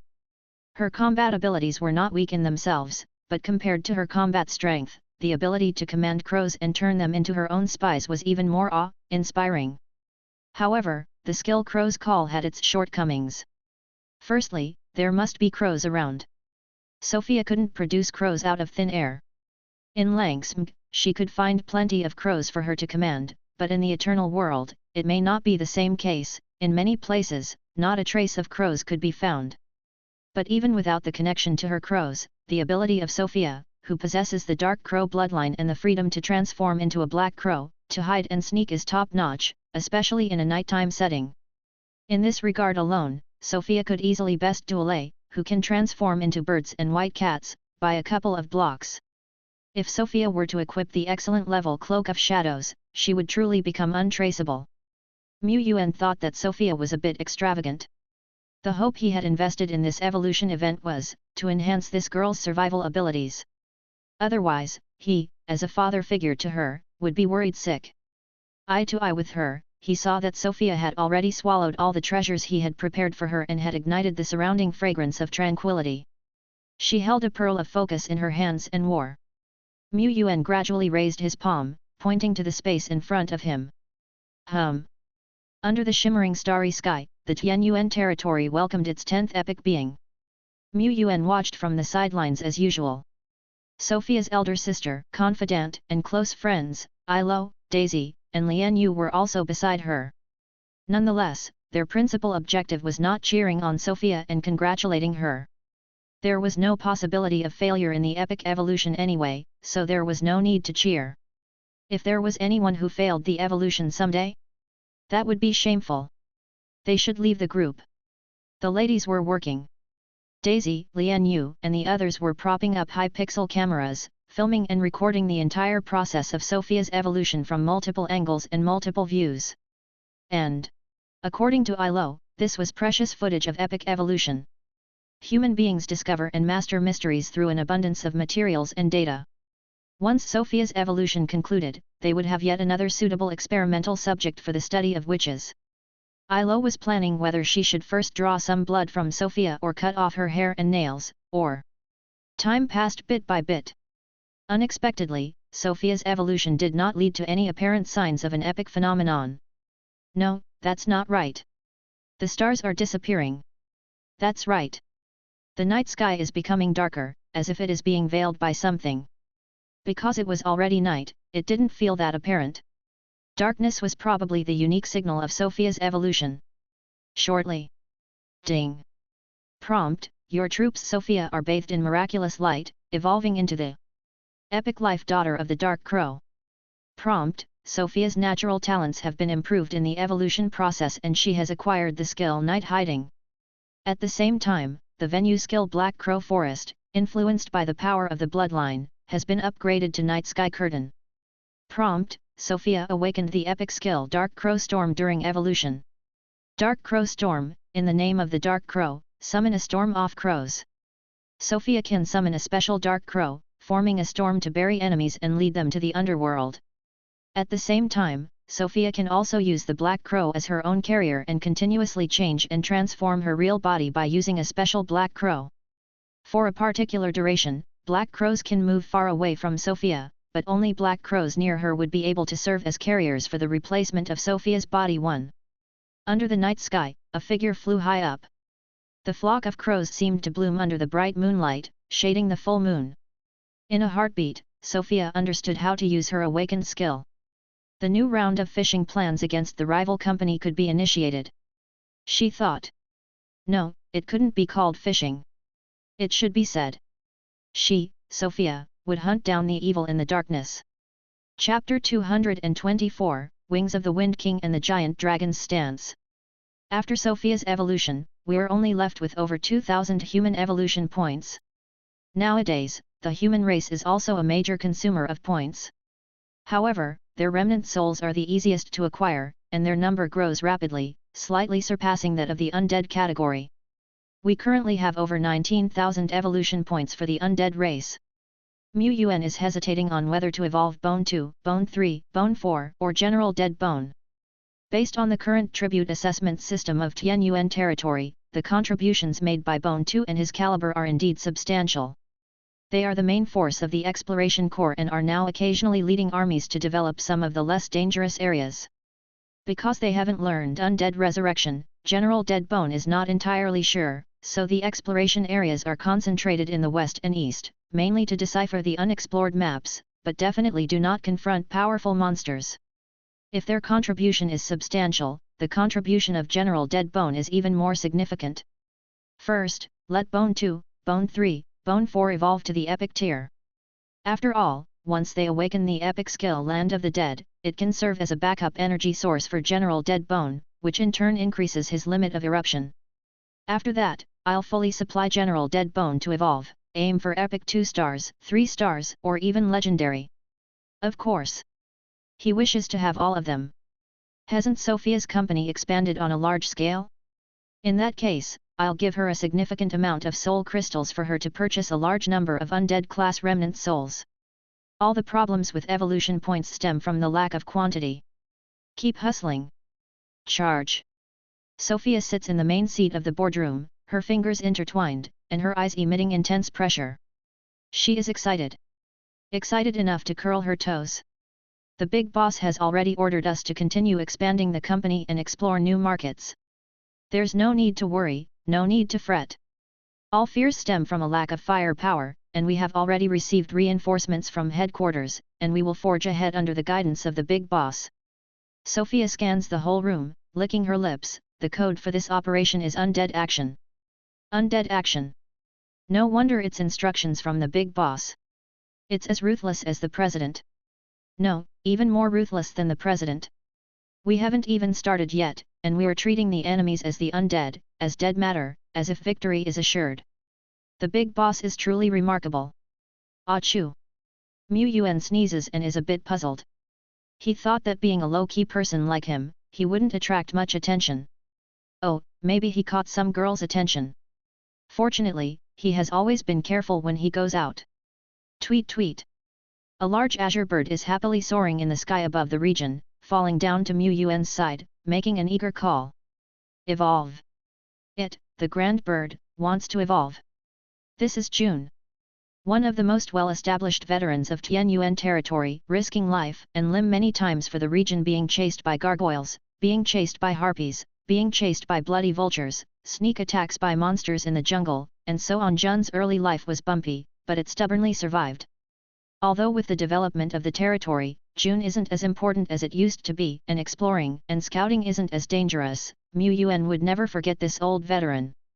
Still, remembering it is one thing, accumulating 5,000 Flight Series evolution points is not an easy task. June requested to evolve 10 days ago, with the date scheduled for today. Overly excited, this azure bird circles the territory every day, occasionally letting out a sharp and joyful cry if it wasn't patrolling and killing fleeing monsters around the area all the time, becoming quite familiar to the territory's citizens. Its flying could possibly cause a panic. After all, June is now a big bird stretching several meters in wingspan. I remember when you were little, you were chased for hundreds of meters by a harpy and only survived by hiding in a mountain crevice. Yuan sighed. June. My boss, could we please not bring up my past again? Just so you know, June pulled in 200 bird spectators to witness its grand evolution. If your story spreads in the bird crowd, my reputation will be ruined. Oh, it seems like it's already ruined. A flurry of storm falcons and hurricane warhawks were murmuring. Yuan patted Jun's wing. Don't panic, many of them haven't awakened their self-consciousness and won't deliberately remember such trivial things. June breathed a sigh of relief. But the older falcons who have awakened their self-consciousness might pass this story down. June is one of the oldest veterans of the territory and often assists the exploration team with tasks. Hence, when it was going to evolve, Duo Lai, Bone 2 and other skeletons came to cheer it on. Wait a second, doesn't that mean more people know about my dark past? No, General Duo Lai and the others already knew, so it's alright. The Evolution VIP package of Tianyuan territory is constantly improving, striving to provide more benefits to the officials during their epic evolution. The package the day has included an evolutionary formation. Ilo was holding powder made of ground soul sand, carving a formation on the ground. The purpose of this formation is to prolong the wondrous and intoxicating state during evolution, aiding the evolver themselves to reap more benefits from the evolution. This was developed by Ilo after observing Sophia's evolution last time, taking some blood samples, saliva samples, and so on from Sophia, the VOOI version of the evolutionary assistance formation. Of course, since this formation is a laboratory version and still needs to be perfected, whether it can achieve the expected effect. I personally think it's quite difficult, so we need to carry out experiments, collecting more materials and data. Don't worry, although it's an experiment, there won't be side effects. At most, it just won't work properly. Ilo, holding a notebook in her arms, spoke earnestly. Surrounding them were several assistants setting up recording devices. June. He had finally been granted the chance to evolve. He could become a true powerhouse, but why was he shivering in the scorching heat? After Ilo finished drawing the auxiliary formation, June, as if marching to his own doom, bravely stepped onto the platform and then. Flight classes evolution points 5000. Prompt: your troop June is undergoing miraculous evolution. A dazzling white light enveloped June, the giant bird. Within the light, June's body visibly became larger.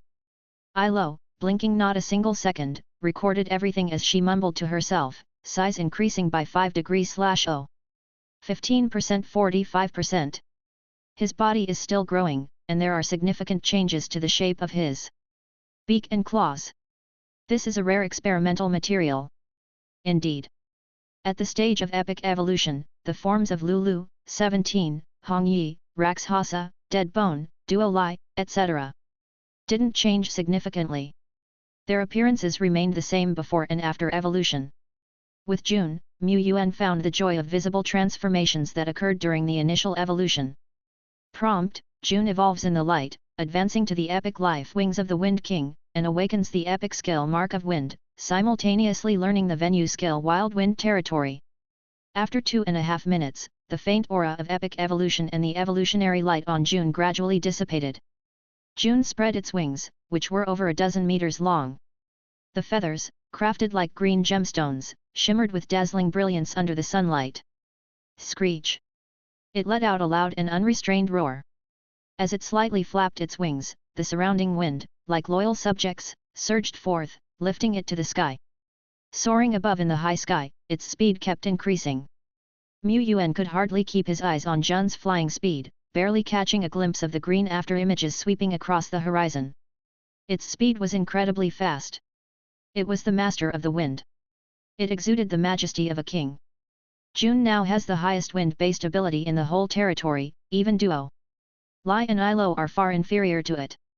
In fact, if an enemy uses wind techniques in front of June, it has the ability to directly seize control of those techniques. Even though June didn't have much knowledge in techniques, its simple mind wouldn't be able to comprehend complex matters. But with its epic skill mark of wind, it could command all the winds, making it the king of the vast majority of winds.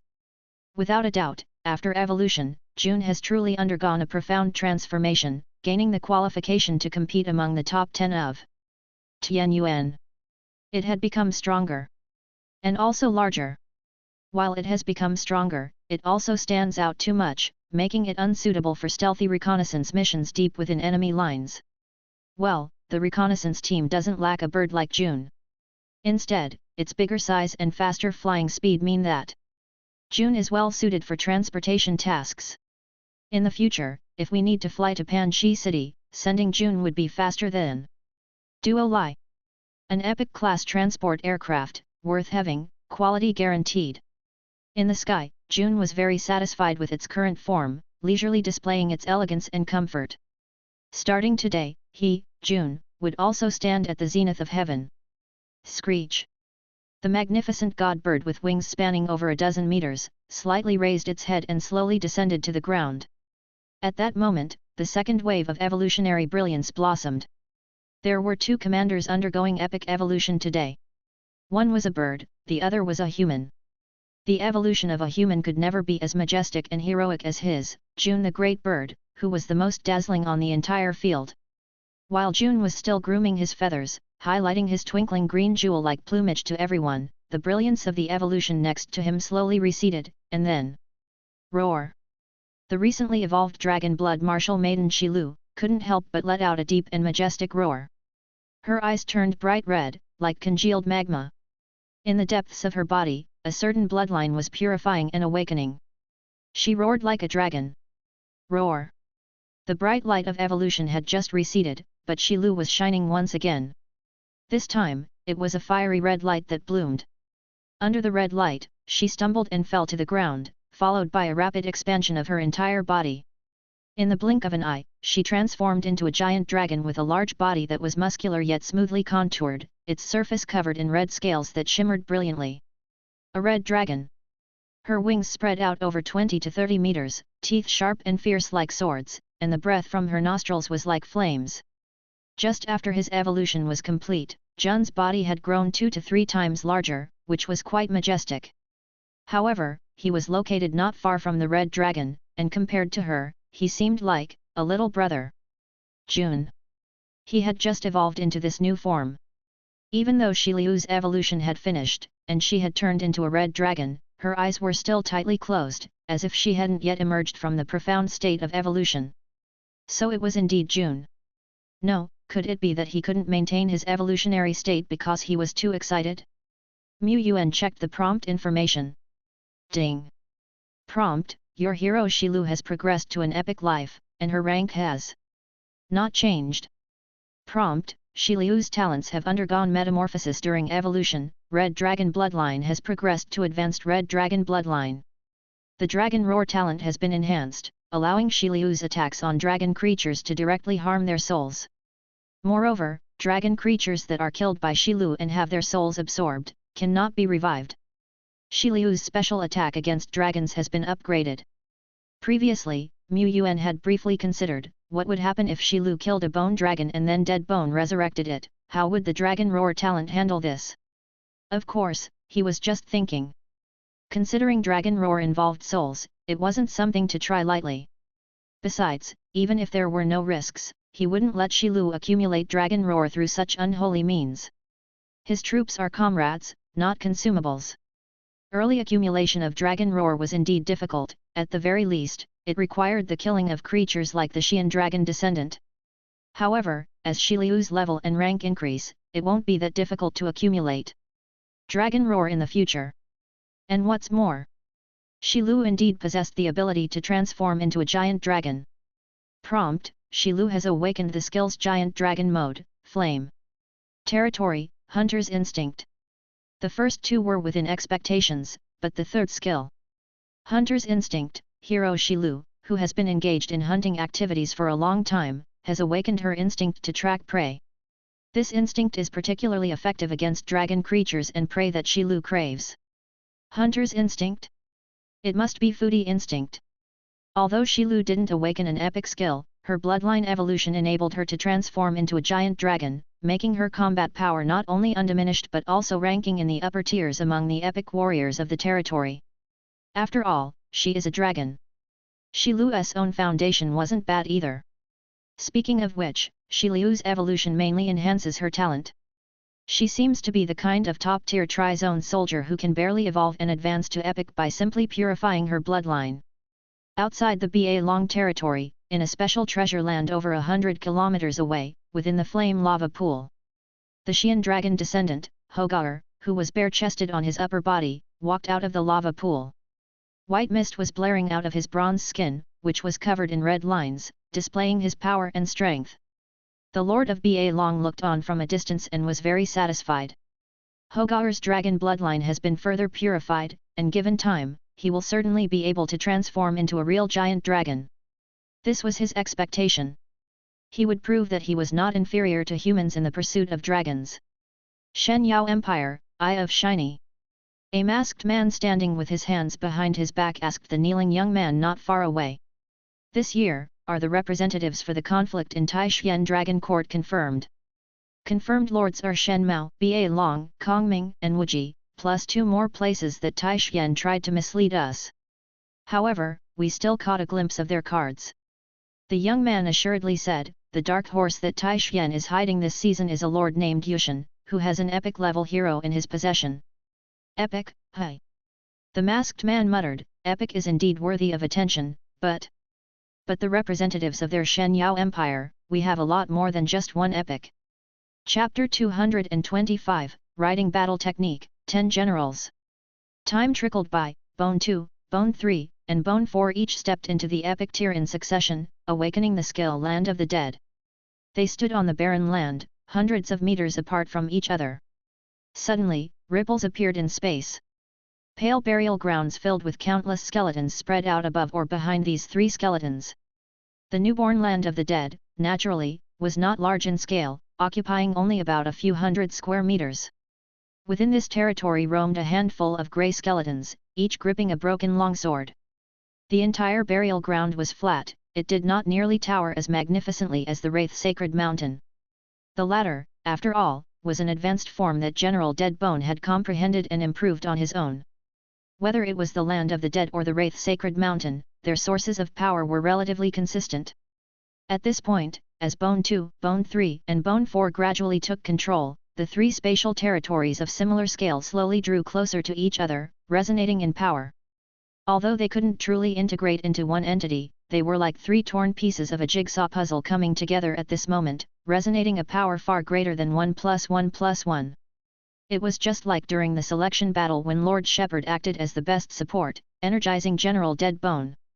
Bone 2, Bone 3, and Bone 4 were also excellent power banks. Based on the characteristics of the land of the dead and the Wraith Sacred Mountain, the larger the territory, the greater the power that could be exerted. After testing, the individual combat strength of Bone 2 and Bone 3, and other skeletons might be somewhat inferior to Hong Yi's Rakshasa, but if they were in an army battle or large-scale warfare, their roles would be far greater than Hong Yi's Rakshasa. They could increase General Deadbone's maximum burst of power by 2, 3, or 4 times. Rakshasa, Hong Yi, Frost Dragon? In a large-scale war, they are nothing more than a super soldier, whereas we and the boss can turn the tide of the battle. He he he he he. Bone 2, Bone 3, and Bone 4 looked at each other, their hands on their hips, and burst into joyful laughter. The laughter echoed afar, startling the few small animals left in the distant woods, making them tremble. Further away, at the dome of the sky tens of kilometers away from Tianyuan territory. Whoosh! A huge red figure swept across, shattering the white clouds and stirring up violent storms. As she dived down, all things trembled under her colossal shadow. Boss, Shilu is accelerating. Her wings extended, releasing a tremendous amount of energy, causing red flames to explode on the surface of her body. These flames were not fire, but a manifestation of intense energy. Even though it was just a manifestation of energy, the flames radiated a horrifying amount of light and heat. After all, Shilu was a dragon girl with high-level red dragon blood, her energy was as vast and profound as it was fierce, akin to a flame. Normally, she only emitted a hint of energy, and she could control that hint and make it seem peaceful. But in a real fierce battle, she couldn't consider that much, and the energy would pour out in the most violent, unreserved way. Any careless rider would be incinerated, not to mention cooperating in battle. But at this time, there was a figure in dark red armor on the dragon's back. He too was rising in a fiery red glow that perfectly merged with the dragon's flames, indistinguishable from each other. Their energies resonated, materializing into a giant night spear, over 10 meters long in Mu Yuan's hand. This battle plan is feasible. He had a dream, to ride a gigantic dragon soaring in the sky. But a true dragon knight should be able to cooperate with the giant dragon in battle or make the giant dragon cooperate in his own battle. Otherwise, he would be nothing more than a dragon rider at best. But he, Lord Shepherd, was able to do this. He was currently loaded with the Shilu template, possessing a power originating from the same source as Shilu. Naturally, this allowed him to merge energies and resonated perfectly. But even this was not enough. If he loaded the Serio template, the cooperation with the frost giant dragon was not so perfect. Because Serio was a pure dragon. Its template and its abilities mostly relied on the giant dragon form to be perfectly displayed. When the Lord borrowed the powers of these non-human subordinates, as long as the power borrowed reached a certain level, he could also transform into a non-human form, maximizing the power of his minions. Mu Yuan, upon using this template, could transform into the frost giant dragon, one size smaller than Serio. But dragons can't ride dragons, can they? If he didn't transform into a giant dragon, there would be problems when using many of Serio's skills, such as poor energy flow and unsynchronized usage, among others. There was no such problem with using the Shilu template. Shilu had 3 forms, human, dragon man, and giant dragon. At this moment, Red Dragon Shilu continued to accelerate in the air. She dashed wildly through the giant forest, sometimes spinning in the air half a dozen times. The knight on her back, under the merging of energies, still sat firmly like a magnet. With a stroke of his spear, he exploded all the formidable monsters that darted out of the woods. Seeing this, Shilu flew even more unabashedly. The feeling of rushing and bombarding without caring about the surroundings, focusing only on the prey, was truly refreshing. The dragon mount, Shilu, was very satisfied with her current state. Tianyuan territory, a temporary hunting team base set up 100 kilometers north of the territory. Piles upon piles of monster corpses were neatly arranged. Undead corpses, flying monster corpses, humanoid monster corpses, and so on. There were even some rare monster corpses. In front of these corpse piles, General Duo Lai, who was in charge of transportation, extended his hand to open a spatial rift, subsuming all these materials needed for the sacrificial rituals in the territory to the dimensional space. He, drooling, then turned his gaze to the last pile, the rare monster corpses, no, the rare ingredients. This is for today's meal. This is for tomorrow's meal. The rest of these, it reluctantly said, store them in the backup devouring space. It was preparing for battle. In the simulated battlefield, General Duo Lai realized his insufficiency of power, so it sought the omnipotent Lord for more ultimate skills. Initially, the Lord stroked his chin, his eyes flashing with intelligent light. Your talent is not in the combination of skills and their application. Mu Yuan indeed had some advanced development plans for Duo Lai. He could enhance the super electromagnetic cannon and convert Duo Lai into a sky-based weapon. However, Duo Lai was not really good at strategy. It's not that it couldn't be fully developed, but it would take a relatively long time, a month, 2 months, half a year or so. By the time Duo Lai developed a new killer move, this move might fall behind the version due to the increase in its power and the rise in the enemy's level. Duo Lai's development speed couldn't keep up with the version update speed. So, play to your strengths. Break through with power. As long as your energy level is high enough, you can shatter all techniques and skills. For this, you need to do 2 kinds of preparation. One is to prepare enough high-level ingredients, and be able to quickly devour and digest these ingredients in intense battles, entering the overlimit devouring mode. The shorter this process, the better. Secondly, through condensing liquid shaping exercise and devouring specific treasures, enhance your own body as much as possible. Although Duo Lai's close combat ability was worse, by strengthening its body, it could bear more power increase in the overlimit devouring mode. If you have a high-level skill that can temporarily strengthen your physique, it would be more appropriate. For this reason, General Duo Lai was flipping through the ingredients. Monster Illustrated Handbook, while devouring. It was looking for suitable high-order monsters to devour, to awaken skills that could strengthen its physique. When it faced strong enemies, General Duo Lai could show off its gaga killing style in front of its younger brothers. Duo Lai was imagining this, laughing heartily with his hands on his hips. The laughter echoed in the stronghold, terrifying many newly intelligent minions into shivering. Duo Lai was progressing, Bone 2 and Bone 3 were getting familiarized, Lulu, 17, and other brigade generals were also constantly practicing their epic abilities, striving to develop more uses and create more powerful killer moves. Everyone has a very bright future. As for Mu Yuan, as brigade commanders entered the epic life one after another, feeding back to the territory, he could feel that his life status was rapidly increasing invisibly. The most evident feature was that he was getting stronger every time he breathed in and out. Experience was increasing all the time, and the efficiency of absorbing and utilizing souled sand had increased several times. His physique and spirit were also constantly transforming and growing, with obvious changes every day. Undoubtedly, he already possessed an high-order, epic status. Who let him have so many epic lives in his territory? While Tianyuan territory was constantly improving and exploring, the date for the Pure Soul Source Pool expedition was postponed again and again. There were indeed accidents. The accident came from.